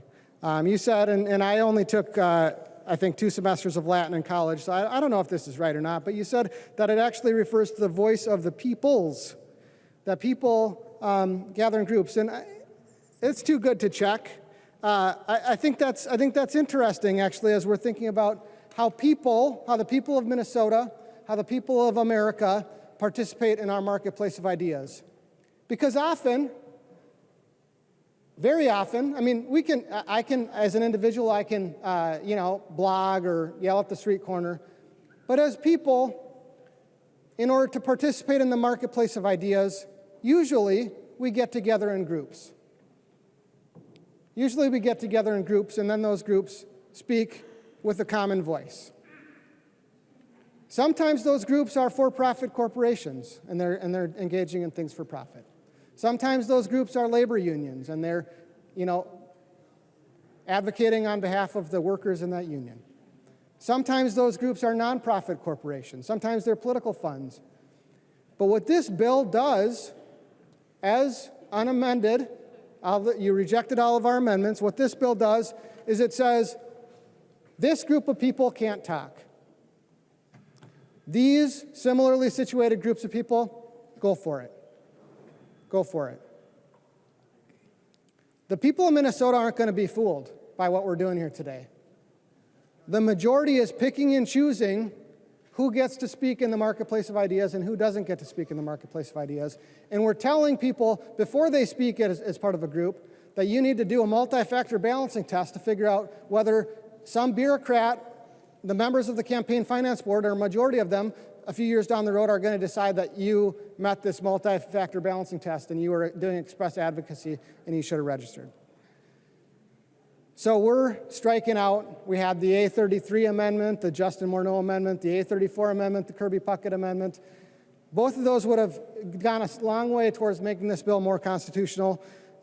Unfortunately, we couldn't do that. So what we have before us today is a violation of our oath to uphold the Constitution. It is a trampling on the marketplace of ideas in order to benefit one political party over the other political party. Please vote no. I recognize the member from Hennepin, Representative Frazier. Thank you, Mr. Speaker. And first, I just want to say I have to appreciate Representative Niska's shout out to Kirby Puckett. Kirby Puckett grew up in the same neighborhood. I grew up in the same neighborhood that Kirby Puckett did. My mother and he attended the same high school. My dog is named Puckett because that was our compromise as baseball fans. Me from the south side of Chicago, her a major Twins fan, and she's happy right now that they are smashing the Yankees in Yankee Stadium. But I rise simply because of this. I try to draw a through line here. And when the men got together to debate and draft the Constitution for the United States of America, and they picked and decided who would be able to participate in that democracy, people that looked like me weren't included in that conversation. We didn't get an opportunity to participate in that democracy. Then the decades after, there was a fight to ensure that democracy would be open to everyone. And I cannot stand in this chamber and not recognize the privilege that I have, for one, to stand here all these years later, knowing that at the start of this, folks that looked like me did not have the opportunity to stand in these chambers and speak to the masses. And I have a privilege to represent thousands of people in my district. And this bill, thank you, Representative Greenman, for bringing it, is in large part here because we've listened to thousands of Minnesotans telling us what they want in this state, telling us that they want to have easy access to our democracy, telling us that they want to have that access protected, that they want to have their democracy protected, that they want to have their voice protected. I come from a lineage that knows true intimidation and voter suppression and what that feels like and what it was, and to fight back against that and to persist and still be here in order to provide a voice for this democracy. That is what this bill does. That is why I'm happy to press green for this bill. And I'm urging everyone in here to think about that history, to think about how far we've come, to think about how much work we still have to do to become a more perfect union, and to vote green on this bill tonight. Thank you. I recognize the member from Chisago, Representative New Brindley. Thank you, Mr. Speaker.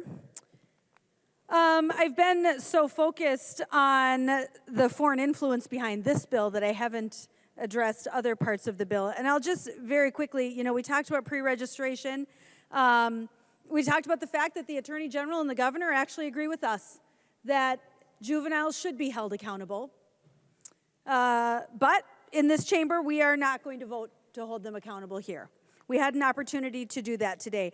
But I'm even more concerned about a group of people who have chosen not to register to vote, who are automatically going to be registered to vote now. Now the option is to opt out, not opt in. And to be very clear, at the DMV, when you interact with Human Services, right now today, you have the option to opt in to register to vote. You get to do that right now. But we're changing that, so now the onus is on the individual to opt out. And there are situations where this can be very dangerous. Because again, all of this data, as soon as you are registered to vote, if you're 18, that data becomes public information.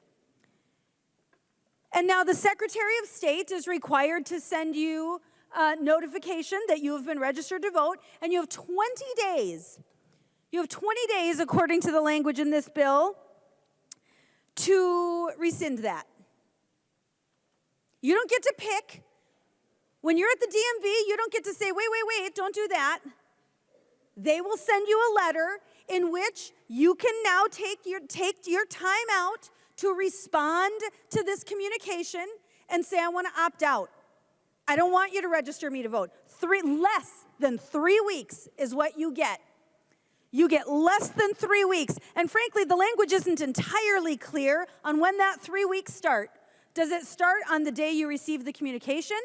Does it start on the day that the letter is sent out? I don't know.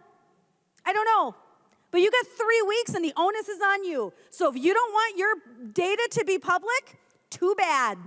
Not your choice anymore. You have 20 days. You talk about the permanent absentee ballot list.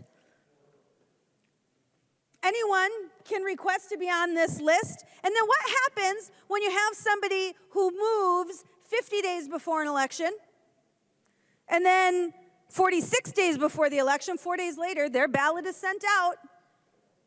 That ballot goes out. You've got ballots floating out there that don't belong to an eligible voter at that point.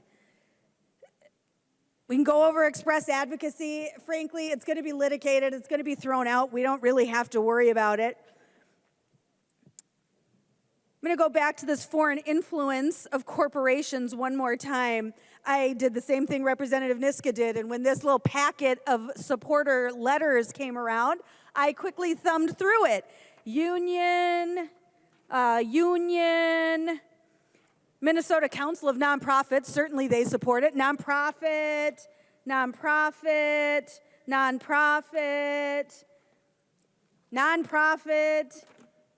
It's not at all surprising that our unions and nonprofits support this bill.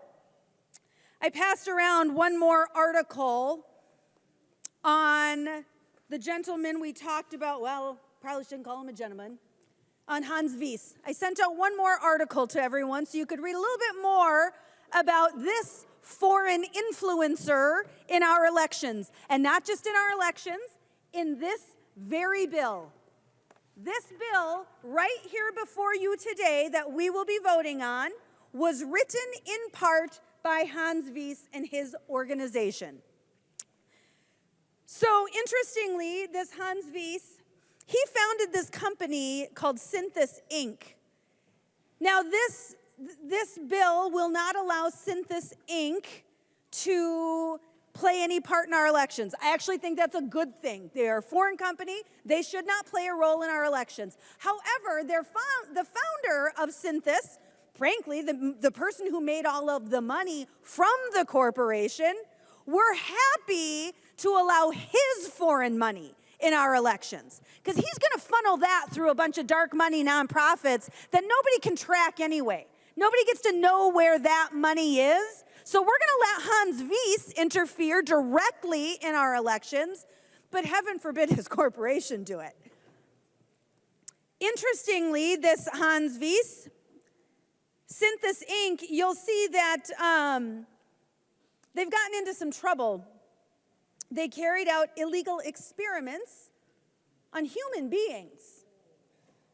And in fact, the federal judge who heard the case said the company's pattern of deception is unparalleled. Now again, corporations don't exist independent of people. That means Hans Wies, the CEO, the founder of Synthis Inc., he is responsible for this unparalleled deception. Well, I'll tell you what, I think that unparalleled deception that Hans Wies is responsible for is showing up right here today. This is unparalleled deception. And I apologize because one of our members today told us exactly where he got it, and I appreciate that. He showed us the receipts of asking for language to be drafted based on the Washington language. Made absolute sense. Well, guess where that Washington language came from? Hans Wies and the Center for American Progress. And that language, again, is verbatim. Verbatim from their model language. There was some discussion about the 1% number and where that came from. I'll tell you where it came from. Hans Wies and the model language. It's right here in black and white. We know exactly where the number came from. But heaven forbid we would exclude corporations. We'll just let the people behind the corporations, regardless of their level of foreign influence, we'll let them influence through dark money that's not going to be traced, that people aren't going to find out about, unless, of course, we've got some really good reporters and IRS experts who are willing to dig in and find the truth. I just saw that too. We heard just a minute ago that democracy would be open to everyone. Well, today we're going to go backwards on that a little bit.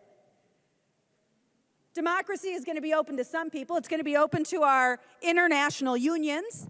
It's going to be open to our foreign-funded, foreign-influenced nonprofit organizations. It's not going to be open to everyone.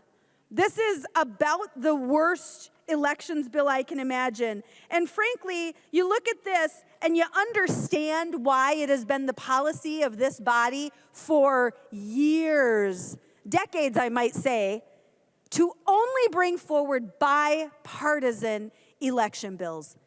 That has been the policy here for years. And this bill is exactly why you can see that was the policy. Because when you allow just one party to write an elections bill, this is the garbage you get. Vote no. I recognize the member from Hennepin, the Majority Leader, Representative Long. Thank you, Mr. Speaker. I move a recess to the call of the chair to allow for an iftar break for Ramadan until approximately 8:45. Representative Long moves a recess to the call of the Speaker. All those in favor, please say aye. Aye. Those opposed, please say no. The motion prevails and the House stands in recess.